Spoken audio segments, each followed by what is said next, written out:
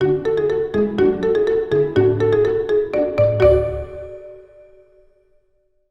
boy, we're back. Over the past year, I've surveyed the Kingdom Hearts fandom on their favorite characters and favorite worlds in the franchise. If you missed those, I've got a playlist that includes both of those survey vids, plus this new one that you're watching all about the most popular battles in the series. Note that I did not say boss battles, because while that is inevitably the core of what we'll be discussing today, anything was fair game for this survey. Mob fights, cutscenes, and a whole lot of nonsense that made me regret not using a drop-down list of pre-written options again. The World survey had exactly that and was very easy to sort, but I wanted to give the audience creative freedom again. I didn't want to confine them to a bunch of pre-selected things that only I deemed worthy to include as votable. That was a long way of saying, I made a terrible mistake. But make no mistake about this, folks, I have been getting the best sleep of my life lately thanks to this video's sponsor, Manta Sleep. I talked about their sleep mask in my last video, and I kid you not, I have worn it to bed every night and nap since. I went to visit my parents a few weeks ago, and I forgot my mask, and that was the worst part of the trip, even more so than being in Northeast Pennsylvania for a weekend. Manta Sleep was so kind to send me their Pro Mask, which works like a charm. Comfy, adjustable to fit my big ol' noggin, and completely blocks out all of that pesky light emanating from the hearts of worlds and people. I become a total villain when it comes to getting good sleep. I want pure, true darkness. Manta Sleep also has other masks and various sleep-related goodies, including weighted, cooled, and heated masks and white noise machines, all of which you can check out in the pinned products on this video or mantasleep.com, where you can use code PATNAP for 10% off your order. And listen, I already know a ton of you use these extra long videos of mine to fall asleep, so you might as well do it in comfort and style. Anyway, back to that nerd talking about the data. Before we delve into my findings here, a few notes. I closed this survey a decent bit earlier than the previous two and didn't advertise it nearly as much due to how arduous sorting the results is. The World survey had that aforementioned dropdown, and the Character survey, despite allowing free responses, was still generally easier to sort because more often than not, people were typing one word per response box. This time around, well-intentioned voter number 1 and well-intentioned voter number 2 might be voting for the same battle, but calling that battle wildly different but still correct things when typing it out in the response field. Given that I had to manually collect the data by looking at each individual submission and adding +1 to each battle they voted for on a spreadsheet, yeah, I didn't want to do that 5,000 times. That was roughly the final tally for the first two videos, and this time we're working with about half of that. I still think this is a solid sample size, and the absolute most popular battles were not going to budge with another few thousand votes. Those placements are solidly locked into place. That all being said, I cannot stress enough how mind-numbing the data tallying process was. So if you find yourself enjoying this video, consider gently tapping the like and or subscribe buttons to tell me that maybe staring at these bright white Google Forms and Sheets was worth something in the end. Anyway, let me level with you. There's plenty of legitimate fights that received only one vote, but there's also plenty of hijinks and meme votes from the audience. If that's not something you care about, you can use the chapter feature to skip ahead to the more popular results. I should also say, this entire video is not going to be, nor is it meant to be, me just reading the results, but we will literally be here all day if I spend even a minute on each of the low vote entries. That is to say, my commentary will gradually become more substantial, but the only way to do this without doing a montage at the beginning is to kind of briskly jog through this early batch of low vote recipients. I think that about covers it. As a reminder, each voter was allowed to vote for 5 of their favorite battles, just like the previous surveys, and these were not ranked, there were no guidelines or stipulations, just 1 point awarded to any battle in the series anytime someone voted for it. With that, I suggest you equip your best armor and accessories for the incoming, infamous battle of 272 entries that got 1 vote. You know, the character video started with Absent Silhouette Larxene, and this one starts with Absent Silhouette Lexius. Believe it or not, all of the Absent Silhouettes got at least 1 vote, but unsurprisingly, the data versions of these fights performed a lot better. Oh, look at this, our first of several cutscenes, Aqua vs Terra during the Mark of Mastery exam in Birth by Sleep. Doesn't feel that big in the moment, but basically serves as the catalyst for the story by way of Xehanort noticing Terra's darkness during the match. And here we go, the 10th Doctor versus the Master on top of a hill in the English countryside while the world almost blows up with black holes as seen in the Doctor Who Series 3 finale. Yeah, I don't know, I think Luxord would make a good Time Lord. We've got the one rapid thruster that can spawn on the top of Pride Rock, which is, of course, on par with the first canonical boss of Vent's campaign, the Mad Treant from Dwarf Woodlands. Bambi vs Godzilla, as featured in Kingdom Hearts Recoded, which, god, I fucking wish something as cool as that happened in the game. The Antlion, the main boss of Agrabah in Days, and another Days fight, Anti-Riku, a mission mode exclusive enemy who also got 1 vote in the character survey. The Battle of Stamford Bridge, which is a real-life historical battle that occurred in England in the year 1066. The Beast Castle Shadows in the Parlor that you eventually get saved from by way of Beast's intervention. Axel vs. Ceyx, but specifically in the manga. I never specified that these moments had to come from only Kingdom Hearts games, so I'll allow it. The second fight with Barthandelus in Final Fantasy XIII, I mean, it's at least KH adjacent, I guess. The Unversed harassing Cinderella during Terra's escort mission with her. I won't let anyone say Terra is anything less than an absolute gentleman. Beat and Rhyme squaring off against the Spelican, at least until Riku shows up and the Spelican gets annoyed and leaves. Big Brother, not sure if it's referencing 1984 or the CBS reality show, the latter of which being my TV guilty pleasure. Although, maybe not so much after the White Locust twist.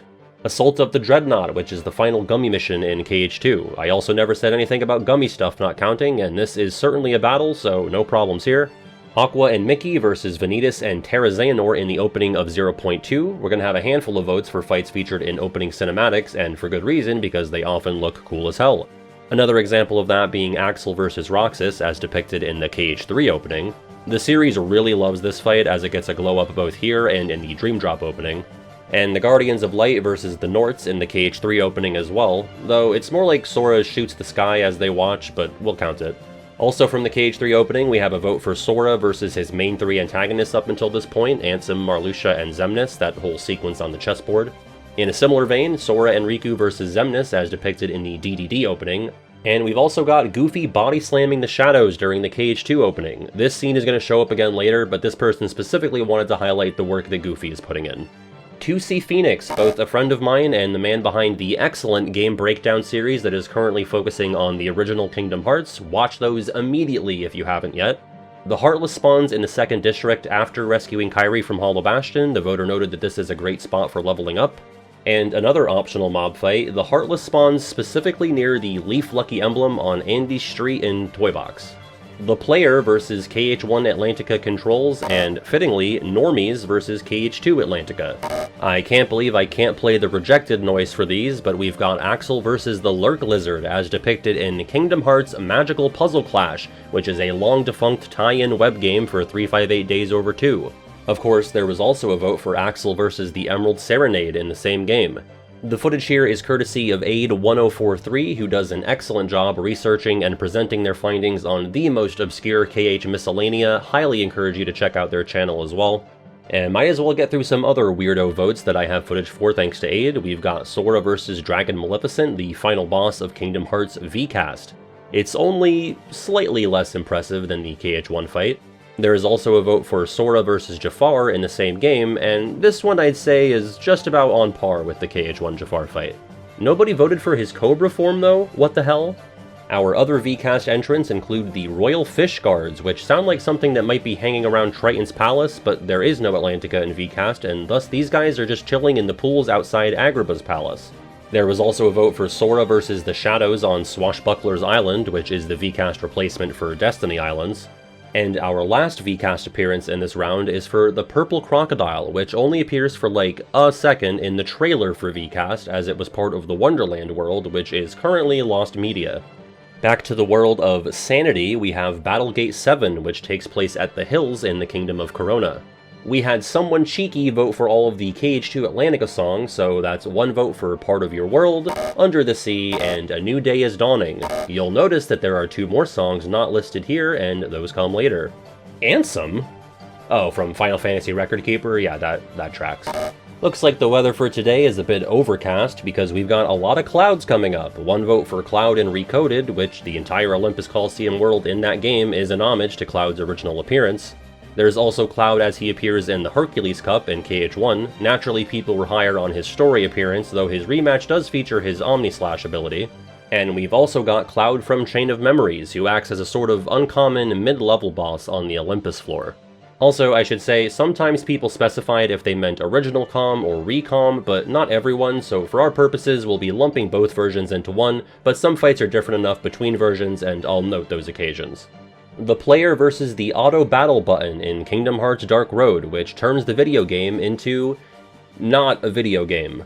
Riku versus the Beagle Boys during their little hide-and-seek bullshit fight in Dream Drop. Believe it or not, every traditional DDD boss fight got at least one vote. It was just the dive bosses that didn't get any love, because why would they? Axel's custody battle over Roxas and Shion as depicted in Days, very cute. Boruto versus Kawaki in Boruto Naruto Next Generations. Is Boruto like his own person? That sounds like someone made a Naruto OC and was like, this is my original character, Boruto!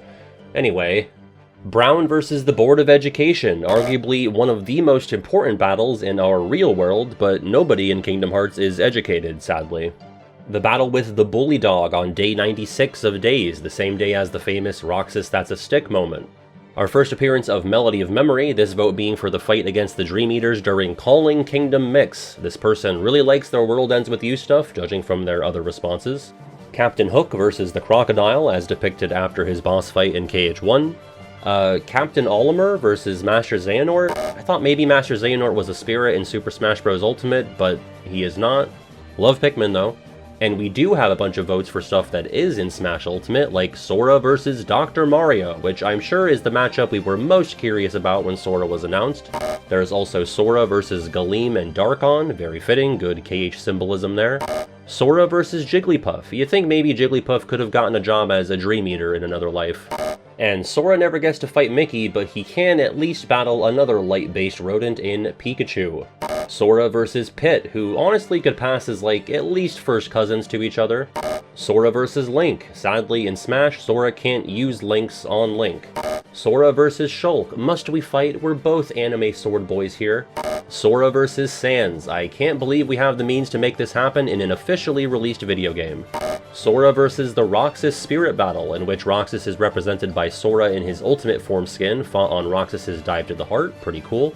And of course, Sakurai versus the very process of getting Sora in Smash Bros. In the first place. Alright, back to some actual Kingdom Hearts games. The first Unversed fought by Terra in Castle of Dreams, the one where the sad music from the cutscene still plays during the combat, which is kinda cool. The first set of Heartless encountered in the Cave of Wonders in KH2. The voter said one of their core childhood memories is watching their brother play KH2 specifically in this room while they ate cheese and raspberry danishes, so this portion always pops into their head when thinking about their experience playing Kingdom Hearts. This is unironically one of the most important submissions I received in this project. That shit is what it's all about. Riku versus the Chark Lobster in Dream Drop. This is the one inside Monstro that can crawl onto the ceiling. The Cherry Flan in KH3, which is the Olympus one with the shield sliding minigame. The forced mob fight in Candy Cane Lane in Christmas Town. Clayton, but specifically before he summons the Stealth Sneak when he's only accompanied by the Power Wilds. Cloud versus Sephiroth, as depicted in Final Fantasy VII Rebirth, so no. Oh, and of course Cloud versus Sephiroth as depicted in Super Smash Bros. Ultimate, at least Sora can watch that one.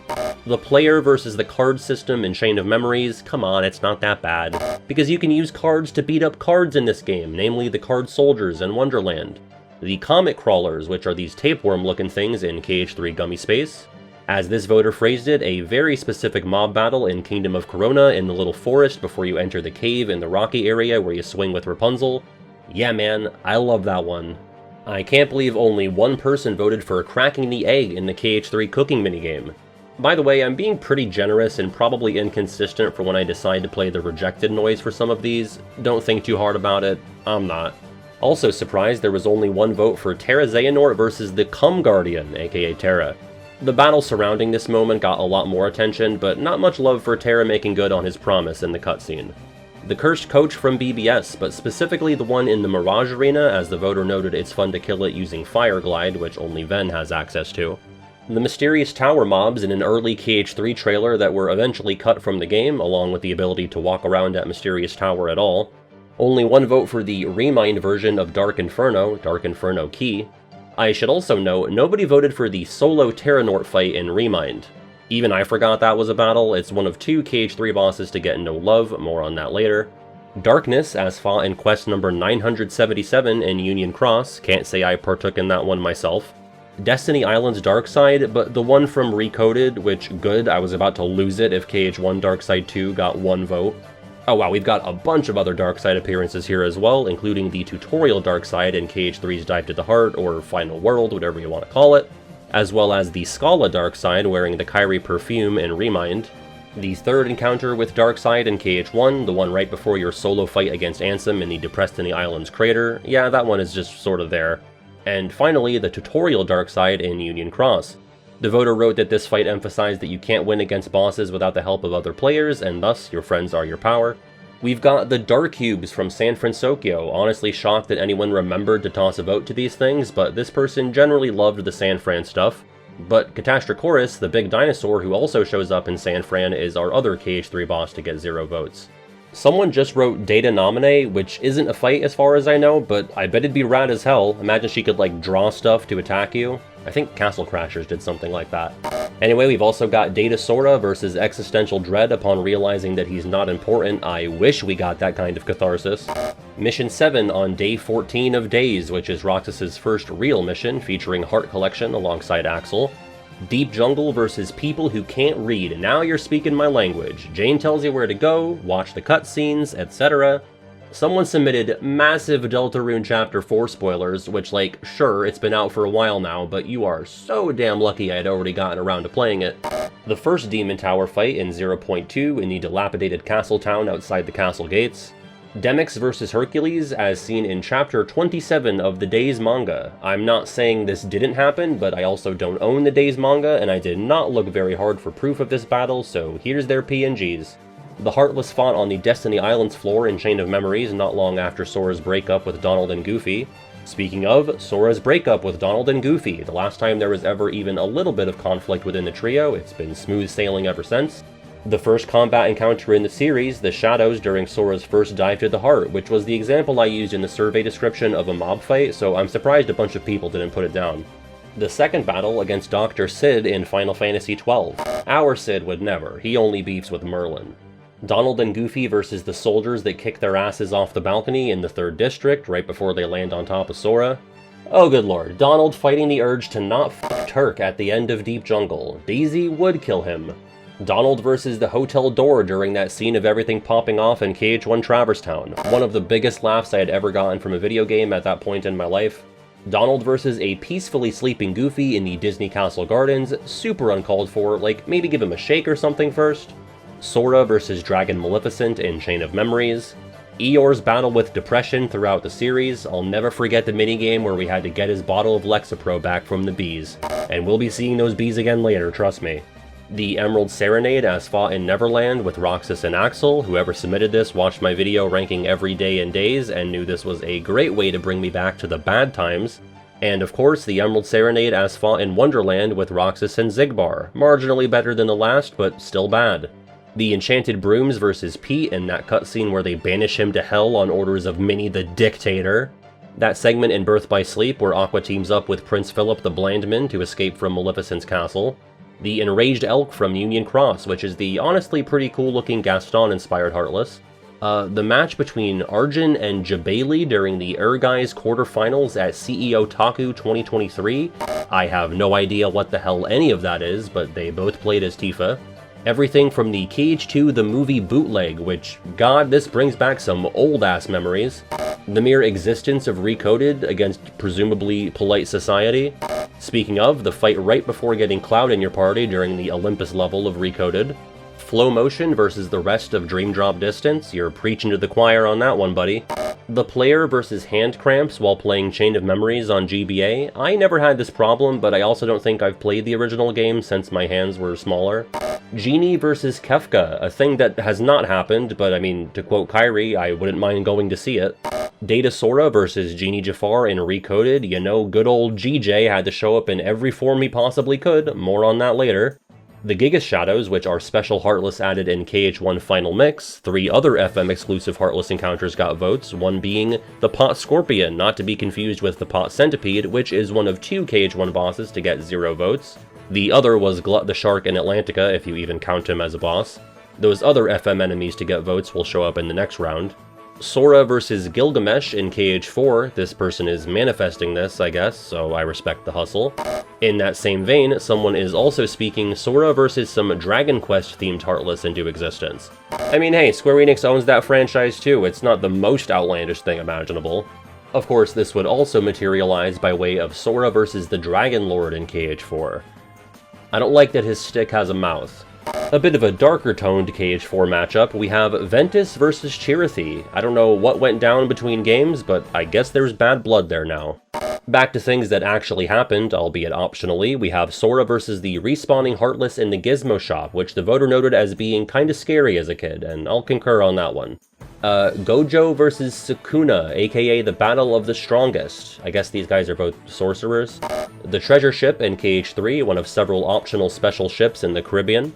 Goofy's ex-wife versus child support payments. Maybe that's why Goofy doesn't talk about his family. Could be a lot of drama there. Grian versus Scar in the Third Life finale. I would have bet my soul on this being from an anime, but to my absolute shock, this is from a Minecraft YouTuber. Holy fuck, I'm covering the wrong game. Hey, remember the first fight against the Grim Reaper in KH2? Well, one of you did. So this vote says Grima, which I have no idea what that is, but the vote was submitted alongside McDonald's Sprite, so I'm assuming this was meant to be Grimace. Both of those are extremely powerful. Alright, we've got 3 different guard armor fights here, starting with Sora versus guard armor in Chain of Memories, and Data Sora versus guard armor in Recoded, which takes place in the side-scroller style, and Roxas versus guard armor in Days, which does include one of the coolest bottom screen moments in the game. Got some Hades stuff here, including when Hades flicks Sora like a little bug in that one KH2 cutscene, and both actual battles with Hades in the game, those being the story battle at the end of Olympus 2 and the battle with him during the Hades Paradox Cup. I don't think James Woods is a very nice guy. It's tradition. Chai versus Kale in Hi-Fi Rush. I'm not gonna lie, I also thought this was an anime. Like, I've heard of it, but that's what I thought this was. These projects have just sort of conditioned me into assuming that whenever I read something I don't recognize. Holy Moly, which is Riku's boss at the end of the Country of the Musketeers. Holy moly, that's not a lot of votes. The Hostile Program, one of the more forgettable KH2 bosses, which is fought at the end of Space Paranoids 1. It has that cluster mechanic going for it, but that's about it. Huey, Dewey, and Louie as your competition during a coma-inducing match of Rumble Racing and Birth by Sleep. What's this say, Hercules? Oh, sorry, this says Huncules, my bad. Ice Titan as fought in Recoded. A huge shout out to my patron and fellow YouTuber The Cartoon Buffoon for acquiring a lot of this Recoded footage for me, because goddamn I did not want to do that. Go check out Buffoon's channel, a lot of fun stuff there. Ifrit and Phoenix versus Bahamut in Final Fantasy XVI. I mean, all of those summons are at least referenced in Kingdom Hearts. Chris, Susie, and Ralsei versus Jackenstein in Deltarune Chapter 4. I don't really consider this one a spoiler, but sorry if you do. Jiminy Cricket's battle against alcoholism throughout the series. Come on, man, this one's none of our business. John Cena versus The Rock at WrestleMania 28. Oh, maybe when Sora says heel, he's talking about wrestling. Kairi bonking Sora on the head during the first Destiny Islands cutscene in KH1. You know, some people didn't even know that she was hitting him on the head until years later. Couldn't be me. Of course, the fandom versus the wait time for KH4. On that note, Kingdom Hearts fans versus Square Enix after Final Fantasy VII gets 4 games between the release of KH3 and 4. Listen, I'm keeping the faith. But perhaps relatedly, Sora versus those KH4 Heartless in the screenshots they threw at us to calm us down after the Missing Link cancellation. The Player versus the KH1FM Ultima Weapon grind. I'm kind of a sicko who doesn't mind it that much because I like getting to play the game for longer. Kingdom Hearts 2 versus Shin Megami Tensei Nocturne. Kingdom Hearts 2 has screwed us again. That cutscene in KH1 Atlantica where King Triton zaps those screwdivers. Screwdiver? I hardly know her. Staying Under the Sea, the Kraken in KH3, featuring the damn Flying Dutchman taking pot shots from like a mile away. The Mountain Pass sequence in the Land of Dragons when you're initially making your way through the area with the morale gauge. Someone voted for Larxene KH3 Arendelle, which she doesn't have a boss fight there, so maybe they just meant, like, this argument. In a similar vein, someone voted for Erd versus Vala in Dark Road, but it's mostly just them talking while Vala does a little dance. We've also got Sora versus Marluxia, which the voter noted as taking place in the Kingdom of Corona. Again, not really a fight, but Marley does put him to sleep, so it's something. The last set of Tentaclaws before you fight the Leechgrave itself in Days, which, yes, that vile little coffin did manage to get more than 1 vote, but the claws before it getting a vote too, this feels like a kick in my shins. Let's heal that with a pull from my favorite cutscene in the series, although a moment that happens during a fade to black, Lee versus Ven during their brief encounter in Birth by Sleep. The Gate Defense segment where you fight alongside Leon during your first visit to Hollow Bastion in KH2. Level 54 of Peggle Deluxe. I mean, who could forget their first time with level 54 of Peggle Deluxe? I never even played it, and it's a fond/haunting memory for me, personally. Riku's light cycle segment in Dream Drop Distance, where he's fighting off both the Commantus and a bunch of the Grid soldiers. Lion Pete versus Gravity in KH2. Sora can't cast Gravity in this game, but its forces do still apply. Oh my hickin' back! Okay, looks like we've got a bunch of shit from One Piece here. Luffy versus Katakuri, Luffy versus Lucci, and Luffy versus Usopp. I hope you're happy. The video took longer because of this. Oh look, Melody of Memory is back. We've got the fight versus Maleficent set to the BBS version of the encounter. I really do love this boss fight style in Melmem. I wish it showed up more.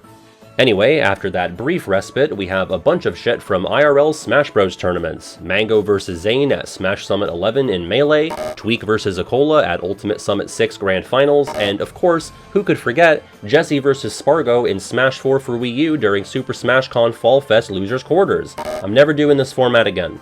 Oh my god, hi Orange Flan! He's so cute, I love him. Jesus Christ, Toons vs Dance Soup and Shrek Super Slam at the outrageous Shrek Grand Finals.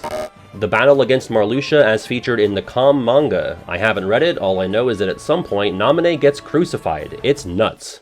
The Meow Wow Battle Portal in the 4th District of Traverse Town in Dream Drop Distance. As the voter noted, the one where you start at the bottom of the hill and just have to beat the one nightmare at the top, usually by sliding up the handrail. Mickey vs Yoda, this might be the most 2006 pilled submission in here. Mickey, Goofy, Sora, and Sephiroth versus Awisot. I have so many questions. Why not Donald? Why is Sephiroth here? What the fuck is a Awisot? It's a creature from Aztec mythology. I thought it was an anime. Miffy the Bunny. I don't know against who or in what context, just Miffy the goddamn bunny. This person wrote Missing Link versus Development Hell and said that they hope Missing Link wins this fight. Do they know? Is anyone gonna tell them? Days Mission 85, the one that features Roxas versus a bunch of Prismatic Melody Heartless, which naturally are some of my personal favorites. The optional mobs fought on the way back to Rapunzel's tower. Canonically, I like to think Sora just ignores all of them, but the sequence is pretty cool. Monstro's Belly Brawl, which is the final event in Chain of Memories Monstro. This fight walled the voter as a kid, but they came back to the game and conquered this battle as an adult. Love to see a satisfying arc. Skrillex did at least work on Kingdom Hearts. No Mozart in Symphony of Sorcery, though. The Gamblers in the Mysterious Tower, you know, the ones you use to grind for Master Form. And just outside, the Shadows Pete sends after STG when they first meet him, a fight that you're allowed to lose for some reason. It's the Paintings Are Great faceless receptionist from the Traverse Town Hotel. They showed up in the character video, so why wouldn't they be here for the battle video? Well, I could think of one really good reason. Sora versus the Barrels during Phil's training in KH1. God, do you think Phil made Hercules do this? That's cruel and unusual, that's his one weakness. Penance from Final Fantasy X.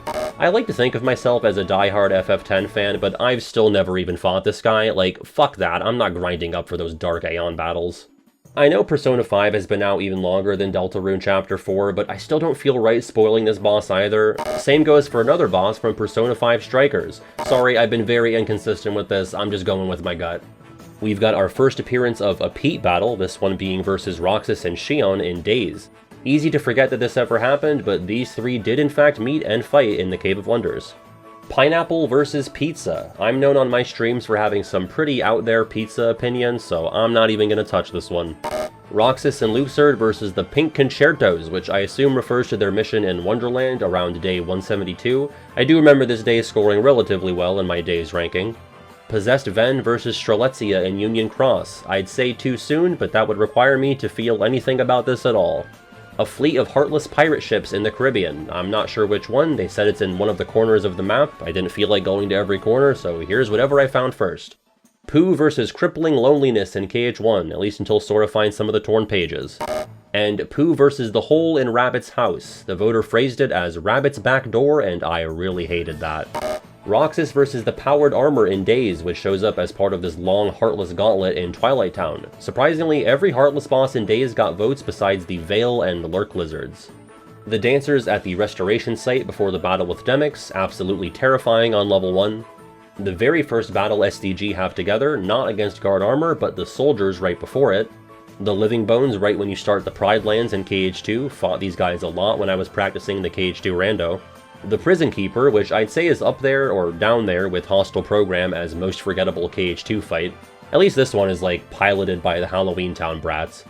The boss fight against Randall in KH3 Monstropolis. I agree, it was so fun. What? No, don't play that noise. Damn it. The Red Armor from KH1, which is a guard armor recolor that's fought in individual pieces during the Phil Cup and as a whole during the Hades Cup. The voters submitted this with the sole intent of being the only person to vote for it, and they sure called their shot on that one. Okay, we've got a lot of me stuff now, as in me, regular Pat. The boss fight against me. Well, the voter wrote you, and me with my ego, I assumed they were talking about me. They might have meant the Netflix show. We've got regular fiancé versus regular Pat without a beard. I did shave it all off during a fundraiser we ran last summer to help us move, but I don't think she minded it that much. I mean, she still wants to marry me and shit. Regular Pat versus his sleep schedule, and you might consider this video my sleep schedule's DM. Regular Pat versus KH3 haters, and you might consider most of the channel my DM against that. The first battle in the breezy quarter area of Scala ad Kylum with that one shadow holding the first of the Kyrie heart pieces. Riku? Oh, from Xenoblade Chronicles 3, that makes sense. Specifically, the second battle between Sora and the Riku replica. Most people voted for the last one, but this person specified the second one. Riku versus Nikolai Ceausescu, which I'm pretty sure is from an anime. Roblox. Just Roblox. People just write whatever they're feeling. Speaking of, Robot Flower versus DPYA, I literally do not know where to begin. I think they're both like Romanian dictators or something. The Rock Titan, as fought in Recoded, somehow a more inspiring appearance than his KH1 fight, but also a less popular one. Roxas versus those dastardly pots in the Hall of Empty Melodies. Fuck 'em up, Roxas. Sabor, but specifically when she appears in the camp. This fight is always entirely optional, but it is kinda spooky that she just shows up there sometimes. Syx versus Axel in Days, but specifically the mind games they're playing against each other, which I don't know if they're both playing the same game, but they're playing something. The player Sanity versus Kingdom Hearts Recoded. Love that people had the chance to vote for 5 things they really liked and thought, you know what, I'm gonna use one of these on hating Recoded. Sans, but not Sora versus Sans in Smash, this is Frisk versus Sans in Undertale. The Sea Neons at the very start of Atlantica in KH1, one of very few scripted mob fights in the first game. Selphie in KH1, all of the Final Fantasy kids got votes, but it took Selphie a really long time for her first vote to come in. I was starting to get a little nervous there. Sephiroth? Oh, versus the player in Union Cross. I honestly forgot that could happen. Setzer, the least popular of the struggle opponents in KH2, and for good reason, this guy clearly bought his way to the top.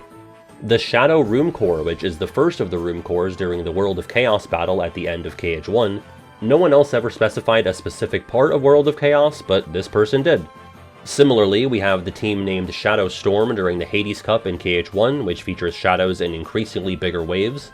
Shadow the Hedgehog versus the President. I'm currently streaming Shadow the Hedgehog on Twitch on Saturdays, so I guess I'll be partaking in this one soon enough, or already have, depending on how long this video takes. Shan Yu, first Disney boss in KH2, 1 vote. Sora versus Sharpay Evans, I am assuming in KH4, but they didn't specify. What are they fighting over? What's the prize? Troy? The battle against Shenzi, Banzai, and Ed in the King's Den, the one where you have to protect Timon and Pumbaa from them. And for some reason, the second quote-unquote fight where you chase them around the elephant graveyard and they can't hurt you.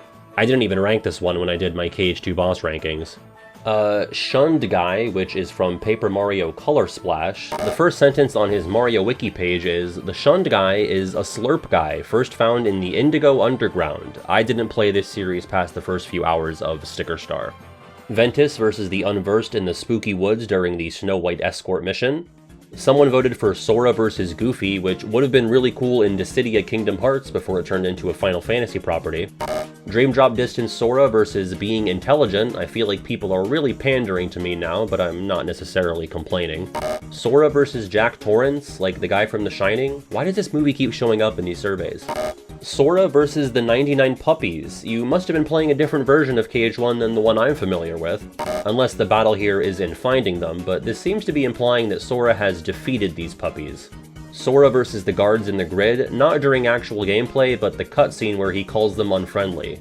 Nice one, Sora, you really showed them. Sora versus Tigger jumping on carrots for no reason in KH1. Yeah, honestly, I think we need to sit down at some point and have a serious conversation about how Tigger is kind of an asshole.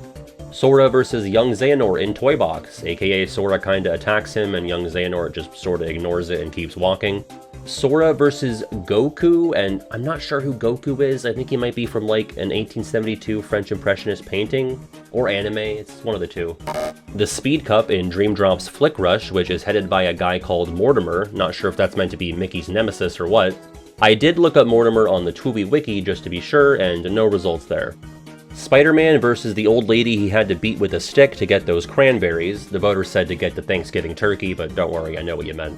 Square Enix versus its corporate stock valuation. I'm just reporting the votes, Square. Please don't hesitate to send out any game codes in the future.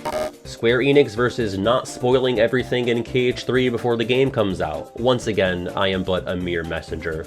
Sora versus the big swarm of rapid thrusters on the summit in the Land of Dragons. The first time, not the time with Riku when he's there just being silly for some reason. The optional sparring matches between Terra, Aqua, and Ven during the tutorial in Birth by Sleep. Which makes me realize this trio and the Days trio have all fought each other, whether in gameplay or cutscenes. Kairi did bonk Sora on the head, and obviously Sora and Riku have fought, so we need a Riku-Kairi battle in KH4 for some reason to complete the set. Terra versus that one Flood in Enchanted Dominion that he absolutely bodies on the bridge. If this were Final Fantasy, I think this would have qualified as overkill. Terra versus the dumb allegations, truly the battle of our lifetimes, and one I will fight alongside him until the bitter end. Tifa versus Ansem's Study in KH2, a trashed office for a trash man. I see nothing wrong with this. The Waves of Nobodies upon SDG's arrival to Twilight Town in KH3. This fight is actually extremely fun on high difficulties. I love how you have the entire Tram Common to play with here. Traptanium Chaos from Skylanders' Trap Team. I never looked twice at Skylanders after they massacred my boy and turned him into a constipated swamp toad. Trickmaster, as he appears in Rechain of Memories. This person spent their other votes on different Trickmaster appearances and Yozora, so go figure. Those spiritually Trix yogurt-coated light and darkness balls that TVA fight during the Mark of Mastery exam at the beginning of Birth by Sleep. Sora versus the Nightmare Tyranto Rex that chases the carriage in Country of the Musketeers. Honestly forgot about this one. The very first appearance of the Undead Pirates, the one where they're invincible before the cutscene and then vulnerable afterwards. And somehow another Undead Pirates segment, the timed one outside the cave, the one you used to level up Valor form during the rando. The United Kingdom versus Zanzibar in 1896, aka the shortest recorded war in history. At least we learn things here sometimes. The unskippable Riku Ansem cutscene in the original release of KH1. There was a time where I knew all the words to this, and the scene before Clayton in the Stealth Sneak. The Unverse spawns in Disney Town. No note left with this one, I guess they just like fighting in Disney Town. Ursula in Chain of Memories. I'll never forget the time she sent me to hell right before I played that boss fight. I'm just gonna read this one. Ushiromiya Battler versus Beatrice from Umi Neko Hearts 2 When They Cry. That almost feels like a parody of a Kingdom Hearts title. Walmart shoppers looking for a Sora amiibo. I actually just got one at GameStop a while back. I scanned him into Smash and named him Lazy Bum. The actual Battle of Waterloo, like the one with Napoleon. Winnie the Pooh versus the Heffalump? Did Pooh and Lumpy fight in Pooh's Heffalump movie? I might be missing some lore here. The mob fight against the Winterhorns in Arendelle, I'm assuming the one where they come down the mountain and it kinda looks like it's mandatory, but you can totally just run past it. The World Terminus battles in KH1, the ones that take you to one room in each of the worlds with keyholes. This is technically like 9 separate fights, but I'll allow it. Zaldin versus Axel's hair during that one round room cutscene in KH2, this one did actually make me laugh. Xenoblade Chronicles 3 Mobius N Second Encounter. Sure, okay. Yen Sid parting the Red Sea after he finally gets off his ass at the end of KH3. Young Ericus versus Young Xehanort, but specifically their game of Alba and Ader in the KH3 cutscenes. Young Xehanort versus Neku, and by that I mean when Xehanort just sorta slaps Neku out of the way. Solo Yuffie in the KH1 Hades Cup. This was the last KH1 boss to get a vote, so she just barely beat Pot Centipede and Glut. And lastly, Unileska from Final Fantasy X, one of the best FF10 fights, but I guess one of the worst Kingdom Hearts fights. Well, that only took several days to edit just that part. If you could believe it, that's the last of the 1 vote recipients, which means my job becomes at least a little less confusing and marginally more related to Kingdom Hearts as we move on to the 2 vote entries. Starting with the Heartless that try to steal the 100-Acre Woodbook in KH2, another fight that you're allowed to lose even though it feels pretty freaking important that you don't. 2 more Melmem songs / boss fights, including my personal favorite in the game, the Ansem boss set to Gardando nel Buio, as well as the Xemnas boss set to Darkness of the Unknown. Again, cannot stress enough how fun this playstyle is, such a crime that we only got 4 of these. Let's run through some more cutscene battles here, starting with Aqua vs Ansem SOD in the Dark World, the one where she doesn't have her Keyblade and resorts to just kicking the guy. And believe me, we'll see another attempt on Ansem's life by way of kicking later on. Jack Sparrow vs Luxord in KH3, which mainly amounts to a well-placed and foul-smelled pirate breath to knock Yazora's chauffeur overboard. This is the lowest of the Disney vs Org members moments, but it's still really fun in my eyes. Not in Luxord's nose, though. Hi again, Union Cross. We've got Laurium vs Maleficent and Darkness. A rare W for Maleficent as she rocks Laurium's shit and then he proceeds to get his shit rocked immediately after by capital D Darkness. My beloved Kevin Flynn vs Clue, but more accurately Kevin's face versus Clue's foot. Oh man, it's like my favorite thing in Dream Drop. Low bar, but Clue kicks Kevin right over that bar. Kairi and Ansemified Riku versus the Shadows in The World That Never Was, right after Kairi gets her Keyblade. You know, the one that Riku found at a thrift store or something, I guess. Riku Replica choking out Zexion in Recom, kinda wild that this even happened. Roxas versus that damn egg pod at the end of his summer vacation. That thing has crazy revenge value. Cypher versus Vivi in the Simulated Struggle Tournament. Of course, this Vivi is actually possessed by a Dusk, which somehow turns him into an unstoppable badass. Xemnas just totally owning Lee in KH3, followed by the wrist grab heard around the world. If we're just measuring by sheer amount of work that Xemnas gets done, this might be his best scene. With that, back to some player agency, and when I think of making choices, especially good ones, I think of fighting the Beagle Boys as Sora in Dream Drop Distance. I, too, want to throw myself out of a window. The Behemoth raid boss in Union Cross. One person noted that it was nice to have that feeling of teaming up with people from around the world to take down a boss, a lot like the person who voted for the tutorial Darkside in this game. Blue Rhapsody from VCast, and I do know for a fact that one of these votes was in fact from Aid 1043, but at least they handed over footage alongside it. Captain Hook in Chain of Memories, and both voters specified original comm because of how the ship tilts, making for a unique boss environment by this game's standards. This absolutely kicked my ass as a kid. The Cave of Wonders Guardian in KH1, or Tiger Head as the game calls it. I'm not saying it's a good fight, but it at least left an impression. I'd rather fight this than something like the Prison Keeper. The Chimera, which is another Final Mix exclusive Heartless in KH1, this one being the freaky Frankenstein monster mashup in Halloween Town. This guy's definitely something of a micro-boss. It's neat how you have to knock these colorful ping-pong balls back at him. Our other FM addition to get votes is the group of Neo Shadows in the Linked Worlds area. Once again, these guys are veering on mini-boss territory. They're not really a big deal at high levels, but can be genuinely threatening if you don't know how to handle them. The Commantus, Riku's boss in his visit to the grid. Both of you mentioned the boss's theme in your response. Well, one of you said you liked it, the other called the boss Gigabyte Mantis, which is the name of the battle track. The Crimson Prankster, which is not the Trickmaster technically, but the Trickmaster enthusiast from before did vote for it. I hate this thing so much, potentially more than some of the other more maligned Days fights. Speaking of Days fights, but ones that inspire less fury in me, we have Roxas and Xion versus the Darkside at Station Plaza, the one where Xion gets her Keyblade right after. And Roxas and Zaldin in Beast Castle versus the Dark Follower, which is a purple recolor of Darkside. Another scripted non-boss KH1 fight, the Fruit of Doom in Deep Jungle, featuring infinitely spawning Power Wilds. I can't believe it, but 2 people actually did vote for the first fight against Demyx, which is the one in the Underworld where you don't actually fight him, it's just a warm-up against his water clones. The race against Riku, featuring his minions, the zipline, and that damn lip that's weirdly hard to jump on the way back.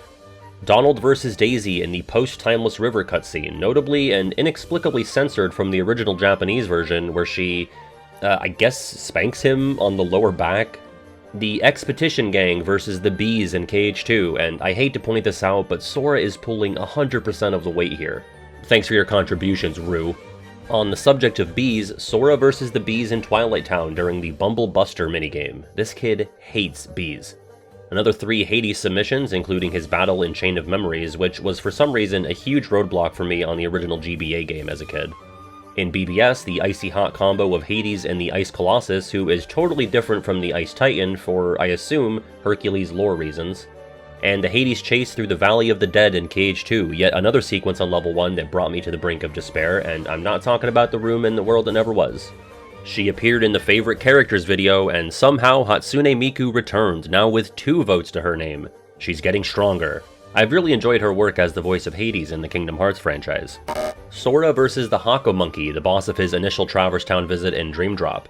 I did say that every DDD boss got a vote, but technically no one specified the Riku version of this fight, and for good reason, because what a clusterfuck that one is. Everyone's favorite final boss, and by that I mean literally their least favorite according to the data, the Hringhorn in Dark Road. I love when he said it's horning time and hringed all over the place. 2 people voted for generally the same idea of Masahiro Sakurai versus Tetsuya Nomura, presumably involving getting Sora into Smash, but maybe one owed the other money and they're fighting over that instead. Sora versus Merlin's Furniture in KH1.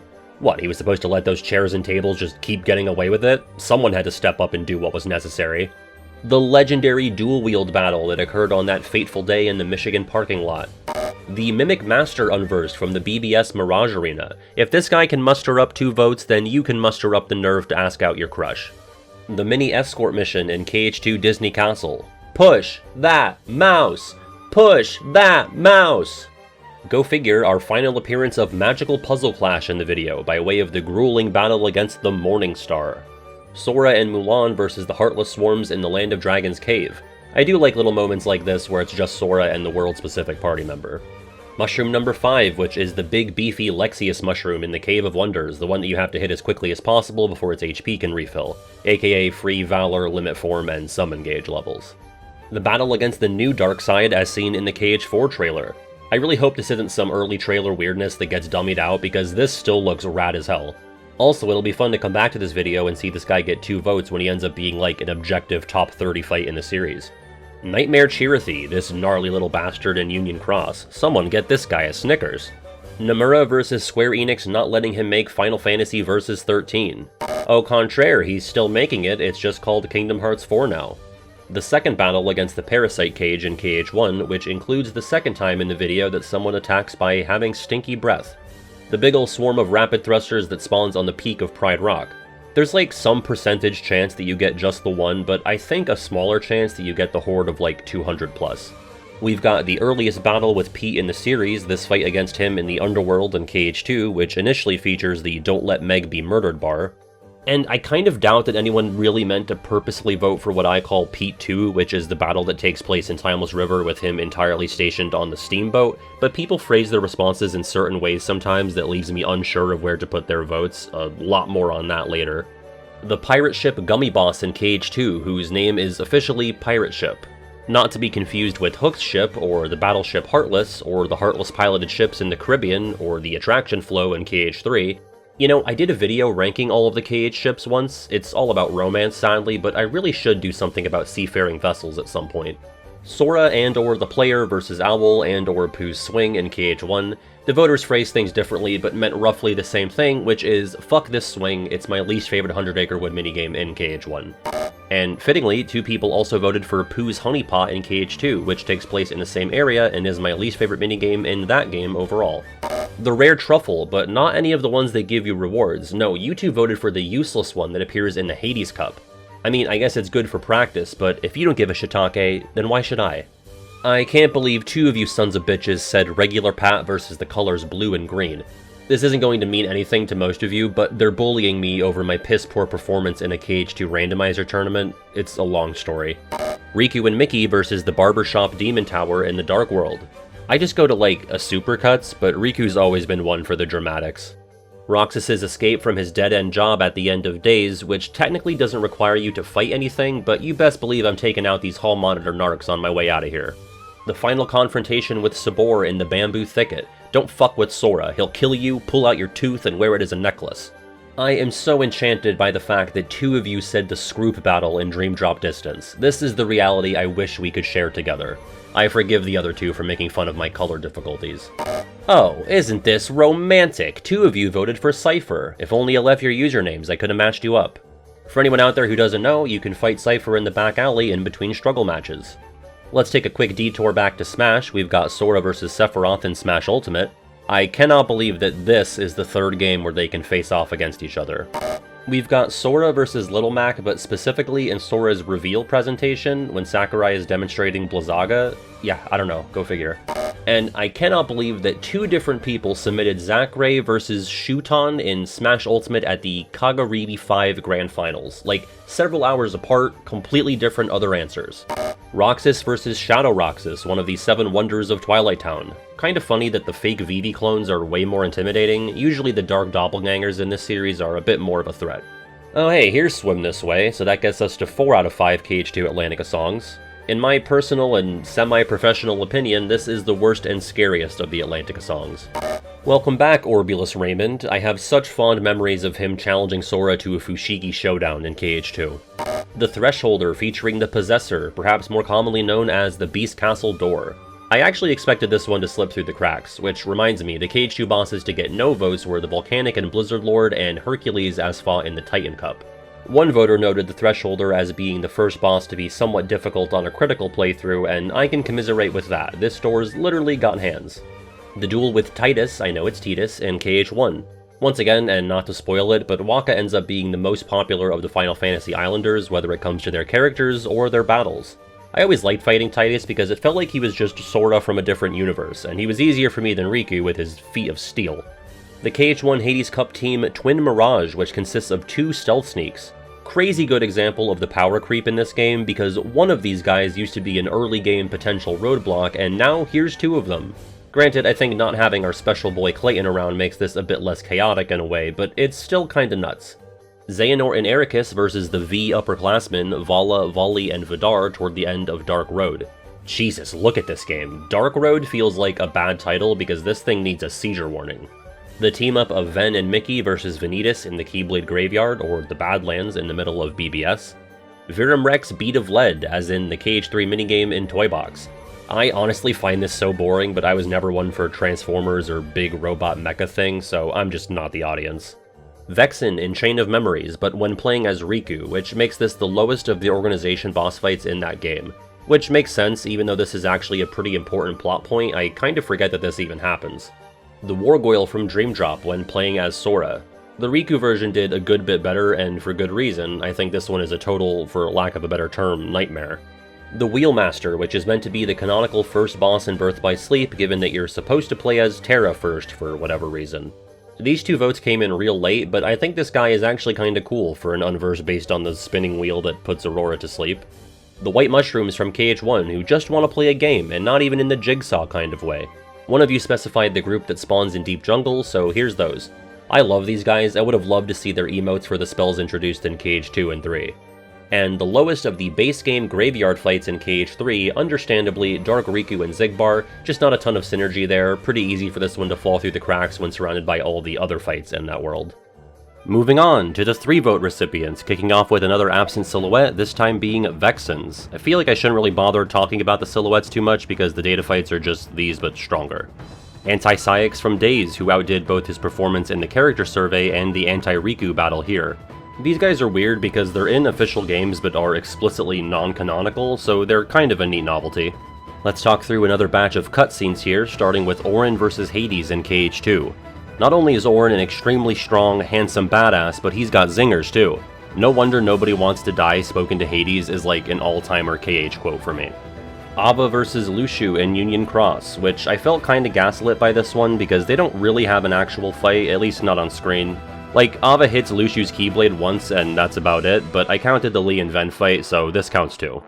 Baldur versus his classmates in Dark Road, which takes various forms, but people sort of generally wrote in Baldur versus other students, so you can count the final encounters and also the stuff with Dragon Maleficent with the assist from Baldur's Darkness. Whatever any of that means. Riku standing up against the Demon Tide in the Keyblade Graveyard. That is my GOAT right there. He's pretty much asleep at the wheel for most of this game. He's coming off of like a 5-game redemption arc, but he wakes the fuck up for this moment. The argument between Sora and Donald that causes the gummy ship to crash in Deep Jungle. It's a battle of words and egos, but it's a battle nonetheless. Chippendale should really invest in parachutes or something. Sora just gets dropped into the treehouse from the fucking stratosphere. Sora versus the shadows on the Castle Oblivion staircase in the KH2 opening. You know, the part where it goes burn, burn, burn, burn, burn, burn, burn. Fuck, that's so cool. Poor Travis the Blue Shirt versus the Heartless that knock him on his ass when Sora first arrives in the 2nd District. They struck him down, but he only became more powerful by way of cloning himself and extending his influence to Agrabah. Back to playable fights, the first battle with Axel in Chain of Memories. This was my first battle with an organization member, and it was probably yours unless you had the privilege of fighting Xemnas in Final Mix prior to 2013. And for what it is, it's fine, nothing too crazy. I think the cutscenes around it leave a bit more of an impression than the fight itself. Obviously, it gets done in a bigger way the second time around. We've got 2 Cerberus appearances, starting with his Cage 2 battle alongside Orin. While I think the dog is definitely a shell of his former self, this is another occasion where Sora gets to team up with just the world-specific party member, which, of the numbered titles, is only ever done in Cage 2, and not that often. I wish we had more of these. The other Cerberus here is the Recoded battle, which is, like all the other Olympus bosses in this game, fought in a turn-based style. And that's all I've got. The Cursed Coach from BBS, but this time as Aqua in her campaign. You know, after the Step family gets firebombed to hell by it. Speaking of, the Step family getting firebombed to hell by the Cursed Coach. I love how Kingdom Hearts saved Kerchak and traded him for these bourgeois bastards. Dark Baymax, which means between this and the Dark Cubes, San Francisco has a whopping 4 votes across this entire survey. That's pretty bleak. Dark Baymax fucked me up for some reason on my first playthrough. I just could not get the hang of the Baymax controls. In theory, the idea of a corrupted, evil version of a Disney character serving as a boss is kinda cool. The execution leaves a bit to be desired in my opinion. We have 2 recoded super bosses here, starting with Bugged Data Riku. It wasn't enough for Pete to put bugs in Riku once, they had to do it again for this boss battle. What? Of course, there's also Bugged Data Roxas. I have no idea what requirements one needs to fulfill to fight these two, and I will probably die without ever knowing that, and that is just more than fine by me. Disney versus the estate of Edgar Rice Burroughs, yes, 3 of you had something along those lines. This battle over the right to use Deep Jungle got more votes than some actual battles in Deep Jungle. Roxas versus the dog in the bag in the simulated Twilight Town. It's definitely a battle of stamina and probably animal abuse. Oh wait, never mind, this dog is a Dusk too. The Eliminator, which is a recoded Heartless and recolor of the Defender and something of a mini-boss in the system sectors. You even get an in-game trophy for defeating one, not that I ever have or will. The mob fights in the Final Dimension, which is the room after the first save point and end of the world with all the chests and darkness meteors. Not a bad pick, to be honest. This is the first time you see Invisibles and Angel Stars, both of which are still some of the gnarliest, weirdest Heartless designs in the series. The timed Heartless mob fight in Cage 3 Olympus when Hercules is holding up the collapsing building. I've recently been playing Cage 3 on Critical Level 1 with all pro codes, and this was the first real roadblock I encountered, so I have less fond memories of this battle. Aqua vs. Gantu in Birth by Sleep. Wow, look at this cop-on-cop violence. I will say, Gantu is one of very few BBS Disney bosses that feels both fresh and like an actual occasion. A lot of Disney bosses in the game are either repeats from KH1 or don't really have headliner energy, if that makes sense. But with Gantu, it's like, yeah, of course there should be a boss fight against the big alien bad guy from Lilo and Stitch. Which makes it extra hurtful that Gantu tied with Big Jellyfish Fucker, aka Metamorphosis, and yes, one of you did literally vote for Big Jellyfish Fucker, I see you. This isn't really a bad fight, just a bit forgettable for me. Metamorphosis is like the unversed version of the Prison Keeper or Hostile program. And it's amazing that this game only has an E10 rating considering what he's doing to the ship here. Sora vs. Genie Jafar in Chain of Memories. Alright, we've got half of the GJs out of the way, just 2 more to go. This one is pretty much just a streamlined version of the KH1 fight, which I'm not sure if that makes the Com fight better or worse. Whatever, it's like comparing turds. Greenie the Goblin versus the 99 Puppies. Greenie is a longtime patron and friend of mine, and once upon a time he had what we'll call a verbal faux pas during which he described collecting the puppies as harvesting them. He's not wrong, but there is some degree of implied puppy eatage when using that word. The Hades battle in Recoded. Kind of nuts that the Recoded version beat the Cage 2 version, but if you think about it, the Cage 2 fight is pretty run-of-the-mill, whereas at least here we have the turn-based gimmick. And another Olympus battle, Hercules in Cage 1. I've never been too kind to this fight because, like, you'd think Hercules would be the pinnacle of strength and an actual challenge, but in reality it's just a slow-paced, semi-puzzle adjacent battle that doesn't really live up to all of the hype of Herc's big talk throughout the game. How do wooden barrels turn off his god aura but not a magical weapon like the Keyblade? Whatever. We've got 3 variations of the same idea, which is Kairi versus the Writers. Yeah, I wouldn't mind seeing her bonk a few more people on the head, maybe some people IRL. I will say, I think Kairi's spot in series is not as dire as many people make it out to be, but it could certainly be a lot better. The first battle with Larxene in Chain of Memories. Anytime an organization member shows up twice in this game, the second battle always did better in the survey. But the cutscene prior to Larxene's first fight is one of the most memorable in the game, since she basically plants the Naminé plot point in Sora's brain right then and there. the battle against Luxord's pirate ship and the subsequent boarding in KH3 Caribbean. Once again, playing this fight on a challenge run really drove home just how many fucking mobs spawn during this fight. It's a total marathon for some reason. Sora and Riku versus Phantom Ursula in the Dream Drop Prologue. Unironically, this is cool as hell, and I wish the game did weird shit like this more often. It's not really much of a fight at all, it's a glorified tutorial, but the concept alone goes a long way with me. So I cheated a bit here to save some time, but we have regular Pat versus various but similar things, including KH2 fans, KH2's lock-on, and KH2 itself. Fun fact, Kingdom Hearts 2 is my 9th favorite game of all time. People don't believe me, but it's true. I hate the fucking lock-on though. Somehow we've had appearances from Rapid Thrusters in the first 3 rounds. This time we have Riku accompanied by the swarm of them in Land of Dragons. Except we're supposed to, I guess, fight this guy under the assumption that this could have been an organization member. Why is Riku doing this, by the way? The whole thing is so weird. Well, speaking of Riku, we've got 3 votes for the general idea of Riku versus depression and or self-hatred. I love how people find a way to over-aggrandize Riku's arc even in a survey for the best battles. And listen, I like the arc, but it's the recipient of a lot of hyperbole in the fandom. And we can't possibly leave these bees in peace, so naturally, Roxas versus the bees in Twilight Town. Yes, 2 people voted for Sora versus these bees, and 3 for Roxas versus the same bees. It's hip to kill bees. The first battle with Sabor in Deep Jungle after crashing into the treehouse. Not sure how this beat the mechanically more interesting final Sabor fight, but this one does have the little fun fact attached to it that you're allowed to lose this one and get bailed out by Tarzan. I referenced it earlier, but Waka is our most favored one-on-one match against the Final Fantasy kids on Destiny Islands. Again, his fight is the mechanically deepest, relatively speaking, and probably the most difficult of the bunch. The presumed fight against Darth Vader in KH4. One of you just said Darth Vader, one said Sora versus Vader, and one said Roxas versus Vader. Hell, I hope everyone gets to fight Darth Vader in this game, fuck it. 3 variations of the player's wallet versus the gacha system employed by Union Cross. I've platinumed several Kingdom Hearts games, done some absurd challenge playthroughs, but the achievement I'm most proud of is not spending a dime on that fucker of a mobile game.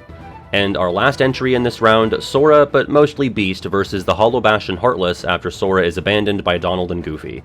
Nothing quite like sicking Beast on defenders and Dark Balls with the occasional assist by means of casting magic, because the wooden sword is completely capable of that for some reason. Alright, this is the point in the video where I can't believe I allowed myself to write about over 600 unique entries, but too late to change that now. Welcome to the 4-vote round, starting with the second fight with Axel in Chain of Memories. Axel's got the smallest gap between his relatively low-placing fights in this game, but I think the character was always more interesting than his actual battles in COM. Still a bit of a roadblock for Kid Patty on the original GBA though. The Behemoth from KH1. 2 of you specified the one in the final keyhole at Hollow Bastion, but this guy appears like flies on shit after that point in the KH1 endgame. Which, I think he's fine enough, but I'm kinda surprised they were so taken with this thing that they threw him into the End of the World 3 times and into the Hades Cup as well. Cool design, but I always felt like it was a bit of an anticlimax for the last fight in Hollow Bastion. But given how hard the Dragon and Riku Ansem can be on a first playthrough, it's something of a deserved cooldown. Ven versus Captain Hook in Birth by Sleep. I do think it's neat how the crocodile is an actual factor in this fight, as opposed to the sort of implied threat of the crocodile in KH1 when Hook gets knocked overboard. Here you actually see the croc, and he's indiscriminate in who he attacks, because he'll hurt Ven too if you get too close. Maybe not as overall memorable as the KH1 fight, but definitely not a bad outing. Sora versus the Chill Clopster in Prankster's Paradise, which is probably also my preferred Clopster fight. They both have their gimmicks, but Chill's is a bit more theatrical. Kind of a shame that neither of the Prankster boss fights involve us giving Stromboli or the Coachman their long overdue comeuppance, but I guess these lobster guys will do. We've got our first and thus least popular data battle in the video, and in fact we've got 2 of them, and I'd say they overall line up with my own personal estimation of their quality. The first is Datademics, and yeah, I've never really loved this one. It goes so heavy on the water clones, which is fine to an extent. It's kind of a puzzle in a way, figuring out how to kill so many in such a small time span.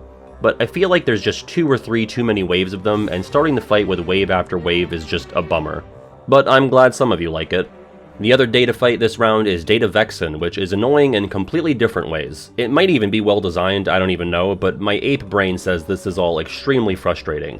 The ice shield, the data bar, getting infinite comboed by the anti-form clone. I almost feel bad for attacking enemies in anti-form if this is how it feels. But as annoying as that is for you, you can make Vexen regret the day he slithered out of his cocoon by final form firing him into another dimension, and that is immensely satisfying. Back to flesh and blood battles, although not one that actually reaches a true conclusion, the Demon Tide as it appears in Twilight Town. While it didn't end up being quite as cinematic as the version showcased in an early KH3 trailer, this still ended up being pretty cool. I'm generally not super high on the concept of the Demon Tides or towers, but the execution here is solid and at least more physically interesting than fighting it in the graveyard. That one has more story stakes and actual attacks, but the environment of Tram Common makes for a pretty hectic time and thankfully gets cut short because holy fuck look at that HP. Ericus vs Xehanort. Some votes just say that, while others specify it in Birth by Sleep or Dark Road. We'll just lump that into one, and I'm mainly focusing on this matchup's depiction in the BBS flashback where we see Ericus get his scar. What a messy breakup, surely they could have looked into couples counseling before resorting to this. The scene in KH3 where everyone dies. The end. Earlier, someone specified Riku versus the Demon Tide, and later on we'll see another specific part of this sequence, but 4 of you submitted the same general idea of everyone absolutely eating shit prior to Sora saving them from the Lich. This could have been prevented if we all made sure to shop for Kupo coins before the big day. Another cutscene here, 4 votes for the sequence in KH2 of the Final Fantasy cast plus Stitch fighting off the Heartless during the middle point of the game. There were specific votes for Stitch's scene or the Cloud and Leon moment, but I just lumped these together. Yeah, this got me hype as hell as a kid, and who am I kidding, I'm still hyped for it right now. Stitch was just my absolute dude at the time I first played KH2. I was popping off for that more than Sephiroth showing up. I mean, that's the magic and appeal of Kingdom Hearts right there. And our highest placing Hades battle is his first, as Seed 10 in the KH1 Hades Cup. For what it's worth, he's a more intimidating presence than the 1 seed, the Rock Titan, and he's also a scarier opponent here than in 2 or BBS.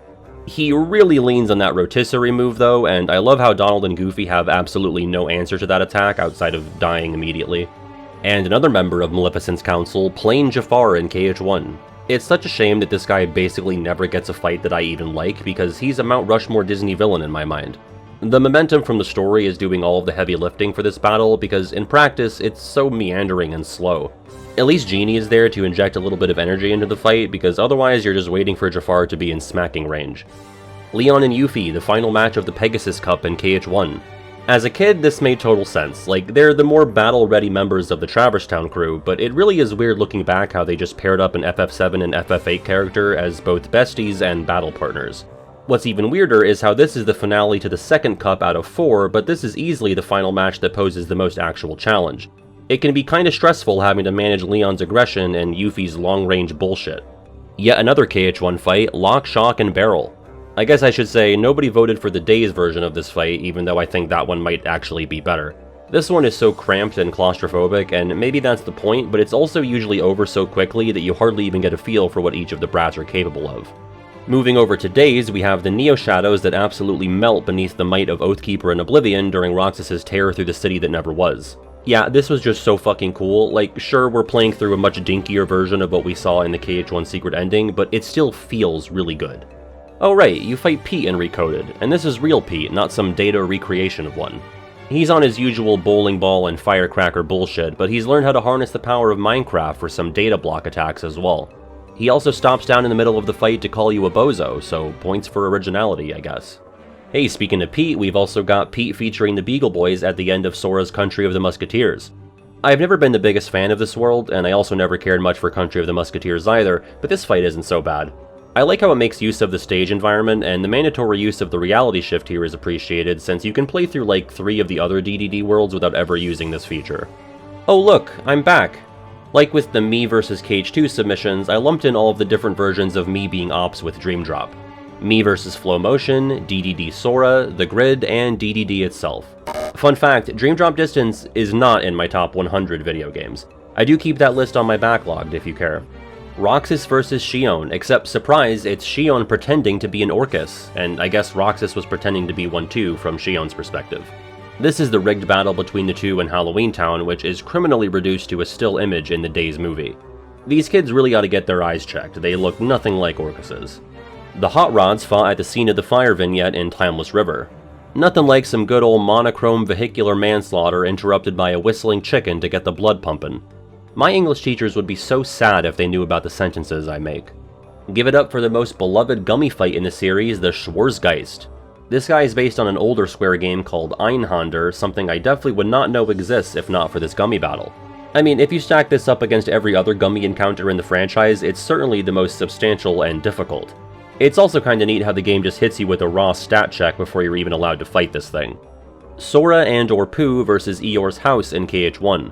This can take shape by way of Pooh landing on the sticky abode during the Pooh swing minigame, or, more callously, by way of Sora hunting the house down in various rooms and knocking it over, forcing the poor fuck to relocate. I felt like a bad person getting footage for this. The Experiment from KH2, and honestly kinda surprised it didn't score a bit higher. I mean, the fight itself isn't anything to write home or Santa about, but I've always been so enamored with the concept of this thing. But I suppose we are here to vote for the actual fights, despite what 30% of round 1 led me to believe. I think most, if not all, of my crashes on the 2.5 remix were during the Experiment battle, so actually fuck this guy. The Tornado Titan at the end of KH3 Olympus. This guy probably offers the most spectacle of the Titans, but it is the 3rd Titan fight in a row, so there's a bit of fatigue from facing off against these big dumb monsters by the time you get to Tornado. Still, the way the freefall and air-stepping mechanics are baked into the battle is pretty admirable. It's something of a dangerous tutorial fight, so I might consider this one more of a necessary battle than one I'm super looking forward to. The first battle between Vexen and Sora in Chain of Memories. Like with Riku's only battle with him in Reverse Rebirth, I also kinda forget that Sora fights him prior to their more memorable fight at the Old Mansion in Twilight Town. This one's fine, and I appreciate the implication that Goofy thinks Sora might owe Vexen something. Like, what, Goof? Did you think Sora used to play poker with him before leaving Destiny Islands? Vivi in KH2, although again this is a Dusk who's made himself at home in the body of the usually meek and non-threatening Black Mage. I think he might be the most threatening struggle opponent, which is a shame because Sora can't even fight him in the real Twilight Town. This guy is a Roxas exclusive battle. Zack in Birth by Sleep, and 2 of you specify it against Terra, which, fair, he's got the more interesting Zack fights since he's under Darkness influence for their second round. Aqua just gets plain Zack, and I totally forgot until writing this, but Ven can fight him too in the Mirage Arena, so all of TVA gets to beat on this guy. I guess they were preemptively making up for the fact that this was the last time we ever got to fight a Final Fantasy character. And you foreread my mind, Regular Pat versus the responses to this survey. If you showed me the total amount of time I've spent on this project, I would probably throw up, so let's move on to the next round. The 5-vote recipients, starting with Beast in KH2. Oh, the joys of pummeling your own party members. Frankly, I want sparring matches with everyone who joins the party, why not?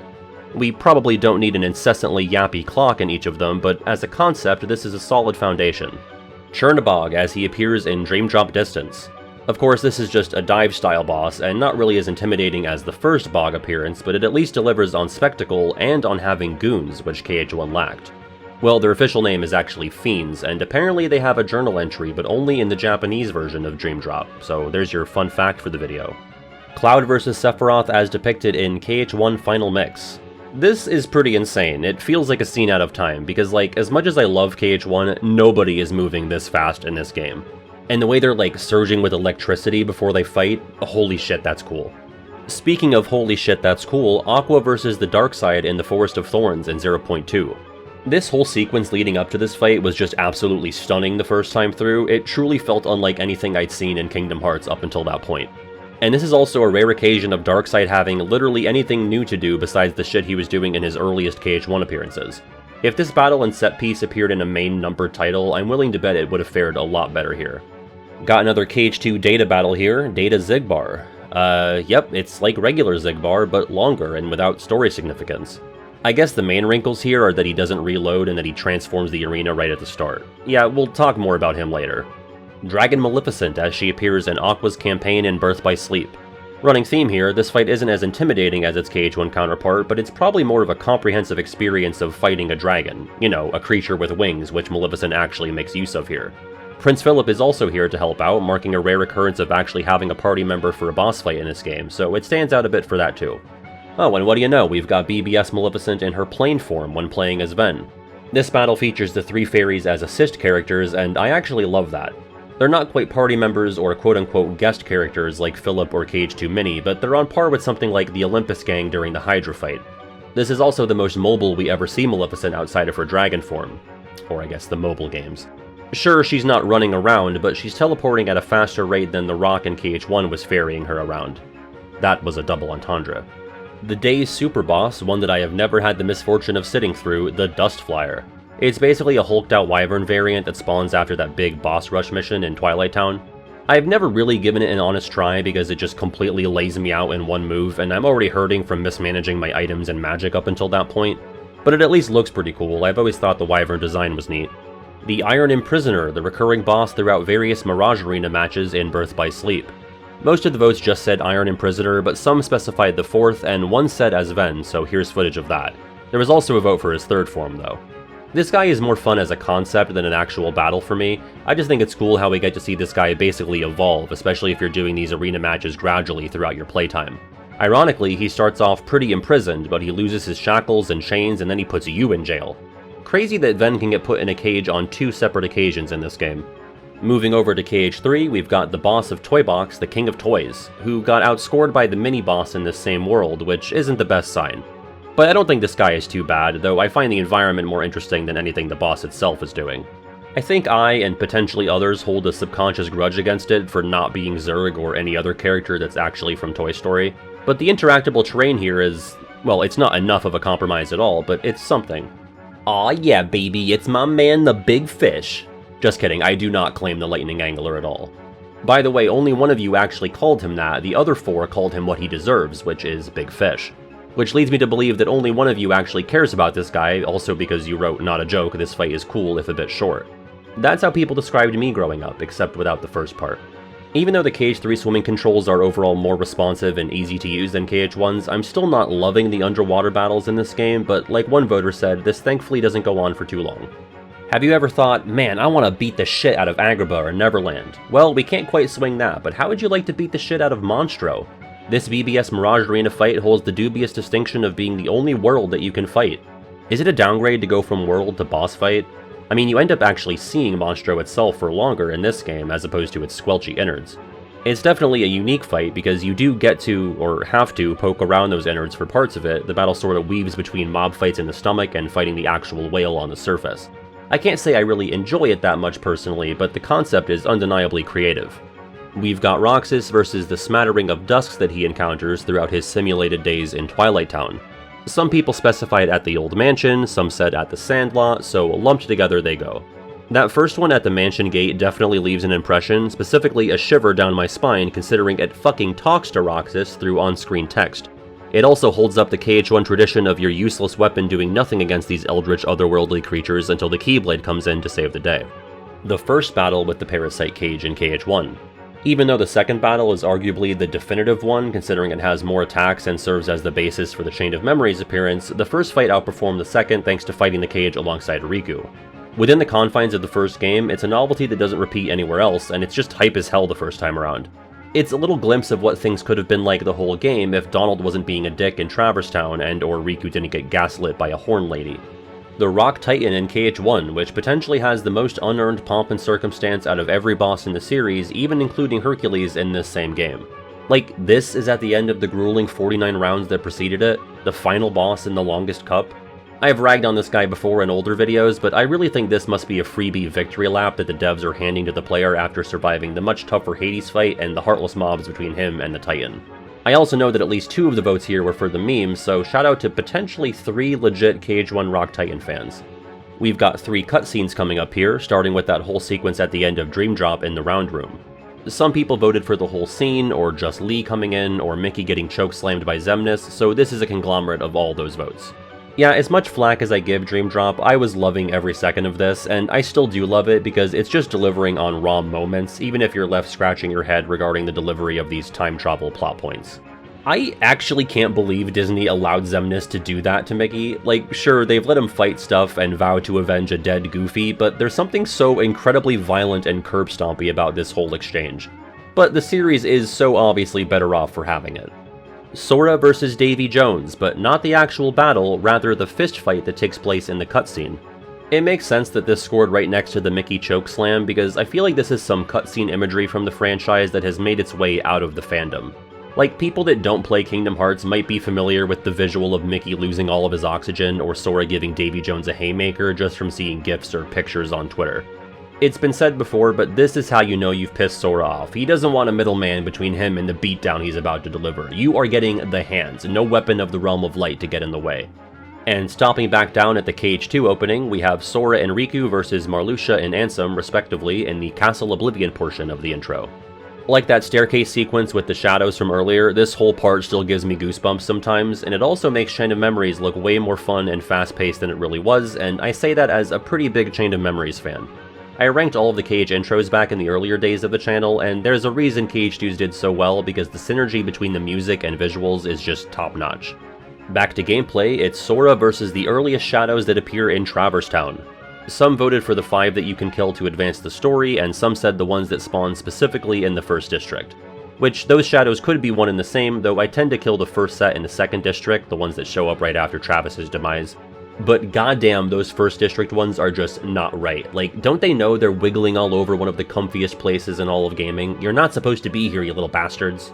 Sticking with KH1, we have the first battle with Ursula featuring Flotsam and Jetsam. Like a lot of Atlantica, this fight asks you to invest in magic. The whole battle is a cycle of casting magic on the cauldron and either using items to replenish your MP or restore it by whacking the poopsies. It's a little puzzle in that way, and it's cool that you have to remember what slumped over King Triton said earlier in order to make meaningful progress in this fight. I wish Ursula herself had a bit more to do, but she'll get plenty of that in her next battle. And last entry in round 5, the fight with Vanitas and Radiant Garden during Aqua's campaign. This is the first time these two interact, and while I prefer all of their rematches, this one's still memorable for being the first. Although if you played Aqua's story last, as recommended, you've already fought this guy a bunch, so maybe there isn't quite as much juice to this fight after all. With that, we move on to the 6-vote group, which has just 9 different entries, starting with Absent Silhouette Zexion. These rounds often start with these guys because I tend to go alphabetically, and it's hard to beat AB. Again, we'll talk more about Zexion during his data battle, but this one's at least memorable for being the first silhouette that the player has access to, and it's a meaningful challenge at that early point in the game. And we have our lowest KH3 data battle, Terra Xehanort. I guess between this and his solo fight and Remind getting 0 votes, Terranort doesn't get much love. I don't think this battle is bad though, I think all of the KH3 data fights are pretty solid at worst, but this one probably just isn't anyone's favorite, or, you know, outside of most people's top 5. I like how Ansem just has the Come Guardian on loan to Terranort in this game, and the Guardian is more involved in this fight than anywhere else in the series. And it's got lots of callbacks to the Terranort fights in BBS, but also some new stuff to spice things up. One more GJ down, Genie Jafar in KH1. Honestly, yeah, this one is overall worse than the KH2 version, but it's a game of teeny tiny inches. If you're familiar with the channel, it probably goes without saying, some of these votes were for the meme. If you're new, I ranked Genie Jafar dead last when ranking every boss in both KH1 and 2. At least the 2 version has you actually doing battle with Jafar himself instead of pulling several muscles trying to reach Gilbert Gottfried. This just blows, and it's more of a chore than the literal chores you have to do at the beginning of the game. And the most popular struggle opponent is in fact Hainer, fightable by both Roxas and Sora. I don't know about you guys, but I remember when KH2 initially came out, it seemed like a lot of people online really disliked HPO, and especially Hainer, so maybe some of these votes are for the catharsis of literally hitting him so hard his balls fall off. The Infernal Engine, the boss of Beast Castle in Days. I will say, it's one of the more tolerable big heartless bosses in this game, which might sound like damning with faint praise, but it's got a lot of competition. I never really got why this thing is what they went with for Beast Castle, because it's like a big wooden tank thing. I haven't watched the movie in a while, in fairness. I also like its little archer heartless that stand on top of it. They're one of the few enemy species in the series that don't have an official name. To my surprise, Lexaeus in Chain of Memories managed to snag a whole 6 votes, beating a Larxene fight, 2 Vexens, and 2 Axles. Unlike those guys, Lexaeus is one and done in COM, fought by Riku and then E10 plus bisected by him in the cutscene after. Maybe this fight sticks out to people because of that. You fight him once, you fucking kill him, and that's it. But considering he tied with the battle between Roxas and Diz's computer, maybe 6 votes isn't so impressive after all. There aren't many times where I envy Roxas, but beating the shit out of a computer that refuses to export your long-ass video sounds pretty nice right about now. The Spellikin in Sora's Symphony of Sorcery. I'm really glad you guys like it. I mean, I like getting to finally beat this thing to death, but the process isn't really my cup of tea. It's a 2-parter, and I don't really love either part, but at least it's all happening in Symphony of Sorcery, which is visually and auditorily fantastic. And our last entry in this round, of course, Woody vs. Young Xehanort by way of a verbal smackdown. I'm actually shocked that this didn't crack double digits, because again, this is something that has escaped the insular KH fandom. Woody holding Sora back, captioned with "Let him cook," is just part of the internet zeitgeist.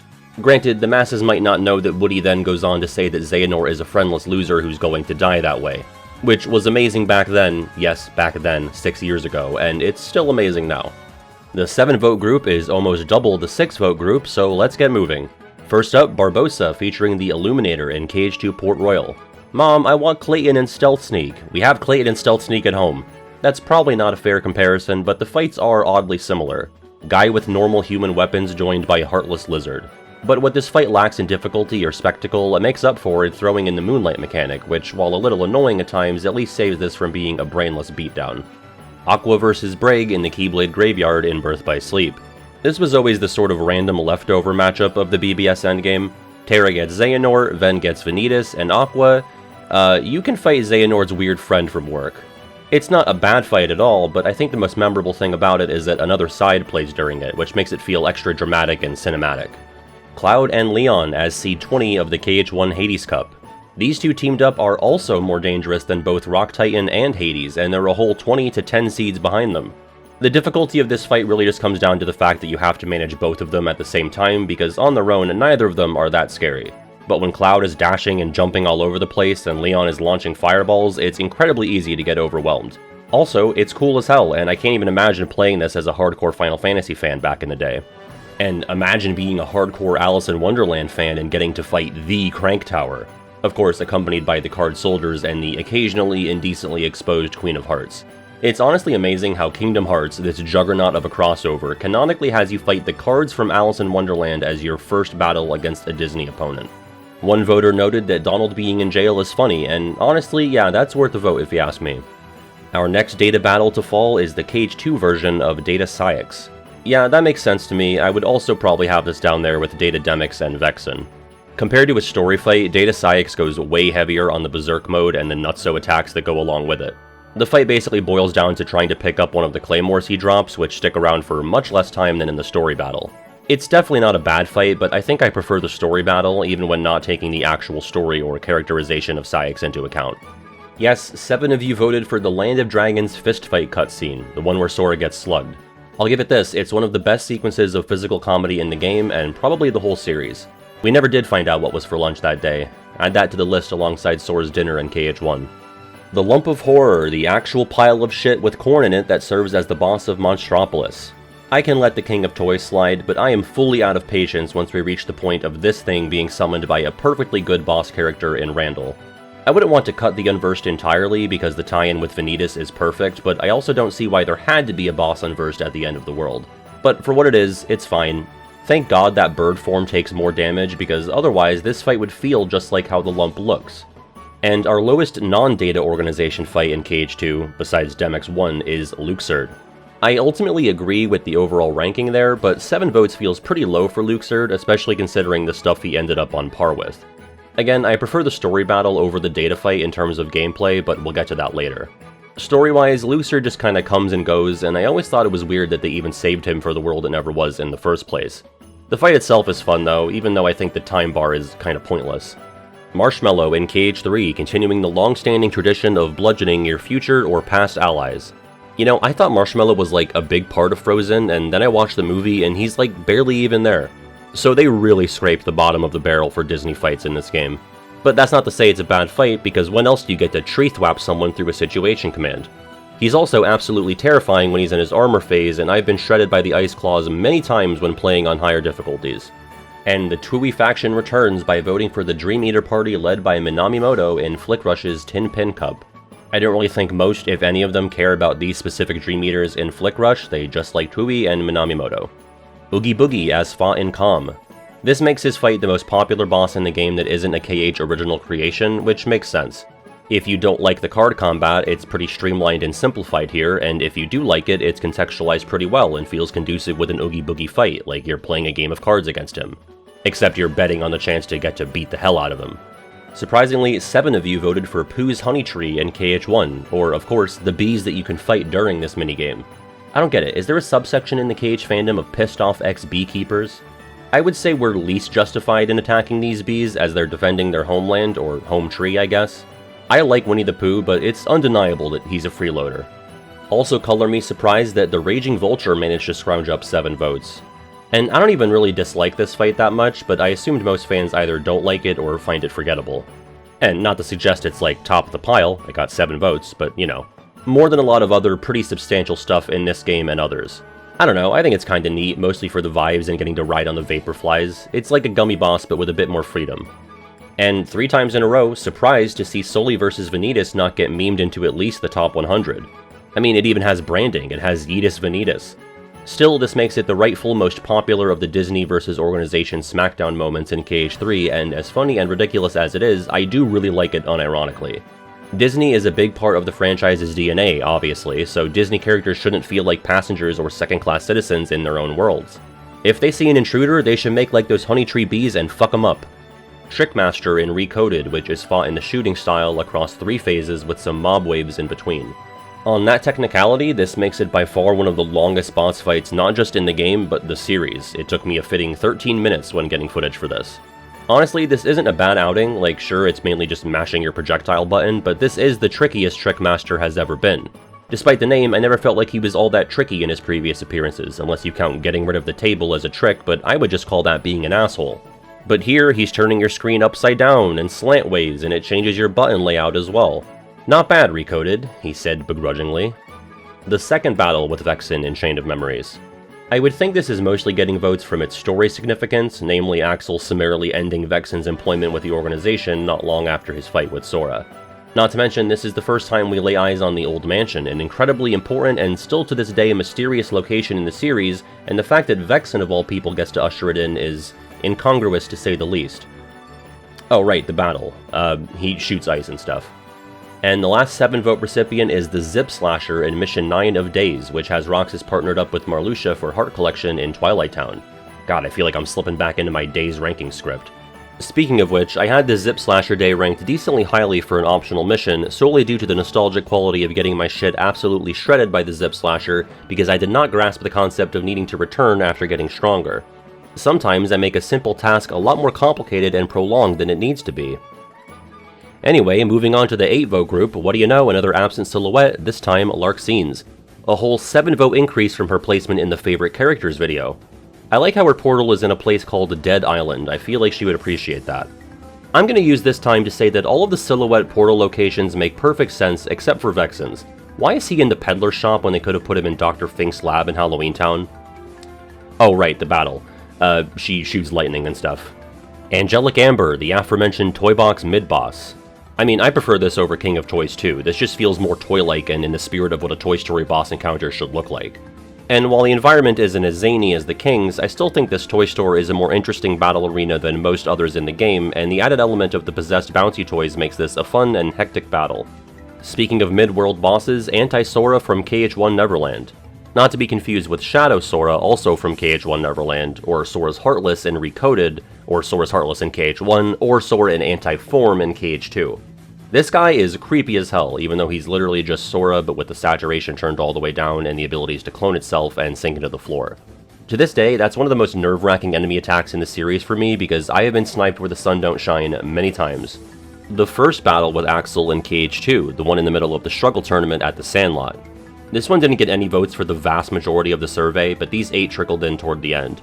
If a vote just said Roxas vs. Axel in KH2, I assumed they were talking about the obviously more iconic second battle in the Old Mansion. But some people did specify this frozen in time first matchup without the flashy RCs or firewalls. For what it's worth, this is something of a turning point in the prologue. Shit is always off-kilter in simulated Twilight Town, but it really starts to ramp up here. Jesus Honeycomb Christ, 8 votes for the bees specifically in the Chain of Memories minigame Bumble Rumble. Guys, bees are really important for the health of the environment. The bees got a cumulative 21 votes, so I will be donating $21 to the Bee Conservancy. I am dead fucking serious. Thankfully, there's no more bees for the rest of the video. Let the little bastards rest. 2 more KH2 data fights landed here, starting with Data Zoldan. Yeah, this one isn't doing much for me, and honestly, I can't even really tell what's all that different aside from him being generally stronger and bulkier. I guess you're Mickey-less for this version of the fight, and also Beastless, but that matters a lot less. We'll cover Zoldan more when we get to his story battle. Data Zexion, on the other hand, I feel had a bit of a disappointing showing here because this is sort of the de facto definitive Zexion fight. Well, at least to me, because clearly the Recom version did better, but this is the most substantial Zexion battle we get in the traditional gameplay style. I really like what they did with him, how he's basically useless in the quote-unquote real world, but becomes a force to be reckoned with when you're forcefully blue-skidooed into the book world. And as far as DMs go, I find the red and blue spotlight thing oddly satisfying, even if it's a good bit easier to handle than a lot of the other Data DMs. Oh wow, Union Cross is still allowed to show up in this video? Spoilers, it's going to show up one more time. Here we have the battle against all the foretellers that weren't the leader of your own union during the Keyblade War. I myself did not partake in this war, I guess you could call me a draft dodger. Yeah, Goofy handed me the ability after we beat the guard armor.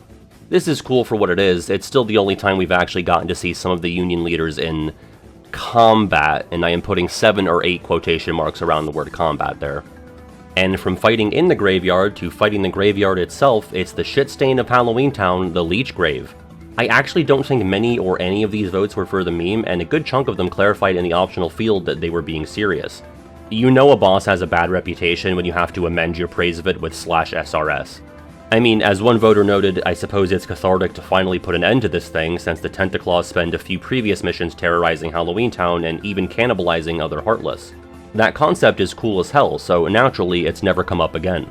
I literally spent 5 minutes tearing this fight a new grave hole in the day's ranking video, so I'll leave that here if you want to know how I really feel. Keeping the morbid theme going here, we've got the Lich in KH3, whose main function is reheating the world terminus's nachos. But I will admit, these rapid-fire revisits to all the Disney worlds are at least woven into the plot a bit better than how KH1 handled it. The Lich itself is a bit of a disappointing opponent and went to the nasty Nork school of running away like a little baby. It at least has some attacks that vary from world to world, but it's more so an endurance challenge than a bona fide boss fight. Of course, you can heal and save between each world, so that takes a bit of the oomph out of things. I swear this isn't on purpose, these are in alphabetical order, but we've got another Harbinger of Death, the Reapers, specifically the ones fought at night after the Corona Lantern scene. This isn't the first appearance of the Marluxia Mooks in the game, but it's definitely the most memorable, and I doubt anyone who voted for this fight is super concerned with the battle itself, but rather with the beautiful and limited time only backdrop that the fight is set against. As one voter noted, the once per save file nature of this area makes it something special. We've got Riku versus the Demon Tower, with a dash of Anti-Aqua taking place in the Dark World before Riku remembers that he can page Sora by pressing triangle. I'm honestly surprised this got any votes, let alone 8, not because it's bad or anything, I just kind of forget that it happens. Like, for some reason in my mind, I think Sora just shows up and fights Anti-Aqua without any of this happening. It might be because Riku already has a Demon Tower fight, as discussed earlier. Still mad that you can't switch around Riku's magic shortcuts on a prepare and retry. Looks like 2 infamous Days bosses are sharing this spot because the Ruler of the Sky tied with its terrestrial brother in bullshit, the Leech Grave. Although admittedly, this one never bothered me quite as much. They're both slogs, but this one felt like a more fair slog to me, one that didn't drain my resources and my brain cells before actually fighting the boss itself. Like with a lot of Days bosses, it kinda depends on what build you're running, and it's more likely that different players have different experiences than in one of the more traditional games. And at least you get to hear Fightin' Away during this battle, one of the handful of tracks new to Days. I really wish they would have brought that back for the Raging Vulture fight in 3. Also massively improving on his 1 vote in the character popularity video, it's Scar. I mean, I'd ultimately have to agree, the Scar fight is better than the Scar character in KH2. It's weird though, I think this would have been a great spot to have it be just Sora and Simba versus Scar, but for some reason the whole party fights Scar, and later on Donald and Goofy are banned from the Ground Shaker fight for some reason. You know, part of me wonders if they literally had Scar become a Heartless just because it would be easier that way to justify giving him these magical attacks. Because as much as the slap fight in The Lion King is peak cinema, I don't think it would have made for the best KH2 boss fight.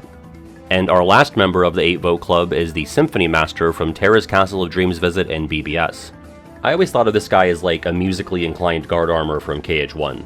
Obviously BBS has its more direct answer to guard armor in the form of the Trinity armor, but the Master here also has a somewhat similar gimmick of multiple independently attacking parts, in addition to being more of an early game encounter. I wonder if they were kicking themselves that they didn't save this kind of design for the literal Symphony of Sorcery world in the very next game. They were like, ah fuck, well here, they'll fight this magic bird guy. The 9-vote crew is our smallest group yet, with a 4-way tie, starting with the champion of Disney versus organization moments, the elbow of education, Belle versus Zaldin. It makes sense, this is the grandmother of those other moments we already talked about. Belle broke the glass ceiling and at least one of Zaldin's ribs. Ironically, I think she knocked the wind out of him. Belle bellbowed so Soli could yeet. I like to think of all the other Disney characters in this game finding out about the bellbow and being like, what the fuck, we're allowed to hit them? Mulan could have skewered Xigbar right then and there. Yet another KH2 data fight slots in here, Data Luxord. This is the only occasion where a data fight performs better than its story equivalent, and I'm only talking about KH2 in this case because KH3 is just generally more complicated with how the story fights play out. I'll say this, I greatly appreciate how this fight doesn't turn Sora into a die as soon as it starts, because what a beginner's trap that is. On the flip side, I don't really care for the intensified DM here, because trying to hit that 4th circle feels like a total crapshoot. And maybe that's the point, it's like a game of chance, but it's not a game I want to play after working so hard to get to this DM in the first place. I know you can pause scum or maybe even learn the timing, but I don't know, it always just felt a bit cheap to me. And we've got a weird one here, the second Marluxia form in Chain of Memories where he's riding the entity known as the Spectre. So in the original GBA game, this is the final Marluxia fight, but in Recom, it's 2 of 3. If people voted for final Marluxia, I put the votes toward that third part. You could very well argue that they're 2 phases of the same fight, I mean they both happen after the point of no return, but 9 people did specify the Spectre, so I separated the phases out. I gotta say, I definitely prefer this form in the GBA version because Marluxia is, pardon my Osakan, a bit too floaty up there in the Recom fight. But it's a lot of fun to pop the White Knight enemy card and just jump up there to whack him without a care in the world. And our last 9-vote receiver is the Vanitas Remnant in BBS. I have never beaten this guy quote-unquote legitimately, I just cheese his AI with the strike grade trick. This is cool in concept though, it's essentially Vanitas' own Lingering Will, except he gets the KH-1FM Phantom Drip, whereas Terra's armor stayed the same color when he turned into a malevolent husk of piss and vinegar. Also, the absolute gall of this goblin using Cure if you do. Like, I guess that's only fair, but I don't like it. We've finally cracked into double digits, which is something I managed to do in 40 minutes in the character popularity video. They call me Patty Aroga because I'm a little long-winded. The 10-vote group kicks off with another BBS super boss, the Armor of Ericus. As far as super bosses in this game go, it's certainly one of the more tolerable. I especially like the track used here, Master Tell Me the Truth, which is like a dark twist on the Land of Departure battle theme, Future Masters. Also, sort of a weird quirk with this boss, they actually reduced his HP from the initial Final Mix release to the 2.5 remix. The KH3 data fights have been doing pretty well because Data Ansem is only the second one to show up so far. I'm actually a little surprised he didn't do a tiny bit better because I think this fight is really cool. Somehow not one of the harder ones, at least for me, but I still think it's a solid amount of challenge. I love how the DM takes you to the Shadow Realm, it really throws things back to that end of the world vibe from KH1. This is basically the deep-fried, balls-to-the-wall version of that one-on-one crater fight in KH1, and I mean that literally because there are giant balls that shoot fire at you and can possibly make you sneeze over and over. Jesus, that's messed up, I'd rather just be lit on fire or frozen. And I can hardly believe it, but this is the end of the line for all Genie Jafars, with KH2s taking the crown. I might call it more of a dunce cap than a crown, but whatever. Again, even though I don't love being stuck on the carpet, and even though I think Genie Jafar is just such a pathetic bulbous balloon, this fight at least delivers on spectacle. He's throwing buildings and using the Twilight Thorn's Paralyze in Mid-Air spell on Sora. But good god does he use his DM way too much, which is a great way for the spectacle to quickly lose its luster. Another KH2 Disney boss, Oogie Boogie. I feel like I've always been kinder than most to this fight, but I'm glad to see it at least crack double digits. I definitely prefer the KH1 version, as you all clearly did as well, but I always appreciated how this fight worked in the Toy Factory, and doesn't let Sora just mercilessly pummel the boss with impunity. Is it a quintessential KH2 fight? No, but it's a shake-up to the formula, and I don't feel like it overstays its welcome in the way that Genie Jafar does. We've got the opposite armor in KH1. This fight is a weird one in a lot of ways, chiefly because you can fight him either right before Agrabah or after Neverland, so there's potentially a huge discrepancy in threat levels depending on when you decide to seal Traverse Town.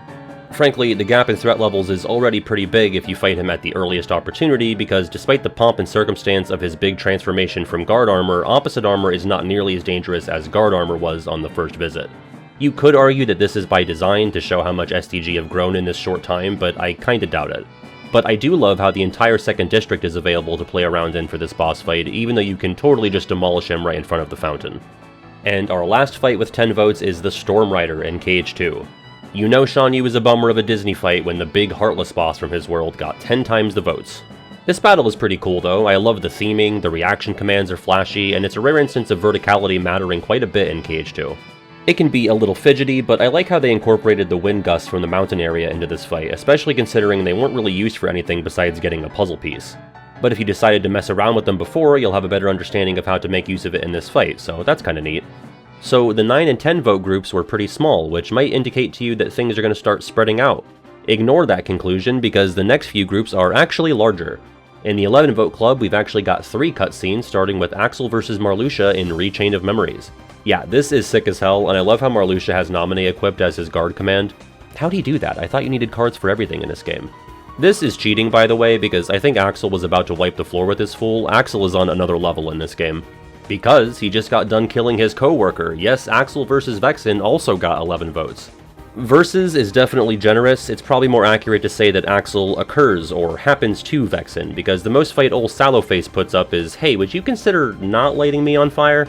To this day, this is still one of the craziest things to go down in a game that shares disk space with Winnie the Pooh. And our third cutscene this round is that glorious, glorious kick I mentioned earlier, the great Hey Losering of 2019, Hayner versus Ansem Seeker of Darkness. Just that matchup spoken aloud is so absurd, and yet, so correct. I've mentioned this before, but I was pretty whatever on HPO going into KH3, not really a fan or unfan of them, but they all rose in my estimation after their scenes in this game, and especially Hayner. I know the kick didn't 100% work out for him, but like, it worked out maybe 80%. Sure, he didn't fully connect, but who says that's the operative part of a good kick? Back to playable fights, we have Terra's fight against Braig in Birth by Sleep. For me, this was definitely the most exciting of the battles in Radiant Garden across all three campaigns, chiefly because I was and still am entranced by all things Xigbar. Like a fake hostage plot, being so committed to the bit that you lose your fucking eyeball, the man is delivering on entertainment. In terms of the fight itself, it's kind of just a less fast and flashy version of the KH2 Xigbar fight, and thank God for that, because imagine Terra trying to keep up with anything going on in that version of the battle. This fight forces you to go on the defense, which is a nice change of pace considering how I'd been playing the game prior to this. Two more Data fights in this round, both from KH3, the first being Data Dark Riku. I've had such varying experiences with this fight across different playthroughs. My first time through Remind, I did the Data battles on Proud level 99, and Dark Riku was the only one I managed to first try. When I did all of the battles again on Critical level 1 a few years later, Dark Riku resulted in the most deaths across the entire DLC, including Yozora. He's a quick little bastard, and I don't like him. Like with Data Ansem, this fight feels like the KH1 Riku 2 fight on steroids.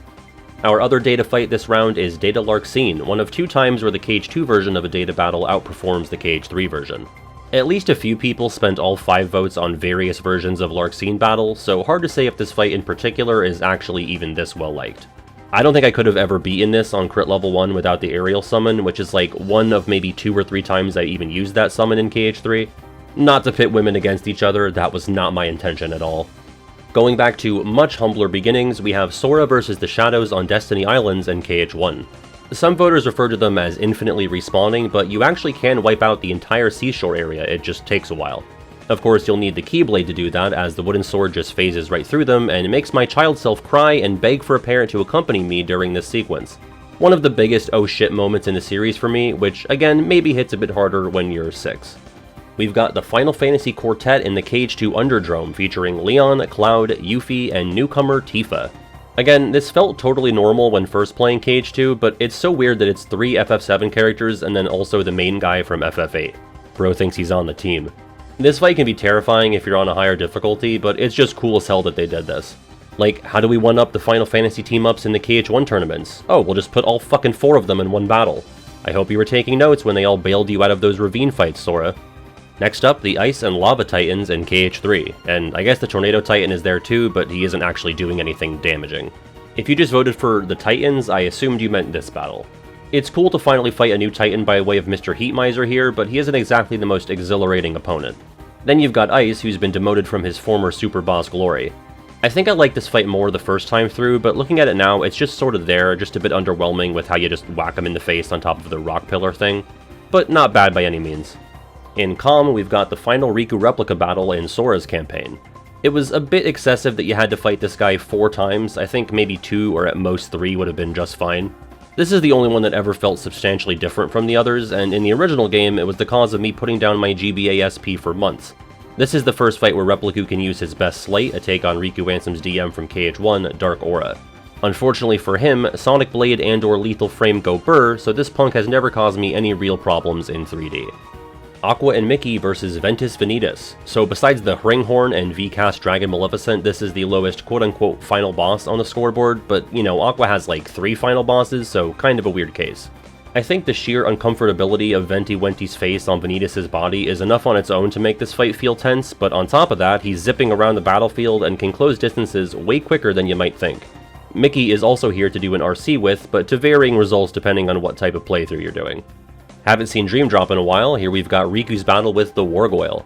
Yeah, as far as battles against big Dream Eater bosses go, this is also one of my preferred ones, and according to the survey, this is also the audience's favorite of that type.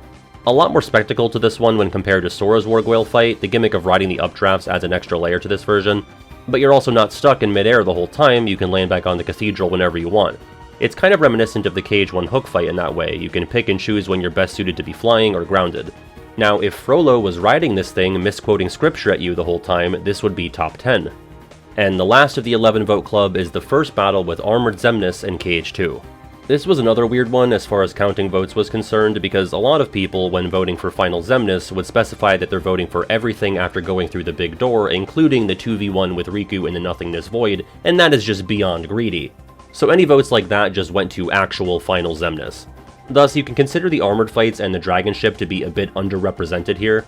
I personally, when ranking the KH2 boss fights, counted the whole sequence between the Altar of Naught and Final Xemnas as one encounter, but 11 of you specified this armor fight, or the second, or the dragon, so I decided to break those up. The first armor fight is fine, it's the one with Donald and Goofy still around, and it's the last opportunity that Mickey can save you. So, wait, you and Kairi got left behind on the other side of the door, but you can still show up here? I don't know, Mike, that's suspicious. Alright, on to the 12ers, and might as well continue that Xemnas Gauntlet discussion as the shooter segment with the big nobody dragon got 12 votes. I guess in essence this is the true most popular gummy fight, in everything but either opponent being made out of gummies. Man, this is so cool the first time through, and the longest segment in all of gaming on all subsequent times through. Love the convenience of the little sidecar. What do you think the organization used that for before all this? I've probably said this all before, but I love the contrast between the final gauntlets in KH1 and 2.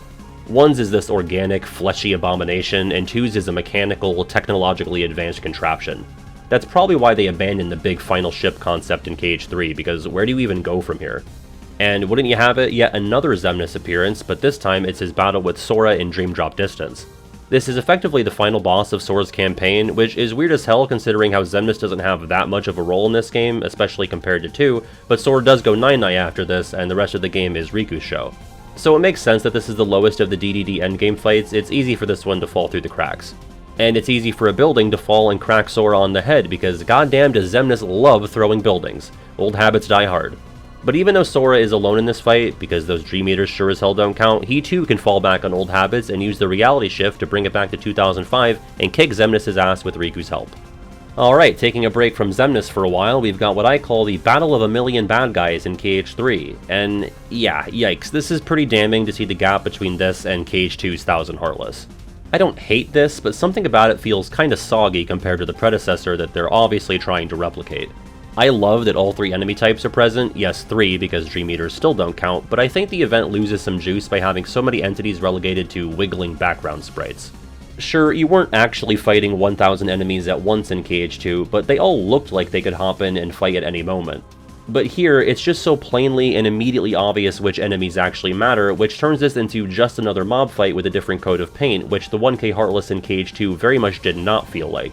I also think the yellow bar just isn't as fun or satisfying of a progress indicator as the actual number of defeated enemies. Like, literally put 10,000 or 100,000 on the screen to really freak the player out, but once you manually get to 1,000, the Mountain Coaster command shows up, which I do love that and how it returns from the very beginning of the game. So I don't hate this encounter, it's still kinda cool, but I think it could have used a bit more time in the oven. And we've got another KH3 graveyard fight, just a one-on-one this time, the Dark Inferno, aka the only optional boss we had in this game for a year. We had to make do with this guy, who doesn't even really have the explicit story significance of the key version from Remind. On the flip side, this one is an actual challenge, so it's a shame we couldn't have a marriage of those 2 positive aspects of each battle. But the battle itself is really cool, at least if you're not doing it at max level with Ultima Weapon, aka how I did it the first time. That makes it so you can pretty much no-brain it, even on Proud, but how was I supposed to know? I thought I should save the coolest thing in the post-game for last. That's how dire the optional content situation was before Remind. I think more Heartless should have rollerblades, by the way. Like, what are we doing? It's the 1980s. Get with the times. Our next Data fight to go down in a blaze of glory is Data Axel. Yeah, I won't lie, I never cared much for this one. I'm starting to realize I don't care for many of the KH2 Data fights, but I guess this one is the definitive, most substantial Axel battle in the series. The Roxas matchup in the prologue is obviously more iconic, but it's practically a playable cutscene with how easily Roxas can just mollywop Axel with the dual Keyblades. But I don't really love the fire floor gimmick here, I don't think it adds too much, and I can't believe there's no info bar in the top left telling you that you need the floor to be clear in order for the fight to end. On that note, I have never done this battle without cheesing the RCs. You just don't fully follow up on the reaction commands, and you can loop him forever, and then clear the floor to finish the fight. And up next, we've got an unironically scarier opponent who can't be cheesed as easily, Experiment 221, aka Sparky. It's just so cool that this little prick is even in the game at all, because he's not actually from the original theatrical Lilo and Stitch. It also feels like a cruel prank that he's matched up against the absolute slowest moving member of the Wayfinder trio. This is like a tortoise trying to ambush Usain Bolt. What's funny is that literally everyone who left a note with their Sparky vote said that the fight isn't good, but they think it's neat that he's here. I would have to agree. Also in BBS, we have another super boss, No Heart. Did you know? If you rearrange the letters in No Heart and add an X, you get Rent Hoax. I think Rent is a hoax too. If TVA can live in the land of departure for free, why can't we? I didn't mention it for Armor of Ericus, but I love that Final Mix gave us a glimpse of Ericus's and Xehanort's Keyblade armor. In fact, we're getting more than a glimpse, we're getting smacked in the face by it. Wow, so cool! The No Heart fight is alright, but I think the first phase is kinda pointless. It's not even that flashy or anything, it's just sort of a buffer that you have to sit through between your actual attempts of fighting the real thing. Last in this group, it's a cutscene. That's right, 12 votes for Donald versus Heartless Sora, aka the Clobbering, aka the Great Bonk Bonk of Hollow Bastion. You know, if you can manage to skip the cutscene before the first bonk connects, that blesses your speedrun with good luck. With that, we move on to the ominous 13 vote group, and could you believe it, it's a group of 1. But in a way, it's a group of 13, because I shit you not, with 13 votes is the replica Xehanorts in Scala ad Caelum in the base game of KH3. I love this fight, I ranked it 2nd overall in my KH3 boss ranking, which I know is kinda crazy, but it just filled me with such dread and curiosity the first time through. And it kicked my ass too, because I didn't realize I could just demolish them all with a few spells because they all share an HP bar. Granted, I didn't vote for this battle myself for this survey, but I kinda feel like picking my 5 overall favorites across the franchise is a different exercise than ranking the fights in a specific game.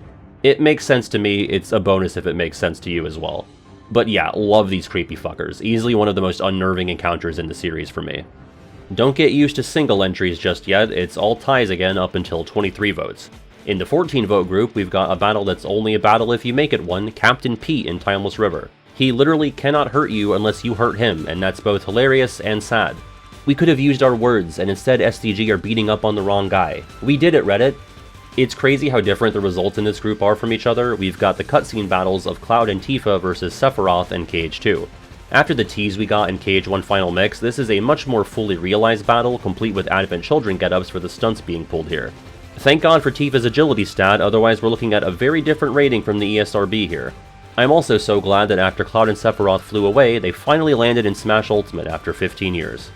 The Linked Worlds battle in KH1, the last mob fight in the game prior to Final Rest. If we were ranking just mandatory mob fights in the games, I think this one would have to be top 5 at minimum. I mean, it beat the Million Bad Guys battle in KH3. This is balls to the wall, no bullshit, breakneck KH1, one of, if not the scariest fights on level 1, and I've never gotten through it on a level 1 without using summons. Looking to see how many emblem pieces have fallen off is the video game equivalent of checking the clock above the door to see how many minutes left of class there are. In BBS, we've got the Magic Mirror fight in Dwarf Woodlands. Of course, you fight this dude as both Terra and Aqua. If you want the breakdown, 7 people specified the Aqua version of the fight, 3 for the Terra version, and 4 said either or did not specify. I think the Aqua fight is definitely the better feeling of the two, and retroactively the more thematically relevant. The Mirror is kind of a WTF pool for a boss fight, but it's a creative one and proves that they can make anything work. Having it be based in illusions and having to find the real thing helps it stick out from a generic big unversed fight. And finally, we can complete our set of KH2 Atlantica songs with Ursula's Revenge. This one I think actually constitutes a battle, so I won't even play the rejected noise for this. This is also, in my opinion, the best of the 3 new Atlantica songs, and it's not necessarily close, but I also just love a villain song in general. The fight, so to speak, is just as difficult as every other Atlantica song, which is not very, unless you're playing using your feet, not that I would know anything about that. Also, I know Ursula's evil and all, but she's the only character in the franchise who's had to watch her pets be murdered in front of her, not once, but twice. Moving on to the 15-vote group, which is our largest group left, with 10 entries, starting with the most popular absent silhouette battle, Marluxia's.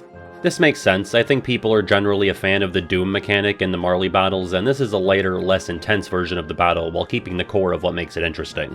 It's also perfectly located. They put the flower guy right next to Beast Rose. Next up, the first battle with Ansem and End of the World, the one with Donald and Goofy on the Deprestony Islands beach. The votes here might be slightly inflated because not many people made it crystal clear that they meant this one, but if you voted for something like SDG versus Ansem, I assumed you meant this, otherwise you probably would have just said World of Chaos. This fight isn't as mechanically interesting or challenging as the solo fight that follows, but the environment of a messed up Destiny Island seashore still makes it pretty cool. We've got the anti-black coat from Riku's boss rush at the end of Dream Drop Distance, but we'll just call him ABC because, oh man, what a name. This guy sure is funky, and he just sorta comes and goes, like he's apparently just a physical manifestation of the nightmare Sora's trapped in, and there's really not much to him beyond that. I'm not fully convinced he's not a few Heartless stacked on top of each other in this coat, which has this sort of pink floral flair to it. The ABC loves this tracking shadow move that Dark Riku goes on to use in his fights in KH3. Birds of a shitty feather flock together, I guess. Another spooky being of darkness, the only Heartless boss in Birth by Sleep, the Dark Hide, exclusive to Aqua's secret episode in Final Mix. This thing is so gnarly, and I've made this comparison before, but reminiscent of the Dark Thorn from KH2, I feel like there's definitely some shared ancestry there. And for a trademark big Heartless boss, the fight is actually pretty cool too. The whole gimmick with seeing through his eyes as he tracks you is unlike anything we've seen in the series before, besides like Xigbar, but it feels like you are the Dark Hide in this bit. He's also got this trippy rainbow attack. I don't know what the hell that's all about, but I'm all for it. I'll call this the first major way too low spot in the video, but it's Darkside 2 in KH1. And like, okay, it's obviously not a super technical or gameplay heavy battle, and I also didn't even vote for it, so who am I to talk? But the vibes here are immaculate. I just love the apocalyptic backdrop for this fight and how it takes place on a chunk of island being sucked up into the sky. I was collecting logs and coconuts like 15 minutes ago. In terms of sheer atmosphere, this is one of my absolute favorites in the series. What a surprise, another KH2 Data fight that I am lukewarm on at best, Data Xemnas. Honestly, my main issue here is just having to fight Skyscraper Xemnas before getting to the actual event. Did we really need both? I feel like nobody would have cared if it just started with the 2v1. Especially considering the first fight is a cakewalk compared to the second, so having to slog through part 1 to get another crack at the main event is just a waste of time. If anything, make the portal initially force you to fight Skyscraper Xemnas, but once you clear it, if you die afterwards, you can select which one you want to challenge. At least the game lets you equip stuff on what I guess is a fake, also datafied version of Riku in between the battles. I don't think they thought about that part of it very hard. Beyond that, yep, it sure is Xemnas from the campaign, but harder. Oh, what's this? A back cover appearance? Hey, if there's gonna be one actual fight in the movie, it may as well make an appearance here. We've got Envy versus Aced in the streets of Daybreak Town. Shout out in particular to that little wall running sequence, I think that's pretty cool. I might be forgetting something, but we don't really get substantial fight choreography to this extent in KH3, so it's cool to see a cutscene battle in this era of KH. KH3 definitely has moments and smaller exchanges, but I don't think anything to this extent. We've got the sole super boss of Dream Drop Distance, Julius. In terms of being a deep Disney cut, I think this is amazing. I would love if they did more stuff like this. Pulling the villain from a hard-to-even-find Mickey Mouse short from the 90s is the perfect Dream Drop bullshit that I wish the game went even harder on. As a fight, I can't say I love it, but I also haven't really tried to learn it without just spamming Balloonra and praying the entire time. Also, the fight takes your Dream Eaters away, but you'd be forgiven if you literally never noticed. And another kinda weird pull for a Disney boss, Lucifer from Ven's Castle of Dreams. If you just got done playing KH1 and someone told you that you'd fight the fat cat from Cinderella in a sequel, you'd probably go, oh heavens! But being shrunken down certainly makes this less of a criminal case. I think it's a great call to actually get to fight someone from Cinderella since the Step family aren't exactly battle ready. I guess Lucifer isn't really either, but again, when you're mouse-sized, basically anything can work as a boss. He is shockingly agile, frustratingly so at times. And our last member of this big group is the biggest guy in the group, KH3 Rock Titan. An upgrade from his KH1 appearance in literally every way. It delivers on spectacle, showing off what KH3 is capable of, and is actually appropriately difficult. Like, not extremely challenging by any stretch, but more challenging than the goddamn 1 seed of the Hades Cup. I know the attraction flow is a controversial aspect of KH3, but I think it was done the best in this fight, and it makes me think about other spots in the game where scripted attraction flow could have been used, with restraint. Alright, on to the 16 vote entries, starting with Data Vanitas. I'm not a BBS hater by any means, but it's nice to finally be able to fight this little dickard with some actual movement options. He outclasses TVA in basically every way movement-wise, but here it finally feels like I have a chance at keeping up. This is overall a solid fight, I think. It feels very much like they just beefed up his BBS appearances for the most part, but his DM with the big Keyblade swirl and the Shadow Vanitases, that's a cool addition. We've got our next KH3 graveyard fight, haven't seen one since Xigbar and Dark Riku in the 2 group. It's Marley, Larxene, and Luxord. It's so weird that Luxord is just tacked onto this group, and also considerably weaker than the other two, but I guess he had to go somewhere.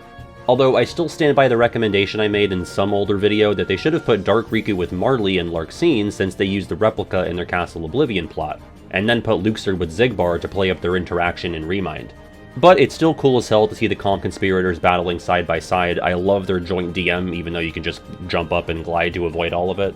They've always been more about entertainment than results.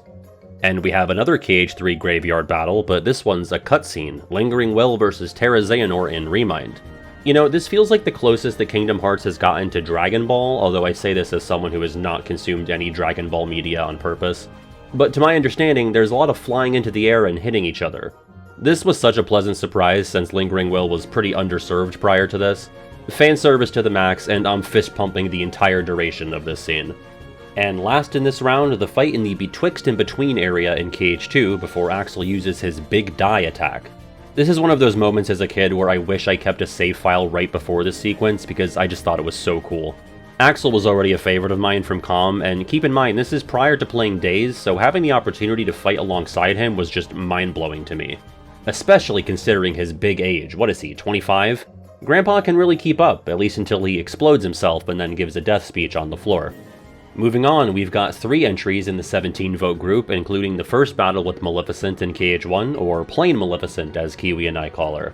She managed to be outclassed by 2 of her minions in this game, though I wonder if KH1 didn't have the dragon fight after, if her initial fight would be more well regarded. Then again, if this was all we got, I think they may have spiced it up a bit more.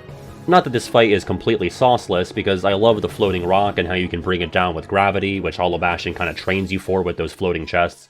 Her meteor spell is one of the flashiest attacks in the game, and pretty fucking dangerous if you're not ready for it. I kinda wish she could summon more than 2 Heartless at a time to really sell her control over the darkness, or I guess the darkness's control over her as we come to find. It feels like she ought to be more capable than bringing in the same amount of backup as Oogie Boogie. Got some more Disney villains, but in KH2, and the last ones you're meant to fight in the game, Sark and the MCP. I actually always forget that you have to do this little pre-game sesh with Sark before the actual fight, where he's throwing his disc around with the Strafer Heartless. The real intrigue begins when Face from Nick Jr.'s pissed-off stepdad gets involved. I somehow put off watching Tron until last year when I did my Dream Drop World rankings. I wanted to be fluent in both Legacy and the original, but I remember finding it cool how they adapted the MCP for KH2. I thought they just sorta invented these panels surrounding him for the game, but they pretty much plucked it right from the movie. Sark and those panels are the actual danger in this fight, because the MCP himself is just a sitting duck for you to shoot lasers at, assuming Tron wasn't knocked the fuck out because he's a crucial component of the RC, which is a little annoying at times, but at least unique as far as boss mechanics go. Also with 17 votes, another infamous mob fight, the Transport to Remembrance in KH2 Final Mix. KH2 said, "Oh, you want to talk shit on my hallways? Well here bitch, welcome to the cavern, the hallways bite back." Even though this is optional and not part of the story, it really feels like the spiritual successor to that KH1 Linked Worlds fight, now with waves and waves of nobodies instead of Heartless. And I'd say like 80 to 90% of nobody designs feel like they're on par with those late game KH1 enemies like Angel Stars and Invisibles, which further drives home that similar feel. I've played through all these games on the highest difficulties on level 1, and this hallway was legitimately one of the only things that made me rage quit since I started streaming in 2021. These guys in that last wave do not fuck around. Alright, the 18 and 19 vote groups are a bit beefy, but things start to slim down after that, I promise. But I'm assuming if you stuck around this long, you're already locked the fuck in. I know what you want. You want to hear about KH3 Data Psyx, you freak. Well, it's nice to actually get a fair fight against the guy in this game, because honestly, he's just getting bullied during the campaign. He doesn't have time to breathe when Roxas is feeding this blue bitch his own hair. Here, we can take the personal vendettas out of the equation and fight mano-y-mano. I'm not gonna lie though, I feel like I still have no actual conception of how the Berserk bar works or what the 2 colors mean. I kinda just back off when he's throwing a fit and get hit by the blasts because my dumb ass just instinctively wants to block them. And we've got another Data fight this round, but not the kind that gets all the good publicity. No, this is Data Riku from Recoded. You know, when he's under Pete's control and has bugs in him. But to be clear, this is not bugged Data Riku, which is a different thing that we've already covered.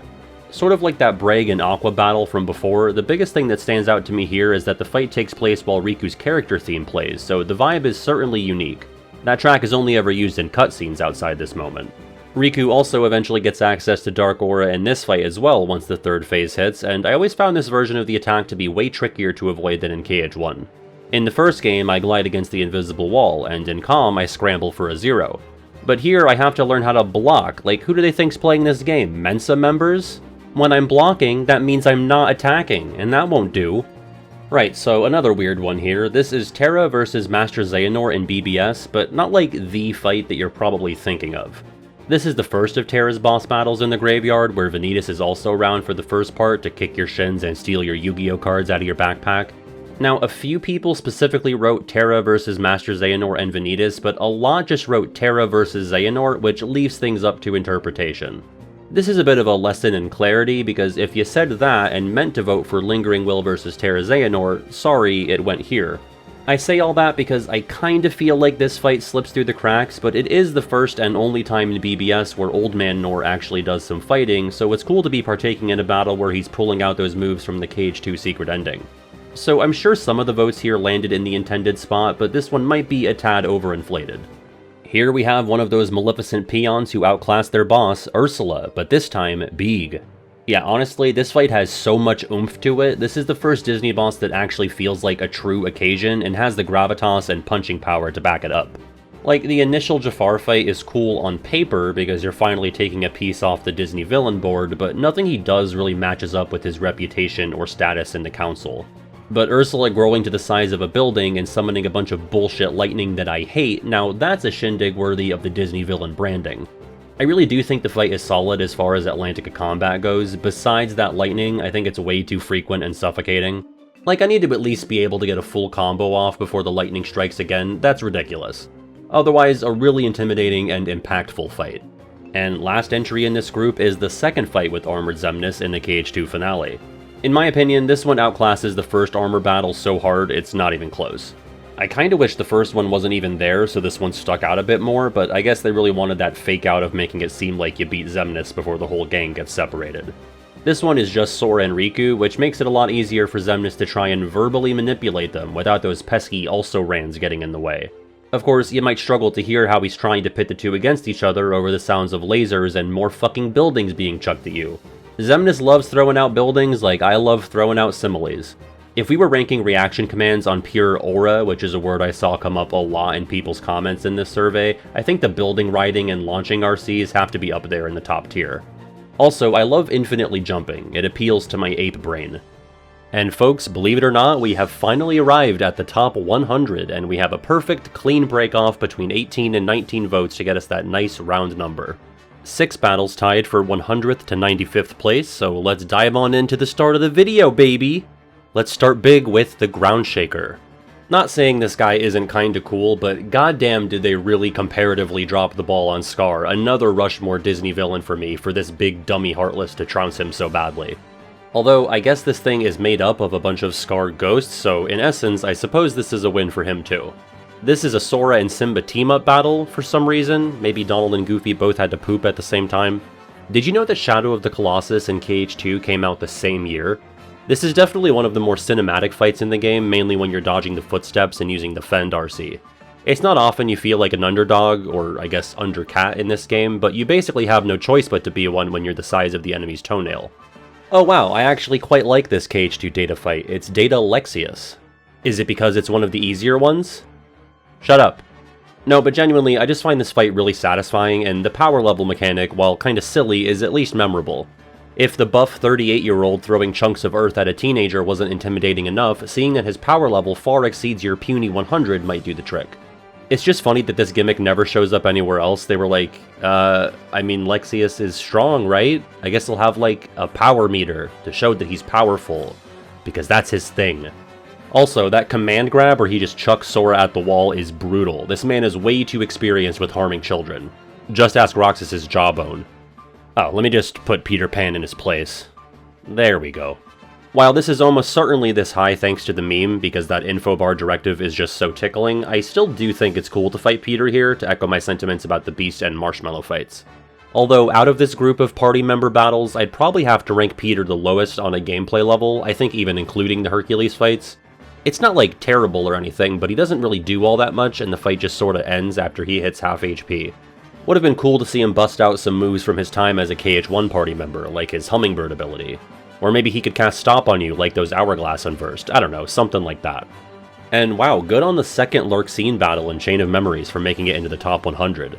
I didn't really think anything outside of the very end of the game would make it this high. Honestly, kinda surprising that the gap between the second Larxene and second Axel fight is so substantial, because I think they're both equally engaging on both a story and gameplay level. Maybe people have gotten their fill on Axel stuff, so his fight doesn't seem as special, whereas Larxene is a bit more scarce. There might also be a bit more emotional catharsis here to finally unplug the lady who kicked Sora in the spleen and slapped Naminé across the room. How could she slap? Much like a lot of the GBA comm endgame, this fight was absolutely brutal for Kid Patty. It didn't help that he was allergic to using slights. Now I'm addicted to them, it's a problem. You know what else is a problem? Kingdom Hearts Recoded. Nah, I'm kidding. Ignoring the fact that I'm not kidding, we've got the battle with Sora's Heartless in Hollow Bastion. This time it takes a bit more than 2 bonks to defeat him. To give Coded some credit, and I'll pretend later that it ripped the credit out of my hands, I think expanding on Sora's time as a Heartless is a really cool idea. Because as huge of a deal as it should be, it really does just come and go in KH1 with not much time spent as a Shadow or talking about it afterwards. But here, it's like its own character, basically the antagonist of the whole game as the source of the blocks, and it comes with a 2-part boss fight to boot. Well, technically 3 parts, but part 3 is just it trying to hump Mickey's leg, so we're not going to count that. Even though the anti-Sora form is obviously the most threatening, I am most struck by the Neo Darkseid. I love the rainbow circuitry tattoos. Happy Pride, dude. And let's end this round with a bang, or perhaps a big beam. It's the Nort Eraser, the Avian Laser, Zeta Flare. I know it's 19 votes, I know it's in the top 100, it's still too low. I know I didn't vote for it, I wasn't thinking straight. I was looking at those circuitry tattoos. This unironically slaps my entire soul. This is the exact type and amount of Disney bullshit I want in these games. And I say bullshit lovingly here, but it is bullshit. I suppose the implication here is that Donald can just do a death laser at any time, he just has to feel particularly threatened and also okay with the death laser working both ways. I should also note, while the majority of votes here were for Zeta Flare or Donald versus Terranort, there were a few people that also gave Goofy some credit for his shield bump to knock Terranort off balance. It's not as flashy, but it's a crucial component of the D&G Wombo combo that gets pulled off here. Moving on, we have 2 entries with 20 votes, including Riku's final battle with the Riku replica in Chain of Memories. It makes sense that this one beat out the final Repliku fight in Sora's campaign. This fight has that extra emotional weight to it, given how Repliku has a deathbed confessional after the battle. The fight in general just has more kick to it than the 5 other Repliku fights in the game, since this one takes place at the old mansion instead of a generic white platform arena. Also, and this applies to the first Repliku fight in Reverse Rebirth, which got 0 votes by the way, but I legitimately have found myself momentarily confused by which Riku is mine when I go into dark mode. I guess because I'm an easily tricked baby. How come Vexen's Riku can stay in dark mode all the time, but mine has to build up points? Maybe the fake is the better one after all. And we've got another battle against some replicas here. This time it's Mickey versus the replica Xehanorts in Remind, or of course alternatively, the Microwave Hallway. They're beating the shit out of Mickey, but he's thinking about Otacon and Sunny, and how he can't let AI take over the entire planet. Fuck. Well, good try. This is legitimately my favorite Mickey moment. In fact, I said as much when I made my video about every main character's best moment in the series. Sure, it's not like a super mechanically deep battle or anything, but if you couldn't really tell from the first however many hours of this, I don't really give a shit about that most of the time. And it still has some degree of timing to it. It's better than half of the attraction flows, for example. I think it's rad as hell. Alright, another 2-way tie with 21 votes and 2 very different things. First up, the Trinity armor from Birth by Sleep. Honestly, a bit surprised it crept into the top 100 because I figured people might have felt some fatigue from it, considering you have to experience this fight 3 times just swapping out which character you're playing as. Although, since this is one of very few times TVA are on screen and interacting with each other, maybe people have a sort of take-it-or-leave-it relationship with this fight. Also, wow, I haven't seen the original color scheme of this guy since like 2010. This is so cool. I didn't even realize back then, but it literally looks like Sora. And I like the twist on guard armor here. BBS is like a remix or alternate side of the KH1 coin in so many ways, and this is one of the more obvious examples. And for what it's worth, like how guard armor was a bit of a challenge at that point in the game, at least for my kid self, Trinity armor was also kinda tough for my slightly older kid self at this middle point. For this next one, here's just the picture first. What do you think this is? If you watched the character survey vid, you should remember Goofy versus the rock that kills him. I actually can't believe 21 of you thought to do this, and you 21, well, you'll pay for this! With 22 votes, we've got 2 early game KH1 fights, including Trickmaster. Another one I'm surprised to see this high up, because I feel like he's kind of got a garbage reputation in the fandom. I think this placement ends up being a combo of an appreciation for his design, especially his original color palette, being the first boss at the end of a Disney World, and also some fondness for the fight itself. There really aren't that many bosses where it actually matters where you physically hit them. Other examples are the Behemoth and Parasite Cage, but usually you can just whack at the general area of an enemy for it to take damage.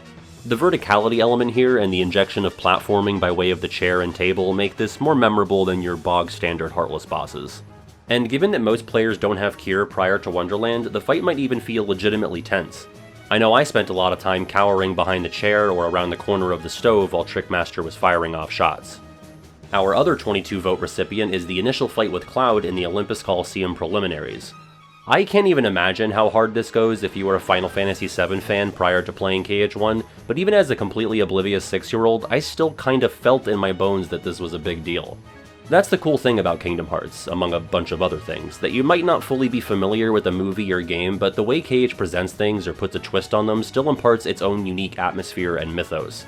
Whether Cloud was from a Disney movie or another game, or was just Sora's cousin from Illinois, I could tell by the way he was introduced, like down to the framing of his shots, that this was a big deal. It only adds to Cloud's aura that you're allowed to lose the fight with him after clawing your way through the prelims, some rounds of which posed a real challenge the first time through. It only subtracts from his aura when he gets stepped on by a big dog one cutscene later. But I remember being so hyped the first time I actually beat Cloud, because, mind you have to make it through the prelims with no healing outside of the items you brought in your pockets, and you, again, likely don't have cure yet if you're going in conventional order. This fight really made me stop and analyze what the enemy was doing so I could find a safe window for attack, which was not really something that was super required of the player prior to this point. And we finally reached another standalone entry at 23 votes. In 88th place is Riku's final boss in his Chain of Memories campaign, Ansem SOD. Something about the lead up to this fight always felt so tense to me, like more so than usual for final bosses. Riku knows that Ansem is waiting for him on this final floor, and I remember feeling nervous about actually having to fight him. I thought it would have been smart if Riku just left. That would have really fucked with Ansem. He'd just be standing in there waiting like a dumbass. Outside of the usual card combat trappings, this fight forces you to contend with the Cum Guardian being used as a shield, not unlike Vexen's actual shield from earlier in the game. So that's a bit of a pain in the balls, on top of Ansem being pretty ruthless with the slights. This is a rare occasion where I am begging for a Mickey card to fall from the sky, because that's the only way you're getting any HP back unless you decided to bring the Oogie Boogie card with you. Back to a bigger group of ties here. With 24 votes, we've got 4 entries, starting with the second fight with the Grim Reaper in Port Royal. You know, the fight that actually matters and has any meat to it at all. Yeah, I think this fight is really cool, not just as far as big Heartless bosses go, but just in general across the series. It's built around the medallion gimmick, yes, but I think it enhances the fight and makes it interesting. Like, what a cool way to work the lore of the movie into a boss fight, which they already did with Barbossa and the Undead Pirates in general, but I think this is even better. I also just find it really satisfying to collect the gold. It lights up the same part of my brain that gets happy when collecting Spyro Gems. The fight is also kind of reminiscent of a more campaign level of difficulty version of the Kurt Zisa fight from KH1. Magic is incredibly useful in KH2, but it's not often that you absolutely need to use it. Not the case for Grim Reaper, which requires it for making him drop his pocket change. And then, if you're all out of MP, you can wait for it to refill or use an item, or alternatively, you can risk taking damage by getting up close to the Invincible Reaper to make it drop MP orbs. Overall, really solidly designed in my opinion. We've got another end of visit KH2 boss fight in this group, the Hydra. No shit, this is one of my favorite Disney bosses in the series. I think this is so cool. Not necessarily for the raw fighting from second to second in this battle, but the atmosphere and how it's set up. I'm realizing more and more as I write about these fights that this tends to be the case. I'm looking for the amorphous concept of the sauce more so than like, oh cool, look at this combo I can do, or how I can counter this move. I guess sorry if you were here for that. I dog on KH2 a lot for not having that sense of scale that I feel like KH1 really carries throughout its entire playtime, but the Hydra fight gets you back to feeling like you're actually up against a threat, because your entire character is the size of one of its several heads. And I love that KH2 had the guts to just completely trash an area from the first game, a pretty iconic area at that, and leave it trashed for the rest of the game. You've also got almost the entire cast of friendly characters from the movie helping you out here, minus Hercules, who's writing poetry in the corner. But Meg's throwing out prize orbs, Pegasus can be boarded for an RC, and Phil... Gosh, I can't remember what Phil does. Plus, you're slicing down heads one by one, just like in the myth that originated in the 1997 VHS tape that my grandma had. A history lesson too, it really has it all. Unsurprisingly, the audience's favorite Melody of Memory battle is the final one against Master Xehanort, set to Dark Domination. Say what you will about the track, and believe me, I have several musically inclined friends who will, playing the song in the boss battle format is still really fun and naturally one of the most challenging songs in the game. Although, to be fair, this was another hazy entry as far as voting goes, because some people just said Master Xehanort and Melmem, while others specified Kairi versus him in the cutscenes, and some just wrote Dark Domination. So I synthesized their responses together. Kupo. There's a lot to be said about how Kairi is doing the fighting, and then Sora force projects himself into the battle and does the rest of it in her place. A lot to be said. And fuck if I'm the guy who's gonna say it. The last battle in this group has me sounding the way too high alarm, the mysterious figure in Birth by Sleep. The craziest part is that 8 voters specified that they were voting for the Terra version of this fight. I assume they chew on tinfoil for fun or participate in competitive toe stubbing. Literally nobody said mysterious figure but as Aqua or Ven. I think some of them are meme pics because Terra folds like origami the second he hears Dark Impetus, but some people genuinely seem to enjoy it, citing how not being able to spam dodges makes the Terra version less boring. I'll take boring over dropping my fucking chicken tenders all over the battlefield any day, I don't know about you. But I mean, it is cool that the boss changes depending on your command deck setup, you really don't see anything else like it in the series. And I'm okay with that, because MF doesn't just stand for mysterious figure, it stands for something else too. You know what it is. Mean fella. Some voters also flat out said that they hate the fight but like it for the music or the lore implications for the rest of the series, opinions that I'm a bit more amenable to. 2 battles tied here with 25 votes, including our first DDD boss since 10 votes ago, Renzler. This also makes it the 4th highest Dream Drop boss overall and the most popular Disney fight in this game. Although I guess it's really just competing with mostly a bunch of Pete relatives. But as low as I am on the grid experience in general, I think this is well earned for Renzler. It's extremely rare that you even get to fight against a human or humanoid character in your same weight class in this game, so it sticks out for that alone. But it also has Renzler recompiled playing, making up for having to sit through the normal field and battle tracks for this world. Of course, the most standout aspect of the battle is the upside down gimmick, which I'm assuming Renzler learned from Recoded Trickmaster. A bit nauseating and disorienting, but memorable, like my trip to Denver. You've even got some emotional stakes to the fight, because Sora is convinced he can deprogram Renzler back into Tron. But then he falls into a hole and fucks off for the rest of the game, and Sora never thinks about it again. We all cope in different ways. And good on 0.2 for sticking in enough people's minds to make it into the top 100, several times in fact, and we'll get to that later. But the first fight to accomplish that is the final boss of the game, the Demon Tide on the remnants of Destiny Islands. I don't exactly remember why, but this fight absolutely kicked my ass on my first playthrough, like I was scrounging up prize drops from the hittable stuff on the edges of the arena. It was incredibly humiliating. Going back and replaying the fight for footage here, I really don't know what the issue was, maybe it was the move where it burrows in and out of the ground. Ultimately, I think I prefer this version of the fight over its reappearance in KH3, which did rank higher. I think the attacks are better conveyed in the 0.2 version, especially the move where it just flings shadows at you. I always find it harder to tell when that move is starting up in KH3. This fight also has the frankly sick as hell Mickey RC, where Mickey slaps the tide so hard it turns gold, and then Aqua shoots chains at it, and then the two of you just wallop on the thing. I sorely need something like that in the KH3 fight, where it had a fucking absurd amount of HP. Back to another single entry, in 81st place with 26 votes is the Data version of Master Xehanort in Remind. Actually a bit surprised to see it do so well, like I know it's the Data version of the main antagonist, but without the juice of the story moments behind it, it's curious to see that it still got this much attention. Probably because the devs literally locked him and Xion away behind 11 other super bosses. You need to get some fucking chest on your hair before you challenge these guys. I fucked that up. I'm keeping it in. Unlike a lot of those KH2 Data fights, it's immediately more obvious to me what was added for the Data Xehanort fight, mainly his ability to transform the Keyblade into different things, showing that Sora's not the only guy who can form change. My main takeaway from this fight was all the counting I did. I count to keep track of attacks in all sorts of boss fights, but I feel like I was doing a lot of it for Data Nort. If anyone was outside my door listening, they would think I was having war flashbacks to pre-K. 1, 2, 3, 4, okay, he does this 4 times, but then this move 3 times, 2 of these, 6 of these, 4, 5, 6, just complete number soup. Hard as fuck, but this one felt extremely rewarding to learn and get the patterns down. We've got yet another 4-way tie with 27 votes, including 2 data fights from different games. The first is KH2 Data Larxene, and I actually do quite like this one, even if it once took me like 7 hours of pure torture to conquer it on crit level 1. How many times have you fought an enemy in a video game that can clone itself and been able to say, "Fuck you, get back inside yourself"? I can't think of many other occasions, but KH2 lets you do just that. As an arguable definitive Larxene fight, I think this is a great display of her powers and abilities, and she feels especially distinct from a good handful of other org members. She's fast and ruthless to the point of being extremely frustrating, but that only makes it all the more satisfying when you finally take her down. I would sooner chew off my own arm before doing this fight without reflect. Our other Data fight in this group is KH3 Data Zigbar. Or as one of you said, Data Zigbar, the one with the big butthole in the middle of the arena. Now that I'll never be the same again, let's talk about the fight. I also prefer this one over the KH2 Data battle, but not for like any huge reason, I just think it's more fun.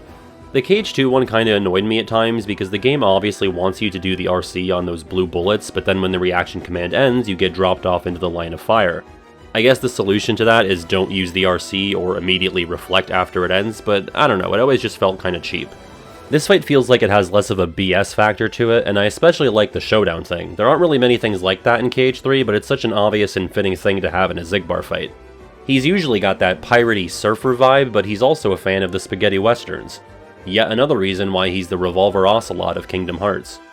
And we've got the first of the KH1 super bosses to fall, the Ice Titan. Say what you will about the gameplay quality of these fights, I think they all leave a hell of an impression. Clearly, since they all managed to find a spot in the top 100. Easier to stand out when you're not sharing space with a bunch of digitized versions of your coworkers. While I'd probably agree with the audience that Ice Titan is the least interesting of the KH1 super bosses, I still think this is solid.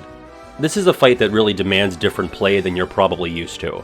Obviously, the main delivery method of damage here is guarding the icicles back at the Titan. Though you can, of course, hit the icicles back with regular Keyblade swings, but this is only done if you hate yourself. This is also like the proto-version of the mysterious figure fight in a way, because in no other battle in this game are you penalized for using arrow. Normally, Oroga would just bounce these projectiles right back, but since that would invalidate the main gimmick of this fight, it just makes the icicles bigger and unblockable. Pretty fucking sneaky, KH1. Also, some of these big bosses in the Coliseum let you have access to the stands, and I feel like the Ice Titan is the only one where it actually matters, and I tend to spend most of the battle hanging out there. And an even bigger KH1 boss in this round, Oogie's Manor in Halloween Town. This is honestly a huge win for Oogie Nation. Like, top 100 is no easy feat, and I had zero expectation that this would be a good handful of things beneath it. Also, this is the first fight on the list that my fiancé voted for, hence her little prismatic melody appearing here. More of those to come. Anyway, I've always stumped for the manor, both the climb up it to reach Lock, Shock, and Barrel and the boss fight, because to this day, there's really nothing else like it in the series. I've realized that verticality in game environments is one of my love languages, and Oogie's Manor is talking extremely dirty to me. I should cut that, but I will not. The boss fight itself is nothing amazing, it's basically just a remix of the initial climb, now with Destiny's Force playing and a few shadow pimples to pop. But the manor is infused with Oogie's dying spirit now, so it like tries to shake you off or shoot you with lantern fire. It's just cool as hell. It's very much a battle against platforming more than any of the attacking entities, but again, it's unique and it's a fun surprise after the more traditional fight that comes before it. Alright, another single entry here in 76th place with 28 votes is Data Young Xehanort. Yeah man, I love adjective noun. And this Xehanort is more than a proper noun, he's a proper dickhead. I don't think there's a more infuriating weapon to be hit by in the entire series than the Time Whip. I can be smacked in the face by it 20 times in a row and still be surprised by its reach on time number 21. You could probably say this about a bunch of the Data fights, but Young Xehanort just feels like a DM that lasts the entire battle. Like, he has actual DMs within the DM, almost as if DMs within DMs await me. Those teleport fakeouts are absolutely brutal. The armored portion at the end, poop from a butt. Screw this guy, what a twerp. But you know what's tougher than Data Young Xehanort? Our 75th placer with 29 votes, the 3v1 with Titus, Waka, and Selphie in KH1. To a degree, I'm not even kidding. For those unacquainted, defeating all of the Final Fantasy kids in a one-on-one unlocks the ability to challenge all three at a time, and it's basically a bullying simulator. Thank God this is optional because it's probably one of the toughest fights in the game relative to when it takes place. An early example of someone's friends being their power, because the solo battles are nothing, but their powers combined result in a lot of blitzball-induced bruises and jump rope lashes. Also, the battle track here is called Bustin' Up on the Beach, and on top of that being an amazing name, I think it sounds like it came right out of Pokemon Coliseum.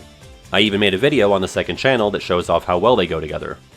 Back to ties here, with 30 votes are 2 KH3 fights, including Data Luxord. Initially, I was surprised to see such a dramatic gap between his KH2 and 3 data fights, but looking at them, the 3 version is definitely more cinematic, and it just generally feels like there's more going on with this one. My main complaint with this fight is how finicky it can feel when trying to select the right card. You can use triangle or just attack it, but I feel like both options have led to me picking something I didn't mean to. I had to straight up change my combo abilities so I wouldn't end up hitting the wrong card during the sequence where you're surrounded on the edges of the arena. But besides that, everything else is pretty cool. The moves are flashier, the elemental cards that you can destroy with the corresponding magic spell are a nice touch, and most importantly, there's a mod on Nexus that lets you replace his cards with cards from Club Penguin's Card Jitsu. Our other fight this round is Armored Xehanort in KH3's base game. Once again, arguably 3 different fights, but nobody ever specified one segment over the other, and I personally counted them as one continuous fight when I ranked the KH3 bosses. Even though this is the lowest and also my personal least favorite of the endgame Xehanort fights, I still think this is incredibly strong. I love the idea of the fights being separated into land, sea, and sky segments, considering KH's long history with these 3 categories. Like, the final confrontation with the series' big bad should span across a bunch of different environments and fighting styles. The weakest point is obviously the underwater portion thanks to your more restricted movement, but I also have a bit of bias here from really struggling with it on my first playthrough. I've always said that having some part of Scala that reintroduced you to the swimming controls before the boss fight would have been ideal. Because here, I have to re-access the part of my brain that thought this setup was a one-and-done kind of deal for the Caribbean. On the flip side, while they saved the sky portion of the fight for last, I think the first phase with the contorted streets of Scala is the most iconic and fun to play. Honestly, they could have gotten away with making the entire fight an extended version of this, and I doubt I would have complained. Back to a single entry, in 72nd place with 31 votes is the super boss of 0.2, which many fans call Zodiac Aqua. Technically, this is just what the game considers a powered-up rematch against Phantom Aqua, which is the official name for the story fights with this evil Aqua clone, but you unlock the boss rush mirror by collecting all the Zodiac symbols, hence the name. Funny thing about this fight, I didn't even know it existed until a good while after 0.2 came out. I had no clue about the Zodiac chest hidden around the Dark World after completing the game, so I didn't end up fighting this boss until I streamed the game in 2022. Zodiac Aqua on critical level 50 is also cemented in my memory as the last video game challenge I overcame while still being the owner of a gallbladder because I got it removed the next day. Anyway, the fight itself is as hard as trying to eat anything that tastes good while having a malfunctioning gallbladder. But I also firmly believe that if this were a data fight in KH3, it would have gotten at least 10 to 20 more votes just based on sheer exposure, because I know some people just skipped over 0.2 entirely. We actually are going to see 2 more Aqua battles after this, but this one is obviously the most demanding of the player and, in my opinion, the most fun. And we've got a group of 4 entries here tied with 32 votes, including the battles alongside the Final Fantasy characters in the ravine after witnessing Goofy versus the rock that kills him. Again, going back to that idea of looking at all of the scripted mob fights across the series, this has to be top 5, and it's directly in front of another Hall of Fame mob fight that we'll obviously see later. The whole sequence is just so exciting and cohesive with what KH2 is doing with its story at this point. Like, we get those cutscenes of all the FF characters fighting the Heartless, and getting to actually participate alongside them really drives home how this is an all-hands-on-deck situation. If you got a weapon, you're fighting. Hell, if you're a foot tall, you're fighting. Just so cool to get a little moment with each of these characters, with highlights being Tifa showing up in the field for the first time here, and Cloud entering with his big sword stab that knocks back all the shadows around him. Just pure fucking hype. And KH3 has a hype moment of its own in this group, the Demontide battle in the Keyblade Graveyard. Granted, the hype part as far as I'm concerned is toward the end of the encounter, because most of it is, as I said earlier, a slightly less engaging version of the fight that we already had with the Tiad in 0.2. But a good few of you mentioned the Union Cross segment after the fight proper, which is where all of this encounter's sauce is located. I've been pretty clear about my misgivings with the mobile games, but that's mainly related to its delivery method and the gacha stuff, as featured in the 3-vote entry, the player's wallet versus the Union Cross gacha system. But to see that part of the KH story integrated into this fight was an honest-to-fuck thing of beauty. It dials my friends or my power up to 11, or more accurately 300, the number of gamer tags you have to fling at the evil tornado until it's defeated. I think this was the best possible way to pull off a name and game contest of this magnitude, and not only is it just cool for so many fans to have themselves immortalized in the game, but it's so deftly woven into the story of the games and it just works so well thematically. This round also includes my personal favorite Heartless boss in KH3, the Grim Guardianess. It was beaten by one other boss in that category by literally 1 vote, which we'll get to very soon. But for a boss of a Disney World that isn't the movie antagonists themselves, I think the Guardianess is everything a big Heartless inspired by the villain should be. And that goes for both its design and how its actual fight plays out. It's not quite on the intimidation level of like a giant Ursula, but not everything could or should be, especially for an early game world like Corona. I think this is appropriately difficult for its point in the game, and I'm a massive fan of the environment for this battle. I know a lot of bosses require a big flat area with no obstacles in the way, and those bosses are still often very good, but there's just something special about plopping the boss into an environment you can access at any point in the world and just letting it run rampant. It just feels more threatening when it's terrorizing something familiar as opposed to being transported to some boss arena pocket dimension. And I especially like her attacks. I think the Thorn Cage thing is unique and memorable, and she's also the only enemy who knows how to cast Burdaga in the entire franchise. And last in this round is the story battle against Saïx in KH2. I've said this before, but Saïx always felt like the true main antagonist of KH2, at least on an emotional level. Xemnas is obviously the final boss and the guy behind everything in this game, but he's not the one getting in Sora's face and literally rage-baiting him. So while all the final Gauntlet Xemnas stuff is more interesting in the gameplay sense, I don't feel like it quite has the emotional catharsis of taking down Saïx.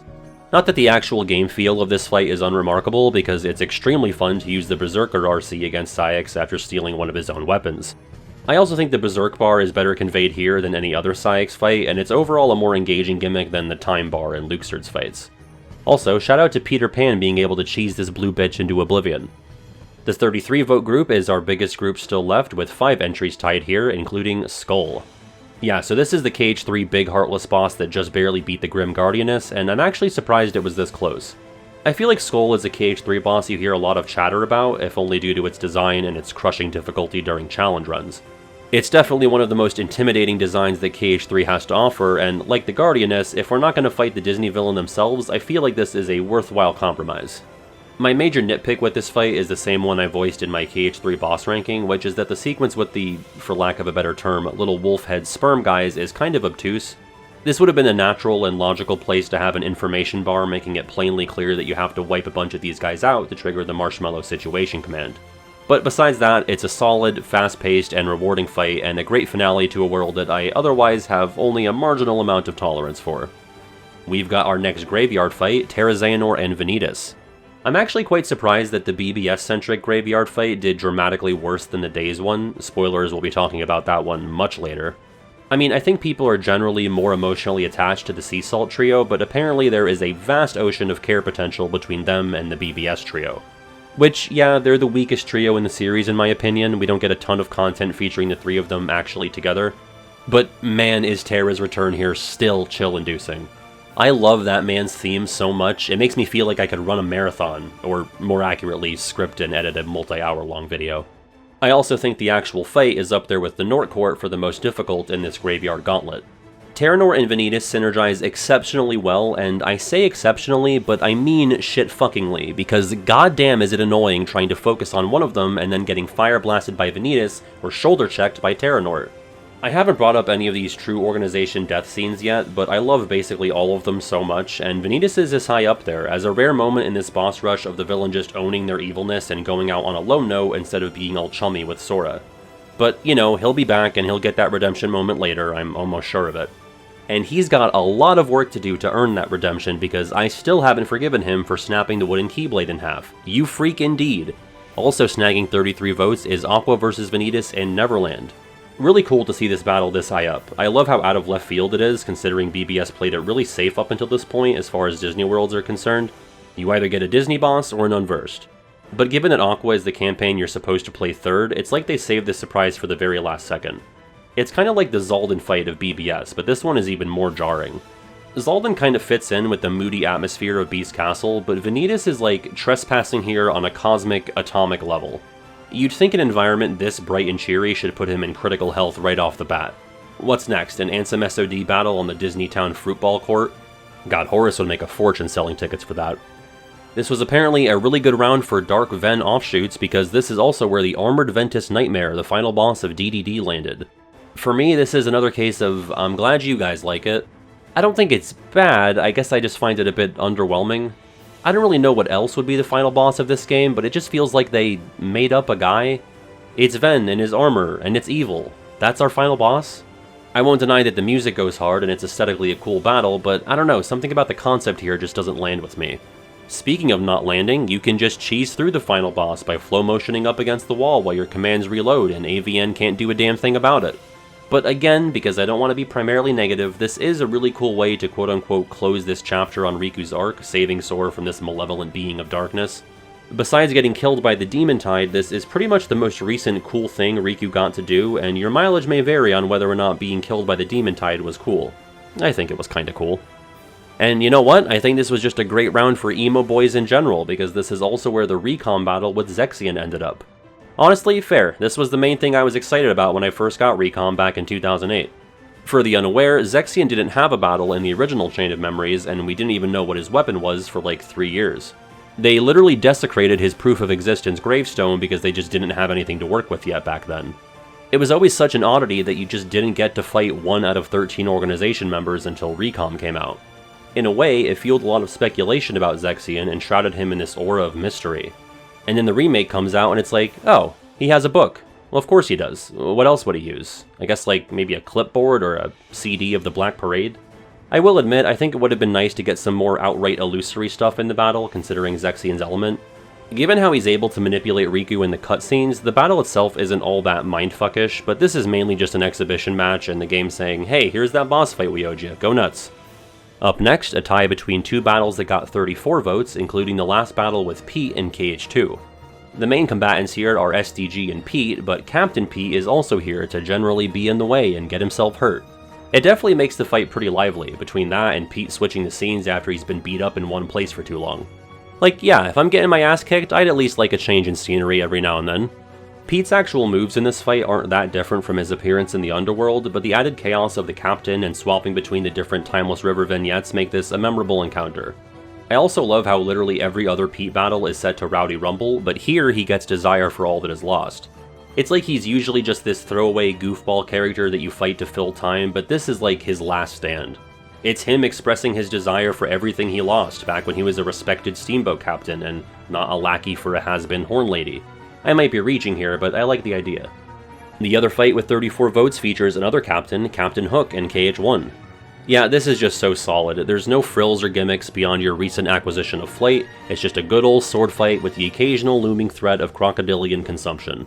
Considering all of these other villain council fights involve some nonsense like cauldrons or roulette wheels, it's nice to just have a no-holds-barred beatdown. I sing the praises of Captain Hook basically anytime he comes up, but his fight is so animated and cartoonish, maybe even more so than the outwardly cartoony fight we just covered before this. He's got so many little quirks to him, like his reactions to having fire or thunder cast on him, his ability to summon and be healed by the battleship Heartless, or Looney Tunes flying back onto the ship after getting knocked into the water. He even has a quote for when he loses sight of the party with an animation to go along with it. They put so much care and attention to detail into this fight. It's often humorous, but still appropriately challenging for this moment that's setting us up for the endgame of KH1. Alright, 3 battles in the 35 vote group, including Riku vs Ansem SOD in the endgame of Dream Drop Distance. If I ever get around to properly ranking the DDD bosses, I feel like this one has a good shot at being extremely high. Also, this is a 2-phase fight, but very few people specified one part over the other, so we'll count it as one. The second half was the one to get more attention, and I do think it's one of the strongest sequences in the game. Ansem's not doing anything all too crazy in part 1, kinda just playing the classics from KH1, and the whole thing is a bit finicky since you're stuck floating in midair the whole time. Also, your Dream Eaters are on the HUD, but are seemingly off somewhere taking a nap. Thanks a lot, you mutts. The reality shift thankfully gives you a floor for you and your pets to stand on, assuming the trigger for the shift actually shows up. It wasn't so kind to me when I played the game on level 1. But yeah, part 2 is just awesome. I love how Ansem's shrouded in like this big galaxy ball batwing thing, which I guess is localized in the Guardian's extremely thick thighs. The weird imagery is super evocative of the World of Chaos from back in the day. Even though Ansem is anchored to one spot, the fight gets some intrigue from the attack that sends you to the back of the room and you have to make your way back to Ansem as his big balls shoot fire and bubbles at you. And what is with these 80s core magic 8 balls? The whole fight is so trippy, I love it. And on the other end of the Soul Eater, we have a fight against Riku, the first battle with him in Hollow Bastion in KH1. So it obviously doesn't have the plot significance or gameplay depth of the Riku Ansem battle that follows, but that's not to say it has nothing going for it. Okay, well, gameplay-wise, it might have nothing going for it. I think it's actually kind of a bad fight. It's a play on how Riku fought back on Destiny Islands, how he retaliates on the 4th hit, but I don't think that design philosophy pairs well with his moveset and agility in this fight. but story-wise, this immediately follows My Friends Are My Power. In fact, a lot of you just called it the My Friends Are My Power fight to differentiate it from Riku Ansem. It's a good thing the Keyblade was wooed by Sora's words here, because a more stubborn weapon might have let Riku use it while battering a wooden sword-wielding Sora with only Donald and Goofy as a reliable defense. Last entry this round, another KH1 fight, the battle with Cerberus during the story visit to Olympus Coliseum. I remember this one leaving a strong impression just from the commercial for KH1, and you only see Cerberus for a literal second there. But my kid self was like, whoa. And it was no easy feat to take him down as a kid. I remember having to hop back in the gummy ship so I could go back to Traverse Town to get items and grind up some levels, because this pissed off pooch was kicking my ass so bad. This fight is so good at making you feel like one of those terrified citizens in the KH4 trailer. Like, I am only marginally more well equipped to deal with this situation than they are. I just love when you can really feel the sense of scale in a KH game, and there's few better examples than the Cerberus fight. Also, it's fucked up, but you can save Olympus for really late in the game and then show up and use like Mushu or Dumbo against Cerberus. Isn't that weird? And with that, we have our first jump in votes. Nothing got 36 or 37, so we move on to a two-way tie with 38 votes. Both are angry, fightable versions of series protagonists, including Data Roxas. Of course, this is Data-Roxas, not Data Roxas. This is the recoded final boss fought in the Data recreation of Castle Oblivion. I actually really like this fight because if I'm playing it, that means Recoded is almost over. Yeah, I mean, it's pretty tough. It's kind of like the KH2 Roxas fight, but tiny. He does have this move that flings you into the air and inflicts you with confusion, so that sucks. For some reason, the basic Roxas character theme is playing instead of the other promise. That's about all I got. As hard as the fight can be, the true battle is trying to maintain consciousness during the cutscenes that follow. And that's pretty dire considering it's like the only part of the game that matters. Sorry, if you're a Coded fan, you won't have to hear me complain about it anymore in this video, but only because this is the highest placing fight from the game. The second game to be eliminated from contention for the crown after Melody of Memory, and you know, the non-canon stuff. And this is the last stop for another game because our other battle this round is Phantom Aqua in 0.2. As mentioned earlier, this is the story iteration of the fight and you fight her multiple times, but most people specified the last one. Curious to see both the Zodiac version and this one take a decent chunk of votes each. I guess some people prefer the higher difficulty, but more appreciate the story juice with this one. Well, it's less about actually moving the plot of the game along, and more so about Aqua's characterization in this game. It certainly takes self-reflection to a whole other, more painful level. I've always loved how they made use of the area based on Dwarf Woodlands, home of the Magic Mirror, to work this stuff into Aqua's journey through the Dark World. It's a really underrated but also subtle example of the Disney material being used to seamlessly explore Aqua's character. A literal, physical manifestation of her inner demons and self-doubt that keeps on coming back time after time. I think they were really taken with this idea of an antagonistic Aqua since they returned to it in KH3, but more on that later. Moving on to 40 votes, we've got 3 battles here, starting with Sora vs. Leon in Traverse Town. Glad to see this one get some love because it's so striking and spooky the first time through. Especially going into this game as a kid who knew nothing of Final Fantasy, I was like, who is this angry stranger? And if you think you can escape by climbing up onto the roof, you've got another fucking thing coming, buddy. Despite Sora having fought Darkseid twice by this point, this 25-year-old man is the most intimidating presence he's faced so far. He's not a giant monster, he's just a casually strolling Spirit Halloween employee, but his nonchalant approach to kicking your ass is what makes him feel so threatening. Like Cloud, the game lets you lose this one, and that's exactly what I did every time I played this as a kid, to the point where I figured it wasn't even possible to beat him until I looked at the strategy guide and it said otherwise. And also, Leon really didn't even try to explain what was going on to Sora. I think he just wanted to beat up on a child for fun here. Next up, we've got Davy Jones, the highest-ranking Disney boss from KH3. Damning with faint praise, but it's something. Not only is it a Disney boss, but it's the only one in the game in Sora's weight class without some kind of gimmick, like being on top of a flying robot the whole time. Really takes you back to the days where this was basically the standard for a Disney World. Those days were like 2002 and barely anything beyond that, but I like those days. The highlight of this battle is definitely the atmosphere. It really feels like they plopped you right into the climax of Pirates 3, now without needing to pee so bad because it's the longest fucking movie ever. A lot of you specifically mentioned the atmosphere in your response, as well as the track here, Eye of the Storm. The fight is kind of reminiscent of KH1 Captain Hook, a relatively straightforward pirate sword fight without any crazy gimmick besides the occasional assist from other entities. Hook had the battleships, and Jones has the Kraken tentacles, which turn the ship into absolute goddamn pandemonium until they're dispatched. Overall, a solid Disney boss, and I hope we get more stuff on par with this in future games. And last in this round is another Disney villain, Oogie Boogie in KH1. Unsurprisingly, the first fight beats the manner, which I think is more of an acquired taste. I think some people love that one and some people hate it, but pretty much everyone likes the regular Oogie battle. I myself ultimately prefer it, I just think it's so clever and feels especially in tune with Oogie's character and has a gimmick that doesn't overstay its welcome. The whole fight is also chock full of references from the movie, it just feels like a lot of thought and care was put into the torture chamber area. Also, we're in a fucking torture chamber. I can't think of any other bosses in these games that make use of spinning buzzsaws or little statues that shoot you with guns. Clayton is somewhere taking notes. And like his KH2 fight, this is a battle that puts you on the boss's terms. You have to survive the dice rolls and trap Oogie on his platform before you're able to freely wail on him.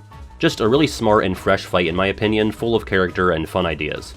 Moving on to 2 fights that secured 42 votes, speak of the devil, we've got Clayton and the Stealth Sneak. A ton of you referenced how this fight was a roadblock for you when you first played KH1, and I can commiserate with that experience big time. It was an event when my cousins and I first got through this fight, and getting Cure after struggling to manage our items and stay alive was one of the most satisfying rewards imaginable. This is basically the final boss of Act 1 of the game, and you could argue that things get considerably easier and less tense from here on out, but damn did you really have to earn it. The fight also feels really dynamic. I'm sure the best players out there have this down to a science, but I feel like every Clayton fight has the potential to be noticeably different than your last. A lot of that comes from having to manage 2 separate and mechanically diverse entities once you separate Clayton and the Stealth Sneak. Which, what an amazing Heartless design, and I love that it just starts out invisible in the cutscene so you have no idea what you're dealing with at first. I'm also a big fan of teaming up the Disney villain with a Heartless companion, it's really the best of both worlds. Not to be confused with the dark reprise that plays in KH4 when you fight Hannah Montana's Heartless, Elena, Pennsylvania. This villain-Heartless combo is actually only ever done here and with its direct successor, Barbossa and the Illuminator. They should really try it out more often, if Disney will allow it. Our other fight this round is Aqua vs Vanitas in KH3. Remember that, when one of the 13 Darknesses went rogue and just fucked around before the big day? I don't think this was part of the plan, this feels extracurricular. This matchup feels like the big rematch that everyone's waiting for. Like, yes, Aqua beat Vanitas way back in 2010, but you had some naysayers in the crowd saying she only did it because she delinked with Ven or had 6 Curaga commands installed. But this one is for all the marbles. It's Aqua Vanitas at Departure Mania 2019, one-on-one, no help from anyone, just a grudge match over who's gonna make Ven's breakfast when he wakes up. And believe me, you do not want to smell what Vanitas is cooking. It's a human head. This fight can definitely prove to be a little bit of a challenge, but I think that mostly comes from adjusting to Aqua's playstyle and her numbskullish magic shortcuts. Outside of that, I feel like this is kinda supposed to be Aqua schooling this bastard like the master she is, and establishing that she means business now that she's crawled out of hell. Our top 50 kicks off with a single entry with 43 votes featuring another BBS Keyblade Master in the Land of Departure, and that's Terra vs Ericus. Like Braig early on in Terra's story, this is another fight that kind of forces you to play a bit more defensively than you're probably used to, but I don't think that's a bad thing. It actually feels like some solid gameplay and story integration because it's less effective to be aggressive and outright attack Ericus than to block and retaliate. Almost as if through gameplay it's being expressed how Terra doesn't want to be fighting his master and father figure, but he basically has no choice. And due to this shakeup in playstyle paired with Ericus' arsenal of attacks, this is easily one of the most difficult BBS fights across the main campaigns. And it's got Terra's theme as the battle track, which makes me feel like snorting cocaine off of an alligator's tail. Or more accurately, drink a glass of peach moscato while I stream a Sonic game I don't like on Twitch. Oh yeah, a shame about the Ericus dying thing. Anyway, moving on to 49th place with 45 votes, I'm extremely tickled to see that the Destiny Islands duel against Riku made it this high. I don't even think it's necessarily unearned, it's just funny that this literal stick fight beat more than a few handfuls of big, explosion-laced, flashy set pieces. But it's up here for good reason, because it really stuck in a lot of your heads after all these years. KH1 establishes from the very first scene on Destiny Islands that Riku is just the man. He's the big shit on the playground, he has a completed Pokedex, he gets the most Valentine's cards at school, and his parents let him watch Ren and Stimpy. You're thrown into immediate competition with this guy, and there's not a damn thing you can do about it. This is your rival. And we all had someone like this growing up, or at least I did. The kind of half-friend who's just a little bit faster than you, which mattered a lot because in elementary school your speed equates to social currency and your value as a person. Riku is literally the guy that's kicking your ass in a foot race, and on top of that, he's kicking your ass in an ass-kicking competition. But the pure euphoria when you finally overcome him, when you figure out how to dodge that kick attack, and he's just like, whatever man, it ain't that deep, and that just makes him all the cooler, the son of a bitch. Good fight and good pick, audience. Next up, in 48th place with 46 votes... Oh boy, I don't think I'm well equipped to talk about this one. You know what? I know a guy for this. Time to bring in the big guns. The floor is yours, Damo. First of all, thank you to the, I'll guess, 6 people who voted for this boss fight, and thank you to Pat for inviting me on to ramble about it. Well, you've logged in regularly for nearly a decade, pulled countless medals, and cleared nearly 1,000 story quests to reach this point. But finally, you're here. It's the last battle. You knew the story of Daybreak Town was never going to end happily, but all this time, you happily played along all the same, fawning over the newest medals, juicing your character's stats in every way you possibly could, and equipping medals with increasingly higher levels of guilt, reaching absurd heights of strength, despite knowing this obsession with power had corrupted so many wielders before. So when your character suddenly turned their weapon upon Ephema, elbowed the vulnerable Skuld as she was just trying to help, and then violently flung Ephema across the room, you had a genuine reason to believe that they have indeed been possessed, as they claim. I think this whole battle is so memorable in the way that it takes basically everything comfortable and familiar that a long-time player has come to know about Union Cross and leaves them feeling so hollow and awful.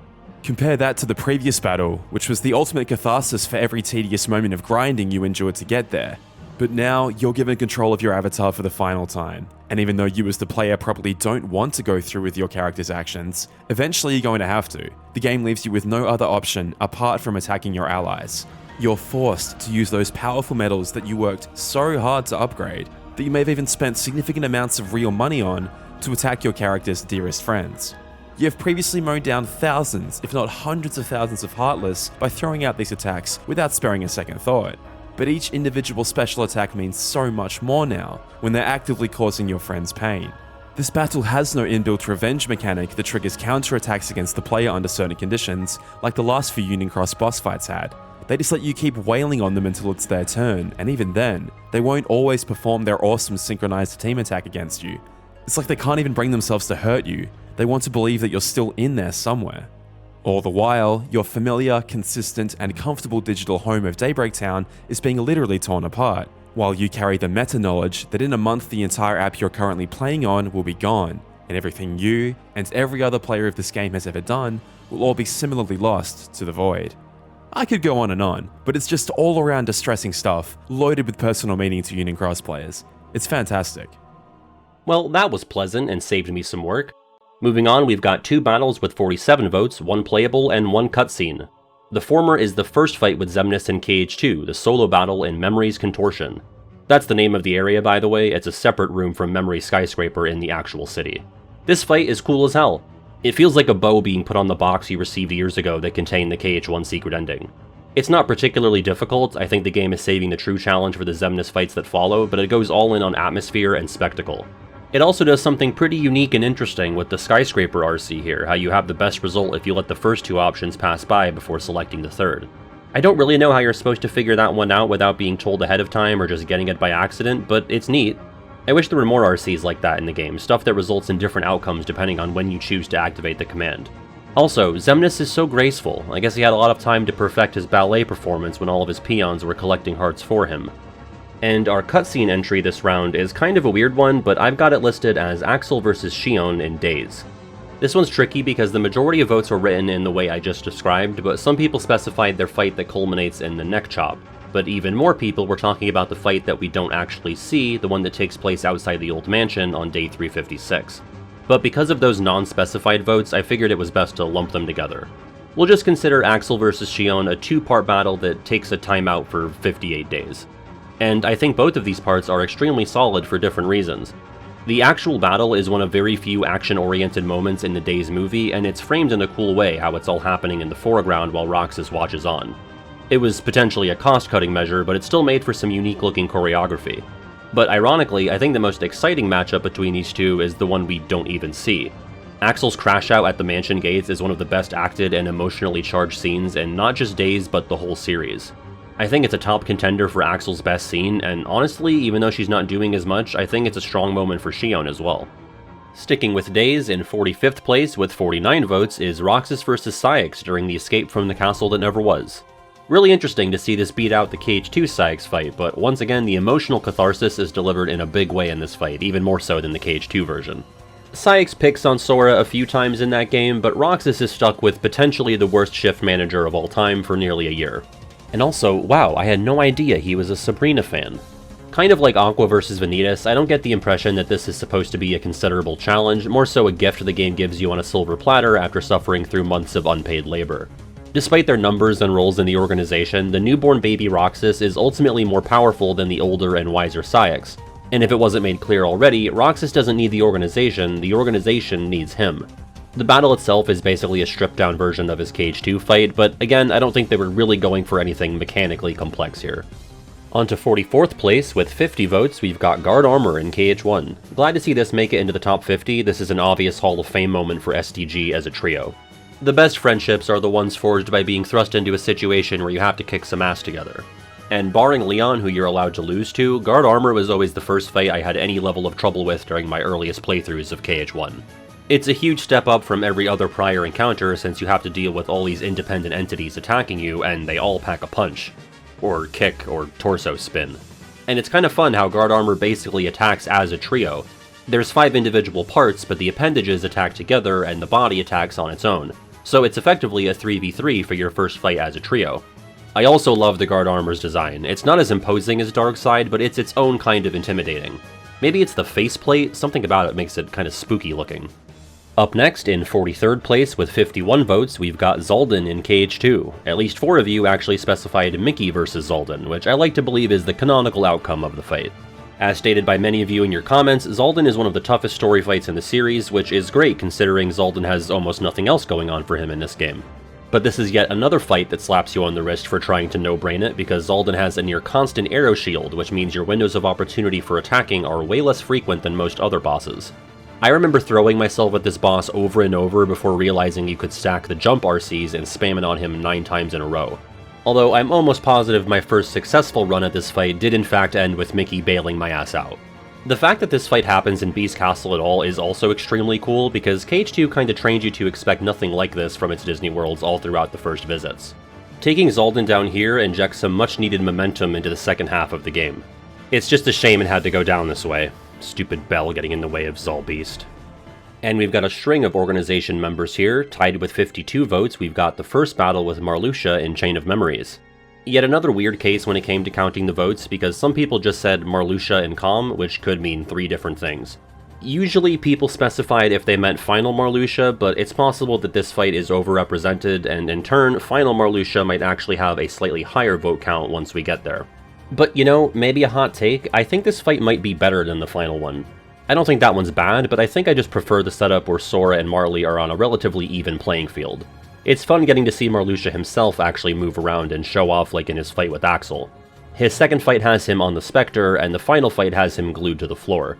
I still think the third fight is awesome, it's a great addition to Recom and it feels even more climactic than the GBA game's final fight, but I don't know, I like this one a lot too.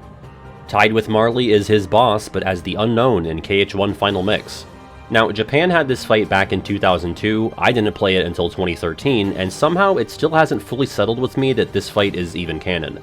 Like, Xemnas is in KH1 as a super boss, and he's just fucking around with Sora and then pieces out. Maybe it's just because the whole fight seems kinda dreamlike, given that he doesn't talk and Sora is using recycled lines from earlier in the game. It didn't even fully register with me until embarrassingly recently that when Xemnas says to Roxas, "I've been to see him," he's talking about the time he sliced Sora up with his lightsabers in the castle chapel. Like, it's not a revelation or anything, I just never thought about it. Part of my brain must have thought Xemnas was just creeping on Sora from afar with a pair of binoculars. Now, as for the fight, full disclosure, I've never beaten him without either being level 100 or cheesing him with the loop strat on level 1.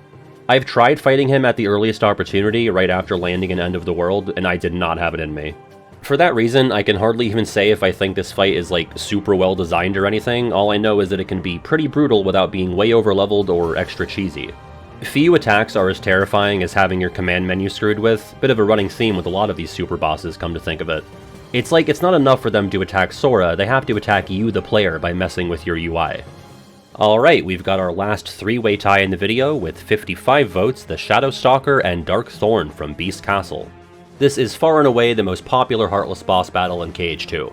Its closest competition was the Grim Reaper back in the 24-vote group. I'm not too surprised by its success here though, I've always said that this is one of the best fights and Heartless designs in the game.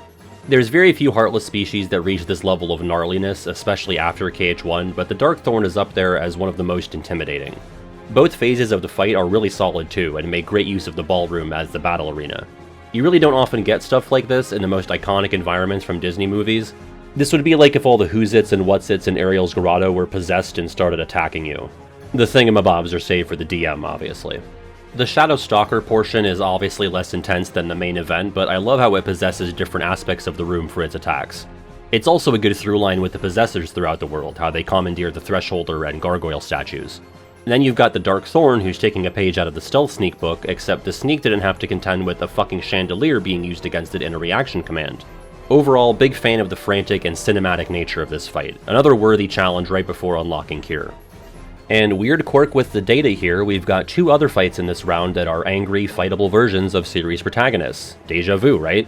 Somehow recoded Data Roxas tied with 0.2 Phantom Aqua, and KH2 Data Roxas tied with KH3 Anti-Aqua. And all four are within 17 votes of each other, go figure.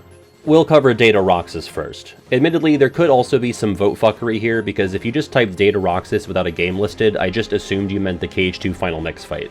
I could usually tell from looking at your other votes where your taste lied. Interestingly though, plenty of votes that went to the campaign fight against Roxas and KH2 were explicit in saying not the data battle. I assume because they were factoring in the story significance pretty heavily. This is a KH2 data fight that I actually tend to enjoy because the story fight is already solid and this is just a beefed up version of that. The only thing that pisses me off at times is when he retaliates by throwing his Keyblades, which I can never seem to see coming, but it's probably literally a skill issue. Which brings us to another skill issue, Anti-Aqua, as in a writing skill issue. And look, I don't purport to be an expert at writing a story, but man, I kinda low-key loathe Anti-Aqua. As a fight, it's completely fine, I just hate how she was used as this shiny thing in the window that didn't really end up mattering, at least not in KH3. I'm hoping they really explore Aqua's psyche and trauma in the aftermath of her time in the Dark World, and maybe this Anti-Aqua stuff will all end up being worth it, but as of right now, what was this even for? It was for the trailers, for drumming up excitement and intrigue about a nothing burger. It's like one of my least favorite things about KH3 as someone who overall loves the game. But again, despite the concept of Anti-Aqua being the video game equivalent of an airport runway that lasts 10 feet, everything else about it is pretty cool. Her design, while a bit confusing and misleading about what exactly happened to her, is pretty striking, and the dark version of her theme is especially haunting. Her vindictive quotes and evil laughter surrounding you when you can't see her is one of the more unnerving moments I've experienced in a Kingdom Hearts game. The fight is meaningfully challenging, not a pushover, but not blisteringly difficult. Although, I do wish Attraction Flow was turned off here because the big pirate ship kinda ruins the moment. At least it doesn't play hand in hand here. Moving on, a single entry in 37th place with 56 votes, the Twilight Thorn in KH2. One of you called it Twilight Zone, which is its Japanese name. Fun fact, if you didn't know, Darkseid's name is also part of a spooky TV serial, Tales from the Dark Side. I like that connective tissue there, because these guys should be named after horror media, given that they were walking nightmares long before Dream Drop Distance was a thing. Darkseid was easily one of, if not the most intimidating Heartless bosses in KH1 despite its tutorial status, and I think lightning struck twice when they designed its nobody counterpart. The Twilight Thorn is just a more unhinged nobody version of Darkseid, like he's clearly into some freaky shit. Darkseid was kind of a quietly disturbed monster, but the Twilight Thorn is 100% killing birds from the mail delivery minigame and putting them in Pence's mailbox. As for the fight, while I generally think KH1 is more challenging on a first playthrough, just judging from my own experience and anecdotes from others, I think Twilight Thorn is far and away the more challenging of these tutorial bosses. But for good reason, I think, since he shows up much further into the tutorial than Darkseid did. Your Darkseid in KH2 was basically Cypher in the Sandlot. The main takeaway from the Thorn fight beyond its all-timer design is the inclusion of super cinematic reaction commands. Undeniable that they look cool as hell, but they mostly just initiate what are essentially mini cutscenes. Then again, plenty of RCs in the main game of KH2 are like that as well, but without as much flair to them, so fuck it, might as well go all in. Another highlight is using reversal in the air to reach its head.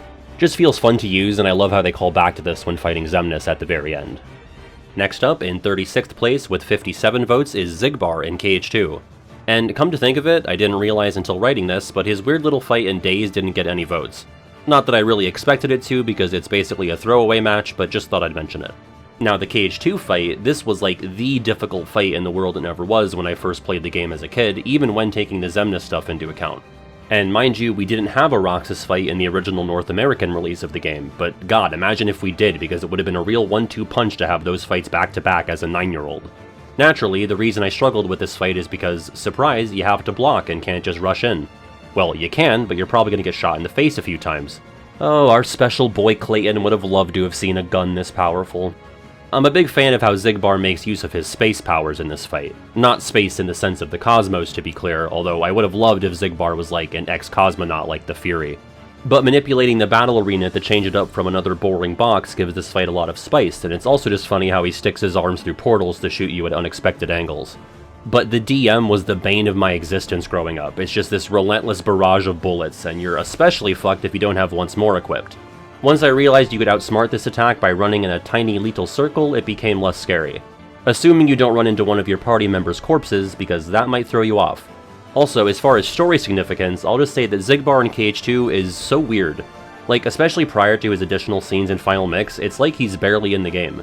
He literally shows up, says some cryptic shit, refuses to elaborate, and dies. Fun signs of things to come.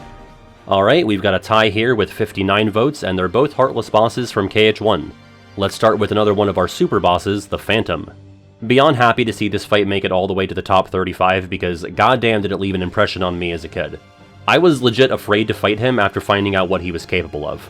The Phantom doesn't KO you or reduce your HP to 0, none of that baby shit. The Phantom fucking kills people, annihilating your party members' portraits from the HUD one by one until only you are left. For a long time, I just settled for reading about the fight in the strategy guide. This was the first time Kingdom Hearts tried its hand at personifying death itself before doing it again and again once per numbered game. That's kinda weird, huh?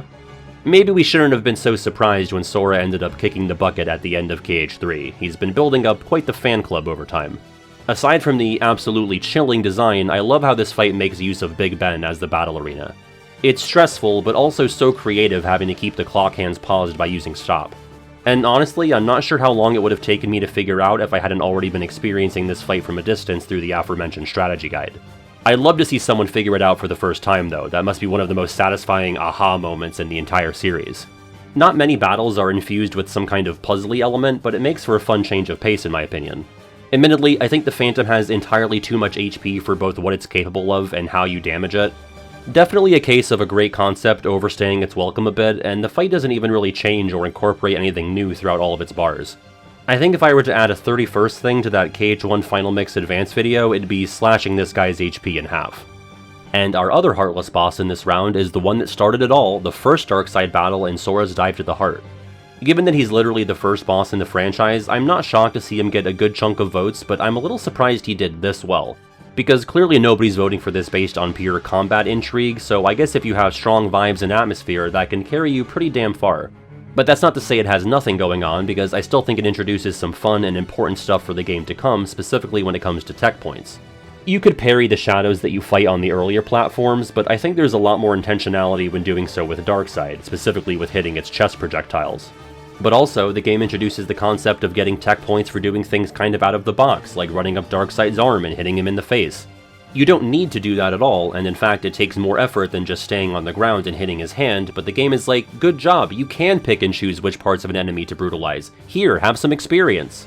And once again, the Darkseid fights are so good at conveying a sense of scale in this game, and the physicality of being able to jump on top of it and climb its limbs just helps strengthen that feeling. It's so tactile and tangible, and most importantly, cool. It also cannot be overstated how creepy and imposing Darkseid is, like this is what we're dealing with 10 minutes into the Mickey Mouse game.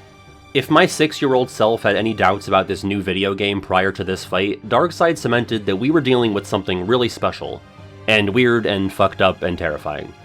In 33rd place, with 62 votes, we have the true battle with Demyx in KH2. I'm actually shocked that this beat all of the organization fights in KH2's second half besides Roxas and Xemnas. I don't think the fight is bad or anything, I guess I'm just surprised it stuck with people more than stuff like Xaldin or Xigbar. But like those two, I think Demyx is up there as one of the hardest story fights in the game, and that's probably why it scored this highly. It was a triumph to finally overcome this battle, especially back on PS2 when the time limits for the water clones were a bit stricter. I've told this story before, but this was a fight that I struggled with a ton on my first playthrough, and my sister had the same experience when she played the game years later. I tried to encourage her to keep trying and use different strategies, but she was like, can you just fucking beat the fight for me? And what is an older brother for if not for beating Demyx 2? What's funny is one voter wrote that they have fond memories of their sister skipping class to help them beat Demyx, so this seems to be a universal sibling bonding experience. It's also really fun how Demyx is indeed not the pushover he appeared to be after he drops the goofball act when confronted by SDG. It's difficult, but the fight is still covered head to toe in Demyx's personality. Like, he's still lazy to an extent, he lets the water clones do a ton of the work for him. But when he is fighting you head-on, it's fittingly very rhythmic and flowing, and still kinda lighthearted despite the 13th Dilemma playing. He's shooting bubbles at you, it can only be so serious. But yeah, great fight, great character, and a great hurdle at the middle point of the game before KH2 just lets you go nuts as a reward. More on that later.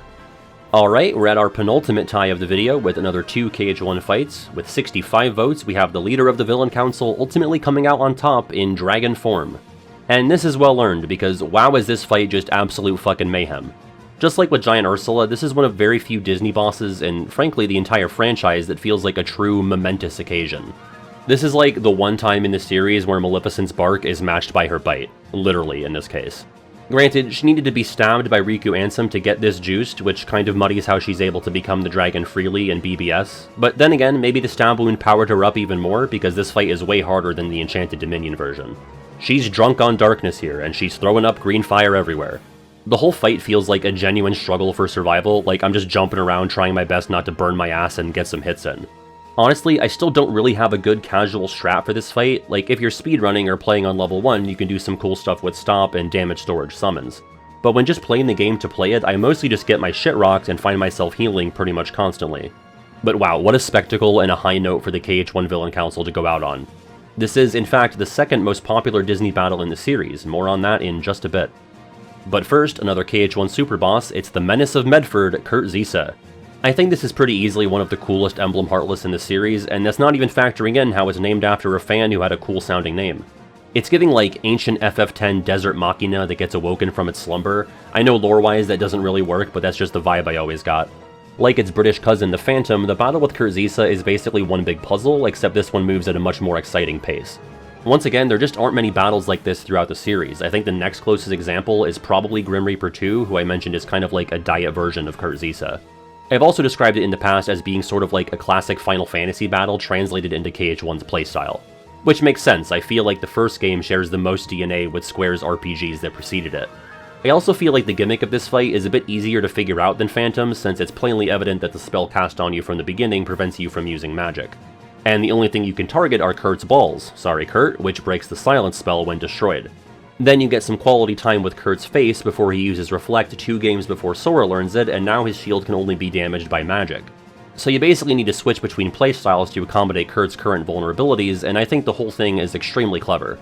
And again, unlike the Phantom fight that kind of meanders, this one gets more intense as you go and requires some fancy footwork to avoid the more dangerous attacks. Overall, one of the most well-designed fights in KH1 in my opinion. Moving on, in 30th place with 69 votes is a cutscene battle, which I ended up just listing as the KH2 Final Mix Secret Ending. This is due to how the votes were submitted, because some people just wrote the secret ending, but some said TVA versus Xehanort and Vanitas, which technically could mean as seen in Birth by Sleep, but we might as well go with the scenes that look prettier. So I honestly don't remember if I first saw the shortened version of this scene after beating my non-Final Mix copy of KH2, but I do remember watching the Final Mix version on YouTube and being absolutely blown away. I couldn't believe that the next game, KH3, was going to feature Sora, Riku, and Kairi's parents fighting Ronald Reagan and the Jesus of Suburbia from American Idiot. And I probably watched this in like 360p back then, but it was like I was really there. I actually remember my uncle walking through my Nam's living room where I was watching it on her big chunky computer and stopping to watch it with me. And when it was over, he goes, "And Mickey Mouse is a part of this?" And I was like, yeah, barely. I still think this is the best secret ending. Others have ranged from kinda quiet affairs to similar big battles, but this one just really got me truly excited for what was coming up. And back then, a 3 to 4 year wait until Birth by Sleep felt like some form of Geneva Convention defying torture, and nowadays it seems like a brisk walk. Next up, in 29th place with 72 votes, we've got Riku vs young Xehanort in Dream Drop Distance. This makes it the most popular DDD battle, which I guess shouldn't surprise me, but I don't know, you could have told me that like Rinsler won this in a landslide and I'd believe you. I've never been the biggest fan of young Xehanort, both as a character or as a battle opponent. But for the latter point, I don't think that distaste stems from anything deeper than malding baby rage. I'm just personally never having a ton of fun when I'm fighting this guy, but I also can't deny that his whole shtick is extremely cool. That goes for his attacks and powers, but also just this arena and, as many of you noted, the battle track playing here. And I agree 100%, but also there is nothing more butthole puckering than having to beat up on the big clock at the very end of the fight. Like, what a douche, way to flip the Monopoly board at the very last minute and change the rules on me. I'm not even saying it's not clever or cohesive with his abilities and role in the story as a time traveler, but I can still find it super frustrating. But thankfully, if you're going to activate some bullshit power, I'm gonna throw balloons at you so hard. With that, we move on to our most popular Disney battle in the franchise. In 28th place with 74 votes, it's Chernabog in KH1. Again, I probably wouldn't have guessed this would be the highest voted Disney boss, but if you think about it, what else is it really in competition with? I guess it was always going to be either this or Dragon Maleficent. The especially crazy thing is that Clayton ended up being 3rd. Then you've got Davy Jones tied for 4th and Pete from KH2 tied for 7th, so 80% of the top 10 Disney bosses in the series are from KH1. Which, needless to say, shows how despite Disney being a huge part of the KH formula, Disney bosses kinda fell off after the first game. And apparently peaked at the very end of it. I don't think most, if any, people voted for Chernabog because it plays amazingly, but more so for the shock factor of this fight even happening in the first place. Riku Ansem using his foot to rub Maleficent's cloak into the ground felt like a pretty conclusive end to the Disney villain presence in this game. But surprise, Chernabog summers an end of the world. And pulling a knight on the Bear Mountain from his appearance in Fantasia makes this fight feel like a real occasion, especially because KH very rarely uses songs from the movies for battle tracks. I think the only other example is He's a Pirate in KH2. Of course, the original Japanese release used the standard Disney boss fight track Squirming Evil, which just feels so wrong. Chernabog is literally the fucking devil. I think he's earned a unique track. It's just so cool that this fight gets snuck in at the last second, almost like it was an homage to the concept of Chernabog supposedly being the original true antagonist of the first game. And playing this fight as a kid pre-Leaf Bracer, I'm pretty sure that's a torture method in one of the circles of hell.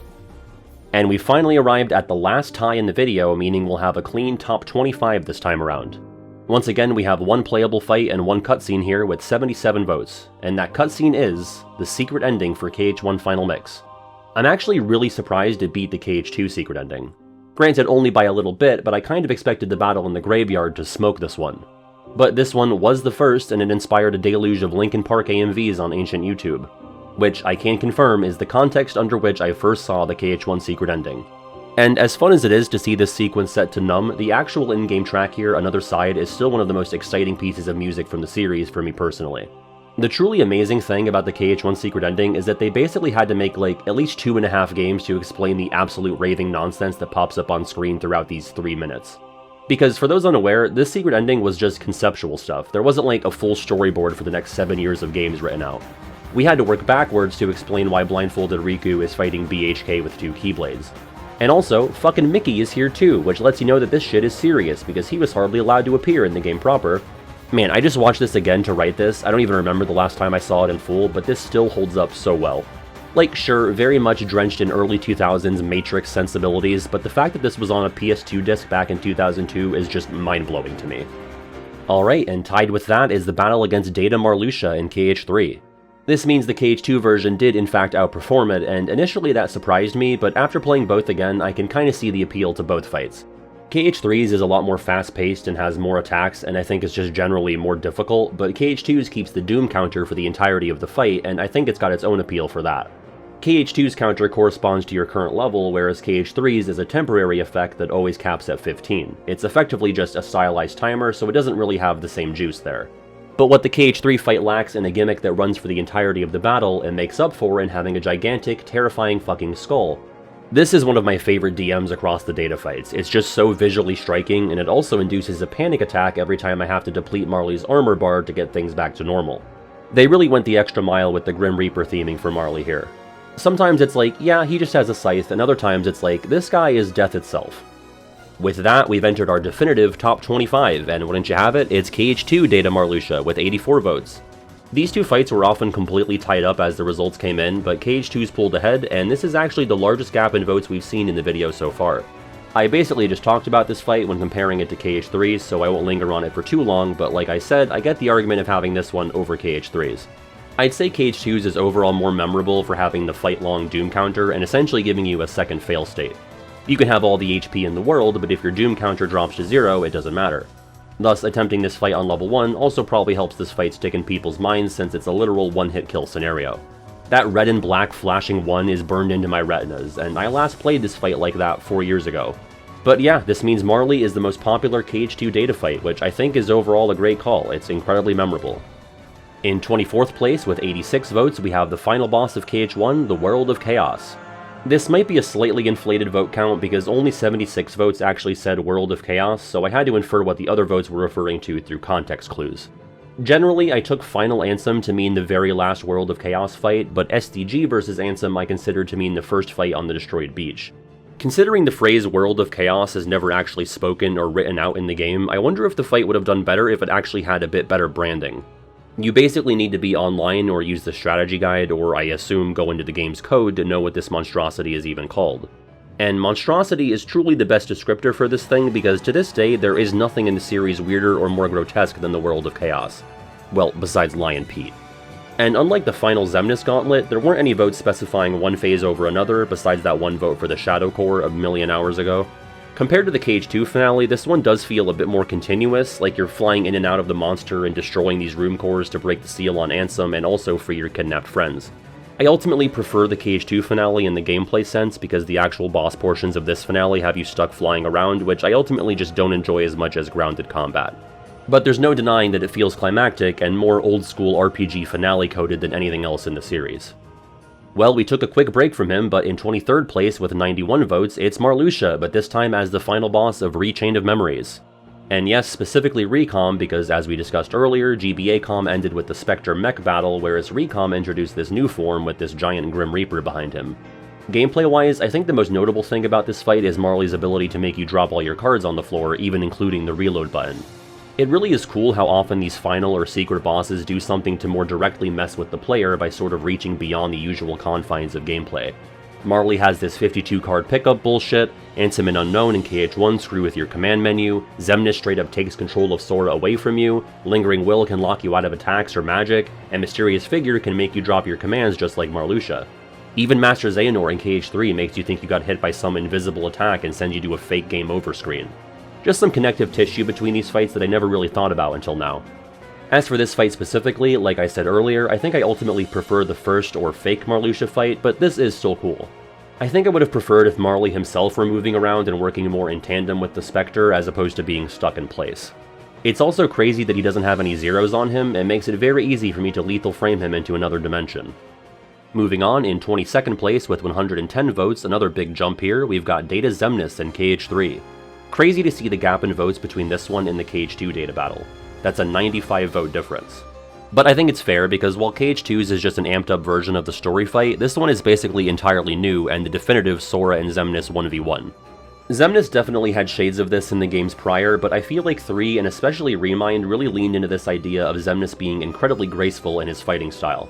The whole thing feels like choreography, like I've stepped into a dance studio after hours and the instructor is practicing their routine but makes time to kick my ass once he sees that I'm trespassing. Like, Xemnas was going to be doing all of this anyway, I just happened to show up at the wrong time. While this wasn't the most difficult KH3 data fight for me in terms of deaths, it did take me the longest to get through when playing on Critical Level 1. 8 hours of attempts before I was able to do it. It's just one of those fights where you can be playing perfectly for 90% of it, but then he just does something to trip you up in that last 10%. It's absolutely brutal. Lowlights for me include being flung into the barriers he creates, snapping my spine and sense of self-worth. He also brings back the laser dome from KH2, except this time there's no Riku or triangle button to save you. And sometimes the lasers pause to give Xemnas the chance to show up and kick you in the teeth himself. Of course, the dome also features brand new blue lasers that can't be blocked, so you've really got to, as he says, pay attention. Wow, we finally arrived at a fight that I voted for. But in fairness, in the past 2 survey videos, I was pretty normie with my answers, and this entry is the furthest from the top spots that I've ever voted. In 21st place, with 111 votes, it's Sora vs. Ansem in the crater in KH1. I am almost certainly biased considering I voted for it, but this is too low. I just think there are a few battles coming up that this fight has no business being behind. I didn't rank this battle number 1 overall in my KH1 boss rankings, but if just going purely by gameplay, I think this fight is the most fun overall and the perfect amount of challenge. I think if this had just a bit more pizzazz to it, this would have made for a fantastic true final boss, because this is overall more challenging and engaging than most, if not all of the stuff included in the World of Chaos. I'm just always a fan of these 1v1 fights where both opponents are in the same weight class. Technically it's a 2v1 because Ansem is, of course, accompanied by Terra, which is by far the scariest aspect of this fight. There's nothing more terrifying than being in kill range while being held up in the air by the Guardian as Ansem creeps towards you with his big laser shield. This fight also marks the debut of Ansem's trademark move of charging at you a few times and delaying the final charge in the hopes that he catches you off your guard. He maintains this strat throughout basically all of his fights to follow. It's like an old standby of his. As the gatekeeper for the top 20, we've got a more than worthy candidate with 132 votes, KH1 Sephiroth.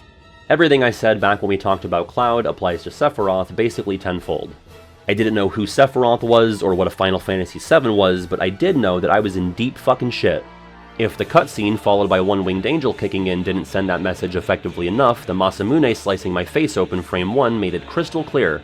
I should say, KH1 and KH2 Sephiroth were actually pretty competitive for most of the survey, but KH2 gradually pulled ahead. And despite this YouTube channel usually being a KH1 stan account, I do think I ultimately prefer the KH2 fight. I think this one is more intimidating and difficult, but I think KH2's is ultimately more fair, and having more story juice behind it puts it ahead for me. I just hate the flame pillars in this fight so much. I get when they're used as a retaliation move, but sometimes he just hits it out of nowhere and it's so difficult to predict and protect against. But I mean, this is supposed to be brutal. It's fucking Sephiroth, whoever that is. Seriously, when I first played KH1 on my own as a kid, I read that strategy guide I mentioned earlier along with my playthrough, and the Sephiroth section referred to him as the Soldier Commander. So I'm sitting there thinking he has something to do with the Soldier Heartless. They don't look very similar, but I guess he's their boss. I even thought Sephiroth was maybe a Heartless himself, since he uses that Descend Heartless Angel attack, even though he's clearly saying Steve Harvey's Angels. That attack, speaking of which, is completely bonkers. You know, Final World of Chaos Ansem has a move that slowly drains your MP, and I wouldn't fault you for never noticing it. But Sephiroth can instantly delete your MP and set your HP to 1. Now that's true final boss behavior. And on a gameplay level, Sephiroth is the true final boss of KH1, even over the unknown. I don't think there's anything more difficult in this game. Challenge run, casual playthrough, doesn't matter. Next up, in 19th place with 142 votes, we've got the Guardians of Light versus the Replica Xehanorts in Remind. I love this so much, it's just such a middle school daydream brought to life. Barring coming up with unique playstyles for every one of the Guardians, and they already did for a handful of them, this was the next best thing to allow us to play as everybody. The fight itself, I mean, who cares? It's just mashing on these weirdos and occasionally reflecting. Literally no one cares about that. We're here for, as the kids say, the aura. It's all about the novelty of playing as like 66% of the protagonist cast at the same time, the unique one-time only team attacks, and especially the banter between characters, plenty of which had never had substantial screen time together prior to this. I've said it before, but Jesse McCartney complimenting his own battle prowess just never gets old to me. Aqua scolding Lee for not shutting the fuck up, classic. Terra talking way too quietly and none of us hearing what he said because the Remind audio mixing is trash, that's peak. As someone who already loved KH3 when it came out, I feel like it really needed a moment like this, so I'm glad Remind delivered it.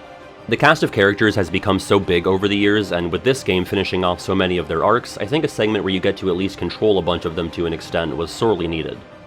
Bringing it back to BBS for the next two, in 18th place with 161 votes, Ven's final battle against Vanitas, in his Mind Palace, Soul, Dive to the Heart thing. Although, I guess this should also count Armored Ven versus Masked Vanitas in the graveyard right before, because otherwise it got 0 votes, because nobody specified this part, always the very final battle between the two. God, the damaged Keyblade looks so grody, it looks like it's gonna give Ven tetanus if it touches him. I just want to say, I fully resent this idea that Sora's My Friends Are My Power speech in KH1 is the result of Ven also giving the same speech here, since Ven's heart ends up living inside Sora's after this. Technically, there's nothing saying that this is 100% true, but it kinda seems to be the implication. I just like the idea of that being a Sora original so much more than him unconsciously borrowing the idea from Ven. Parallel thinking at its finest, Sora, Schumer, Mencia, Kingdom Hearts. That aside, the Ven and Vanitas stuff was never my favorite part of BBS, not that I think any of it is bad, it just wasn't the part I most cared about. But the battle is fine, although I'm mainly referring to everything before being transported to the Rock Candy dimension. I frankly hate this part, and I hate the callback to it in DDD. The audacity of the info bar in the top left to say finish him and that's it. Like, okay, yeah, I agree with the general premise of that, but the shot locking and the filling up the command style gauge just feel so obtuse and out of place here.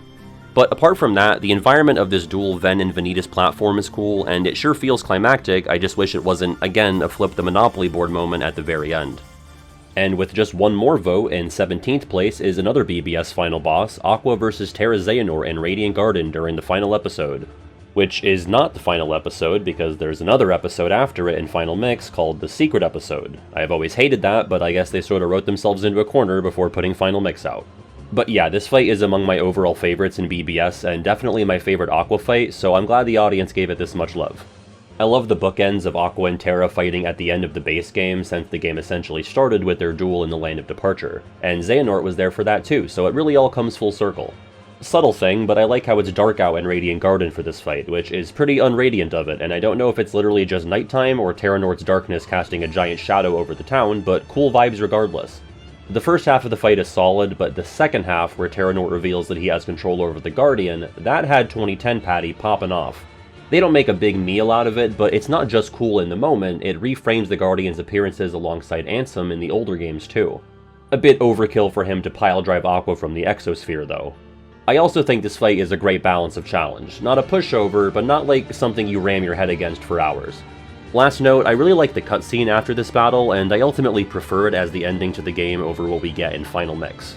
Blank Points is obviously king and undefeated, but in terms of basic endings, this matches the overall tone of despair and the hope that can sprout forth from it that persists all throughout BBS. Definitely favor this over the mindfucky BBS Volume 2 trailer that never ended up amounting to anything. Moving on, and yes, Days is still a part of this. In 16th place with 168 votes, Roxas vs. Riku in The City That Never Was. Once again, we got a weird case on our hands here because people loved writing Roxas vs. Riku with no other identifying information. Which could mean the KH1 secret ending, the various cutscenes in KH2, or this playable fight in Days. So if you just gave me the matchup without any qualifiers, I assumed you were referring to the version of the fight that we got to take part in. But again, take it with a grain of salt, this fight might be slightly overrepresented. Anyway, while this is the true final boss of Days, it's really just another exhibition match and a way to get us in the shoes of Roxas during the KH1 secret ending. The fight itself is, well, kind of the furthest thing from mechanically interesting, but again, this is more so an exercise in wish fulfillment, and we're doing it on the DS, so I'm cutting it some slack. It's not meant to be a considerable challenge, because Roxas canonically dogwalks Riku here, hence Riku using cheats afterwards to know you, Roxas, into our unhappy ending. I'm not sure if they were intentional in making Riku a pushover here, but hey, it works well with the narrative. And again, getting to actually play a fight set to another side was so fucking satisfying. Alright, with that, we move on from one final boss to another. In 15th place with 171 votes, it's Master Xehanort in KH3. While 15th place is no easy feat, I think it's still a bit of an underperformance for the final boss of the series' main saga so far. This should feel like a bigger deal, and I don't want to make it seem like it's bad because I think it's overall really solid, but I think it's missing some kind of secret sauce. And I should clarify, this entry refers to the two-part final fight with bald, armorless Xehanort in the base game. I feel like I said something to this effect in my KH3 boss ranking, but I think starting out with Xehanort in the armor but without the Keyblade and then following up with his usual model with the Keyblade is kind of a weird choice. They led with a 3-part battle where he's dressed up as a goat devil in this never-before-seen armor, and then it feels like we kind of scale back to something that's ultimately familiar. We've seen Xehanort in his standard clothes before, and you've added the Keyblade, sure, but that's also not new to us either. I think infusing aspects of this final fight into the armored portion and swapping the order would have left us feeling a bit more properly whelmed. And then you can just have the armor break away after you beat him, so you can still have him in his usual outfit for the final cutscenes. None of this was to suggest that this is a bad finale though, because KH3 is doing some really fun and creative stuff here in its final moments. The forced rage form bit in the second phase, while extremely stressful, is a fun and unexpected shakeup, and it really puts you on the back foot at a point where the fight seems like it's winding down. Not to mention possibly one of the craziest and literally transformative DMs that puts you in the middle of a round room full of pissed off Xehanort clones. If I ever did some kind of DM ranking, it'd be hard to justify this thing landing outside the top 10 or even 5. And the morbid cherry on top of it all is the aforementioned fake-out death, with Donald and Goofy communicating to Sora through the questionable vessel of my DualShock 4. Sora's two dads, his true parents, bringing him back from the brink of death to laser Xehanort and bring the saga to a close is, I fear, unironically beautiful. And one spot above Xehanort is Xehanort. The gap between 15th and 14th place is our biggest so far. The Remind fight with Armornort and Kairi got 205 votes, and yeah, makes sense. This feels more climactic and conclusive to me. What they did here is basically what I was talking about in the last entry, except unfortunately we've already been exposed to some form of the Armornort experience by this point. But while that's familiar, what's entirely new is the ability to finally fucking play as Kairi. If you get to this fight on your first playthrough and play as Sora, I think you actually go to woman-hating jail. I don't make the rules. I know it doesn't really work with the story being told in Remind, but god do I wish we could have had Riku here in the party too. Fuck it, even the option to play as him in this spot as well, why not?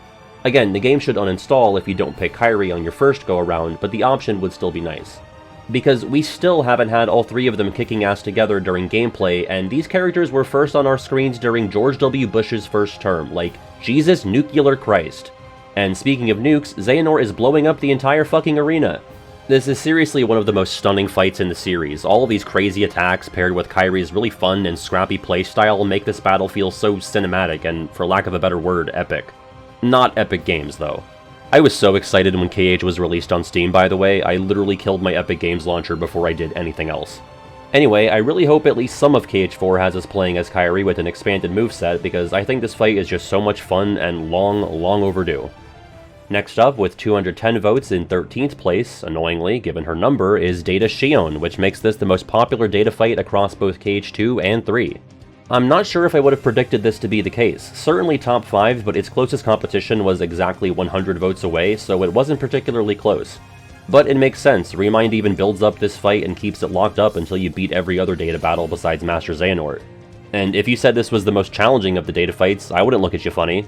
I would look at you funny if you've made it this far and still haven't hit that fucking thumb up button, but it's just a funny look. Overall, I can't hurt you, because I'm not real. I have lost all sense of self at this point in the script, kinda like Xion. Can we just talk about her quote when you lose for a second? You're going where I belong? Is that not a contender for rawest but also most tragic battle quote in the series? And actually her defeat quote too, she says, "This is how it's supposed to be." I guess the programming that this Data is running on dates back to how Xion felt at the end of Days. Like, fuck man, they gave her a happy ending in this game and they still found a way to make us feel sad. Anyway, on a gameplay level, this fight is brutal, at least in my experience, because you're fighting basically entirely on Xion's terms. She's just doing a constant stream of Keyblade combos and HP cutting lasers, the latter of which is like the trademark feature of this fight. Master Xehanort has some attacks that do it too, but it's much more common and noticeable in the Xion battle. I also love how this fight really goes in on showcasing Xion's mastery over light magic and abilities. She, after all, shares the element with Roxas in the organization, but her abilities both as an ally and opponent in Days didn't quite show this off as much. But you won't be able to notice anything but light as it's blinding you and bringing you to 1 out of 1 HP. And since Roxas isn't a Data fight in this game, Xion's battle kind of feels like a spiritual successor to it, which I think is really cool. Moving along, in 12th place with 217 votes, another fight that features Xion, the Graveyard battle with her and Saïx in KH3. This fight was listed in all different kinds of permutations, so many in fact that I read some of them and was like, that happened? Because fucking everybody shows up to this one. You got Saïx, Xemnas, and Xion at the beginning of the fight, and Sora joins Lee and Kairi for the beginning chunk until Saïx's Berserk bar caps out, which causes Xemnas to leave because he cannot stand when Saïx gets like that. Yeah, it's not just Axel, those two had a messy divorce as well. And after that batch of cutscenes, Xion defects, Roxas returns, and Lee and Kairi are benched, so it's Sora, Roxas, and Xion versus just Saïx. Seems like an unfair fight, but there's also really nobody who deserves this degree of brutality any more than the artist soon to be known as Isa. And they really love giving Roxas these layup fights, I guess as compensation for his overall crappy existence. Pre-Remind, the canonical way this fight needs to go is Sora hanging back and letting Roxas do all the work, not just because it's thematically satisfying, but because it's literally the easiest method of completing the battle. You're honestly just getting in the way of a professional if you insert yourself into this mess. My only real qualm with this fight is the lack of time Lee and Kairi get to be part of the battle. A bunch of the Graveyard fights do this thing where the battle starts, but it stops down for some cutscenes like a minute in, and it just feels kinda pointless. I wish the trigger for Roxas and Xion joining your team was a bit later into the fight, maybe based on Saïx or Xion's HP, instead of waiting for Saïx to go berserk. But that aside, it's incredibly fun and cathartic, and the cutscene that follows is one of my absolute favorites in the game. If you still hate Xion in the big 2025, I kinda don't trust you. Next up, in 11th place with 221 votes, is KH2 Sephiroth. Like I said during KH1 Sephiroth's entry, I do prefer this fight at the end of the day, even though it lacks the overall more oppressive atmosphere and air of fear that the KH1 battle had. And it's not like none of that is present in the KH2 fight because it's still goddamn Sephiroth. It's like, oh, they took off one of Freddy Krueger's claws. It's not as if that makes him any less terrifying. But outside of pure intimidation factor, I think this fight improves on the first iteration in pretty much every way. It's faster, it's flashier, it feels more fair, and son of a bitch, it gives you a great reason to have your drive forms leveled. Like, obviously all fights are easier if you've got maxed out forms, but it's felt so viscerally in a situation like Sephiroth hovering so high while casting Steve Harvey that you cannot physically reach him without assistance from high jump or aerial dodge. On top of all that, we even get this little C-plot with Cloud and Tifa, and it has a through line that starts with your second visit to Hollow Bastion. KH1 had the scene between Cloud and Sephiroth after the battle, but here we actually have voice dialogue and, character moments. And in fairness to KH1, Sephiroth and the scene that followed were not even in the original Japanese release due to time constraints and were added for the other regions, but still. They learned their lesson and packed some real red meat for the FF fans into KH2, no matter what arbitrary region they lived in. I know I keep coming up with these granular hypothetical rankings, but if we were to just judge every boss fight by the first 3 seconds, is KH2 Sephiroth number 1? I mean, how do you beat the Frame 1 RC to guard through the million slashes? Genuinely, let me know if you think there are any other contenders. Normally, I'd probably criticize something like this for being a bit of a beginner's trap, but it's Sephiroth, he kinda gets a pass. I can't believe it, folks, we're finally in the top 10. I miss my friends and family so much. This is in fact the end of the road for another game, last stop for Birth by Sleep, and with a huge jump up from 11th place. In 10th, with 289 votes, we have The Lingering Will vs Terra Xehanort, the final boss of Terra's campaign. Honestly, really admirable showing here from BBS to make it this high up, especially because I feel like the game is still kinda contentious, though I think it's kind of turning another corner in the past few years as far as its reputation is concerned. My feelings match the audience's here. I think this is pretty easily the strongest of the BBS campaign's finales in terms of both gameplay and story. And in terms of playing as the son of a fucking gosh darn Lingering Will, which the other two finales lack. What's wrong with Ven and Aqua? Why aren't they turning into the Lingering Will for these final battles? Are they stupid? I mean, it cannot be overstated how hyped I was to get to step into the armored shoes of the secret boss of the series. And I hadn't even fought the guy at this point in my KH journey. I literally only knew him from a YouTube video that I spent more time watching buffer than actually watching the battle play out. Playing as him and realizing it's not just Terra in his armor but an empty suit filled with his thoughts and pissed off spirit, it just feels like something I'm not even supposed to be doing, like it's a part of the game that they meant to cut out or relegate to a cutscene but forgot to. Of course, my Lingering Will isn't quite as powerful as the one who can ride his Keyblade like a motorcycle mid-battle or lock his opponent's attacks or magic, but I'm not trying to be greedy. Honestly, my go-to strat for this fight is not very Lingering Will-pilled, but I think guarding and counter-hammering is the way to go for this, otherwise this unhinged maniac can end up tearing you to shreds real quick. Or terroring you to shreds, right? Whatever, I'm so fucking tired. Alright, 9th place, another battle that I voted for. With 326 votes, we've got the last of those KH3 graveyard fights, the Nort Court. When I was going through the submissions, sometimes I would see something like Ansem, Xemnas, and Young Xehanort, and I'd genuinely be like, what the fuck is that? Before realizing, oh, they're talking about the Nort Court. This is what I ranked number 1 in my own KH3 boss rankings, and it ended up getting 2nd here, so I'm glad to see you guys like it a lot too. I won't lie, it's like an 80-20 split for me between story and gameplay when it comes to why I regard it so highly.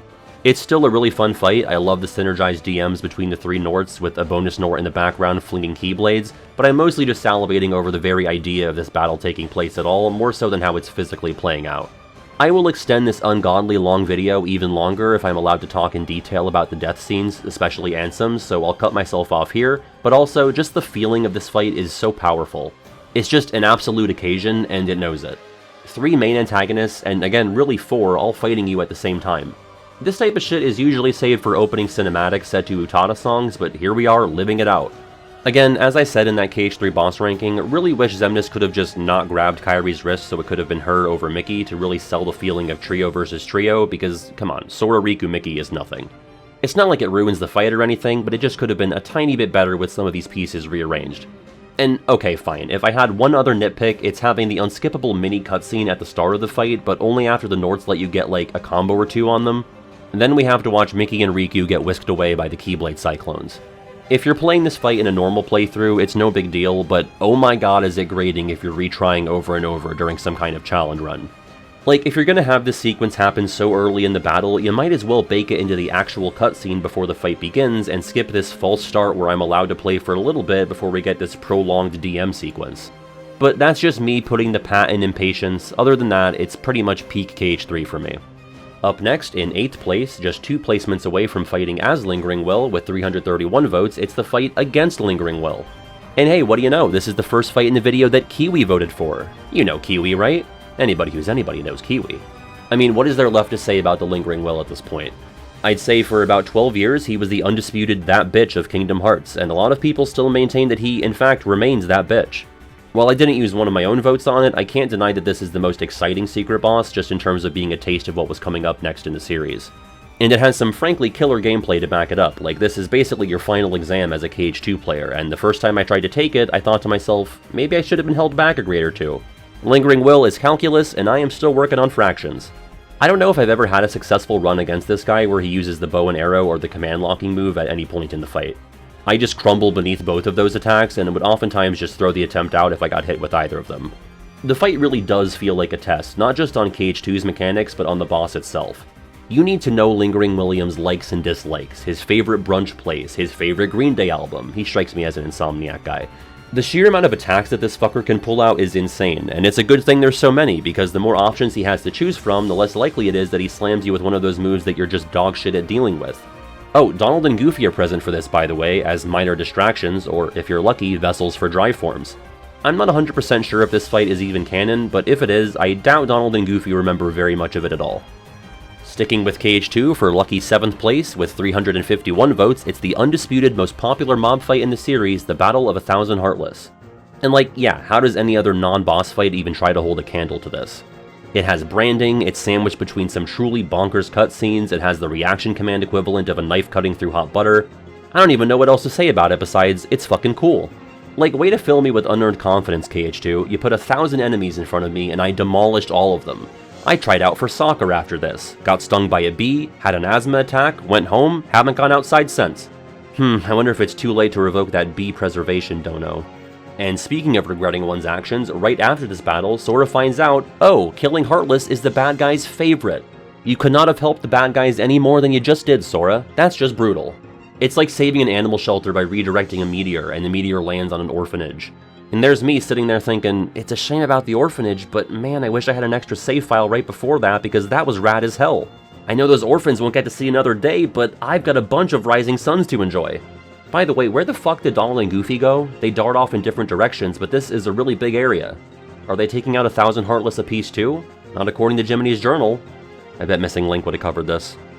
And yet another KH2 fight here. In 6th place with 355 votes is the second battle between Roxas and Axel. And another endorsement from regular fiancé. Questionable taste in men, but making pretty good calls when it comes to Kingdom Hearts fights. I think this fight definitely deserves top 10. It's just such a memorable moment, and yet another thing I immediately wanted to experience again as soon as my first time with it had ended. I feel like the audience appreciation for this fight is just as high as internal Square Enix polling for the battle, because judging from how often the fight gets referenced in later materials, they love Roxas vs. Axel in the Old Mansion. We get to see it receive a glow-up in the DDD opening, and again in the KH3 opening. It just lends itself so well to being used as a little set piece to help summarize Roxas' journey and his relationship with Axel. Fittingly, the battle burns fast and bright, and I doubt the footage I have of it is even long enough to last this section of script, so it's probably going to repeat towards the end here. But it's cinematic, it's poignant, it's downright fun, it's a moment in which KH2 is firing on all cylinders. Also, a fun little quirk about this fight that you might not notice the first time around, Roxas is actually using 2 Keyblades here. This is in contrast to the 1 Keyblade that we had seen him use up until this point. Just thought I'd give you a little fun fact that you can impress people with at your next cocktail party. Alright, entering the top 5 now, and these 5 are pretty much all in their own tiers because there's some wide gaps in votes between everything left. In 5th place, jumping up to 453 votes, our last KH3 fight on the board, Yozora. And I had to throw him a vote because I think this is like the pinnacle of KH combat. For me personally, it isn't even really particularly close between this and Lingering Will. I like that, but I love this. Again, William had me more excited for what was coming next, but just going by raw gameplay experience, it's Yozora no contest. And no Kupo coin or Keyblade either apparently, because hey, we steal now. Stealing is part of the game. Once again, one of these super bosses just going that extra step to truly fuck with you and your sense of what's even possible in these fights. Yozora's got the attack variety and ferocity of the Lingering Will, but never messes up your timing by getting stuck on a rock while gliding around, and never hits an arbitrary HP gate and interrupts your combo with the whip that you could never see coming. And there's no Fenrir or Duck Flare to bail you out this time, you gotta put your nose to the grindstone for this one. Assuming there's not some cheesy strat out there to help trivialize this fight, maybe there is, but I don't know it. And like, I won't lie, there's times where I kinda wish there was, because learning this battle became a part-time job for a bit. But I legitimately don't think any other fight is as satisfying to overcome, and I don't mean just in Kingdom Hearts, I mean like in video games. The jury is still out on how this is going to be remembered story-wise, because right now it's a fight against the in-game video game character from Toy Box, but as a battle, holy shit, it's the KH Crown Jewel. Also, baby brain casual observation here, but I just like how Yozora has one red eye and one blue eye. I don't think there's any other KH original characters who have heterophobia. Okay, well that's probably not true actually. Shout out Larxene. With that, we move on to 4th place with 522 votes. I am honestly so surprised, not in a bad way, to see Days make it all the way to top 4 and to outlast both BBS and KH3, because holy fuck did the Xion fans turn the hell out. Like, never would have called Xion beating Lingering Will and Yozora. But, and I should have learned this from the character survey, you cannot underestimate the cohort of Days voters. And I forgot to consider the fact that you can vote in these surveys from bed. It's not like you have to go somewhere in real life where a pollster is going to ask you why you're crying.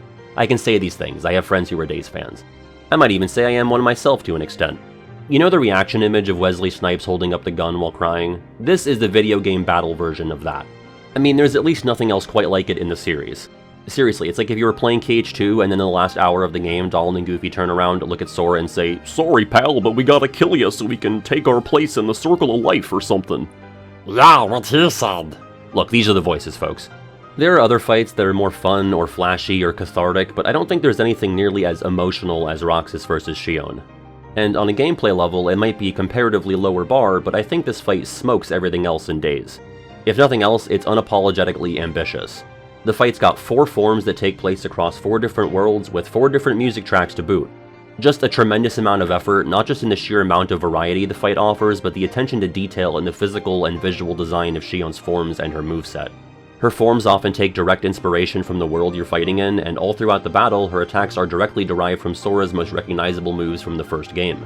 KH3's Data Xion showed off her mastery of the light element, whereas the Days Xion battle is a real showcase of her connection to Sora. Just fantastic stuff all around, and if you're still making Who's Xion jokes, I think you should probably serve a life sentence in comedy prison.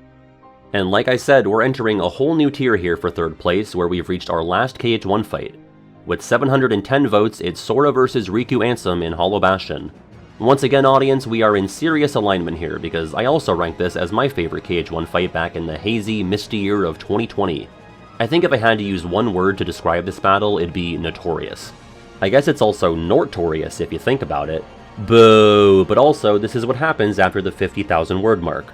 The fight was obviously more difficult back when we were kids, but the fight wasn't necessarily the part where we were moving the stick and pressing buttons.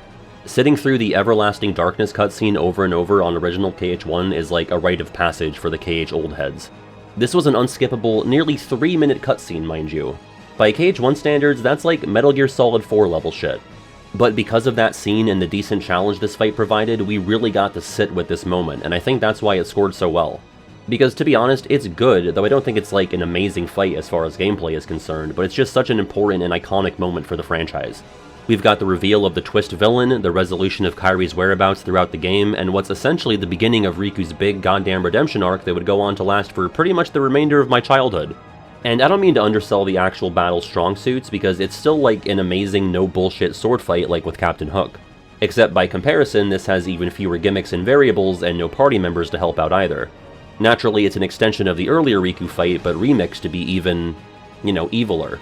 Dark Aura is the big DM in this fight, but as I mentioned a few geological periods ago, you can just glide and hug the invisible wall to negate it. The true danger here is the powered-up projectile versions of Riku's attacks once he's got like 2 bars left. If I had one critique to give, I'd say he goes a little too heavy on the Dark Aura when he's got not much HP left. Geez, Riku, you're the guy going around smelling everyone, but I'd say this kinda reeks of desperation. Okay folks, we've got 2 battles left and they're both from KH2. Assuming you've managed to keep track of what has and hasn't shown up, I'll give you a second to guess which one you think came out on top. Alright, that's enough. In 2nd place with 928 votes, it's Sora and Riku versus Final Xemnas. It is also, in fact, the final battle that I cast a vote for. Yeah, even though KH2 is my least preferred of the numbered titles, I still think this final fight is my overall favorite. The final World of Chaos is way too quick, Master Xehanort is good, but just slightly underwhelming. But Xemnas sending us to the world of nothingness and donning some new threads, it just hits different. I think that's really all I want is a costume change. Is this a usual part of Xemnas' wardrobe, or like his special church outfit? A very special shout out to the 16 of you who specified Mumu Coat Xemnas in your vote. Most people call it a zebra coat, but it'll always be the Mumu Coat to me. To be honest, I really didn't and still don't care a ton about Xemnas as an antagonist in KH2, so my vote has basically nothing to do with fighting him specifically, but everything else about the battle is what catches and holds my attention. It's the Riku and Sora synergy, this abstract limbo arena, how the fight is cinematic but also a meaningful challenge, and Darkness of the Unknown, which I think is my favorite final boss track in the series as well. I've got a few nitpicks with the fight, but I have those with basically every fight because I'm an asshole. Namely, I don't care for Xemnas just leaving the arena boundaries because it doesn't feel like it's an intentional part of anything. It's just like sometimes his AI moves him into an area where you can't reach him, and it's annoying. I also wish that Sora was either fully or partially healed when Xemnas kidnaps him, because you get thrown into the playable Riku segment, which is undeniably cool, but it feels like a cheap shot if my Sora was already on the brink of death. That's literally it though, and both things aren't like a guarantee to happen each time you play. I just love how the first game started with Sora and Riku being rivals and hitting each other with wooden swords on a dinky little island, and 3 games later, they're side by side, killing a cult leader in Purgatory. I never agreed with the people who say that the series should have ended with KH2, but if it did, it's hard to argue that things didn't go out on the highest of notes for both their characters and the gameplay. And deja vu, guys, you had the opportunity to vote for Roxas, so how was I even the slightest bit surprised to find that the overwhelming favorite battle in the series is Roxas versus Sora in KH2? In fairness, it wasn't as much of a blowout as Roxas' triumph over Riku and Sora in the character video, but this fight still beat Final Xemnas by nearly 200 votes. It's the only fight in the survey to hit quadruple digits, 1,111 votes. 1111, which is what this fight did. This means that almost 9% of all votes in this survey went to the Roxas battle. I should also say I'm very proud of you, audience, because of the 3 surveys I've run in this format, this project had the fewest cheater submissions by far. In fact, I hardly even remember throwing too many votes out. Granted, this is, of course, half the size of the other 2 surveys, and I did not push it too far outside of my usual audience, but we'll count this as a win for honesty because goddamn do I think we need one of those. So when I first sent out the survey, I genuinely wasn't sure what would win. I kinda knew what the consensus top 3 would be for the other surveys, but this one was a bit more of a question mark. But by the time just 100 votes had come in, it was glaringly obvious that Roxas was gonna run away with it. Just like how I'm gonna run away from his DM light balls and get snagged on the last one every damn time. I think this fight has a lot going for it, obviously. It's Roxas, it's the first real meeting of these 2 halves, the music is working overtime, and it's also a fight that we didn't even get in the original release. Most of us not getting to experience it until 2014 also helped make this occasion feel even more special. It's honestly nuts that it was just a cutscene in the OG. I don't know if it was a matter of time constraints or they just didn't think to do it, but I'm glad they woke the hell up in time for Final Mix. The fight is also one of the hardest in the game for me personally. I remember years ago I was doing a playthrough of KH2 and making save files at every world and major event so I could have easy access to everything for footage gathering purposes. Naturally, I'm playing on beginner and just beelining to the end of the game so this process doesn't take me forever. But I get to Roxas and I'm like, oh fuck, I can't beat this. He's absolutely crushing me and it's not even close. On beginner. I literally had to go chest hunting for AP boosts and grind a bit so I could actually move past this fight and make the rest of my save files. And you know what? This fight should be hard. It shouldn't matter which difficulty you're playing on because Roxas doesn't care if you're casual or hardcore. He's pissed that you put him in the egg pond and you've got to deal with that. I know I didn't toss a vote to it, but it's still like top 10 for me at minimum. Fun, challenging, emotional, and it's got that secret sauce of being a battle that was locked up in the Disney Square Enix vault for 7 years for most of us outside Japan. With that, it looks like my longest video ever is over.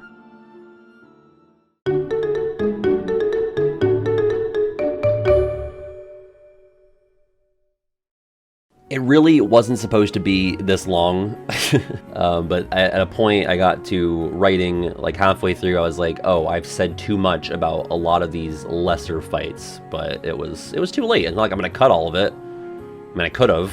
A wiser person may have, but I don't think you've come here for the wisdom. You came here for the yapping. Again, if you enjoyed it, I would really appreciate it if you threw me a like, maybe even a subscribe if you want to see more stuff like this from me. If you really, really enjoy it, I always have to plug the Patreon. I would not have been able to work on this for 2 months, really, is how long this took, without the Patreon, because, you know, that helps keep me afloat as I pour way too much time into these things. And I know that I sounded like annoyed or angry during parts of the script, but that was for comedy. I really had a lot of fun doing this, and I super appreciate everyone who, you know, both voted in this or watched it or encouraged me as I, you know, posted about its progress over the last few months. I don't know exactly when this will be out. It's either going to be out on my birthday or not long after it. I have turned 29, and I started this channel when I was 22. That's crazy. And I think, you know, after having this really long video and reaching this birthday, and realizing that I have been doing this for so many years, I think now is the time that I want to let you guys know that I plan on doing it for as long as I can. I'm not stopping. Don't worry. I'm pretty sure I recorded a Manta Sleep ad at the start of this video, I think, so if you would like to check that out, look at the pinned products in the video, or check out mantasleep.com and use the promo code PATNAP. I think that's all from me. Thank you so much for watching, and your patience as I worked through this biggest video on the channel ever. I'm gonna go take a pat nap, I think, and I hope you have a great day, night, whenever you're watching this, and stay safe out there. I'll see you next time. Take it easy.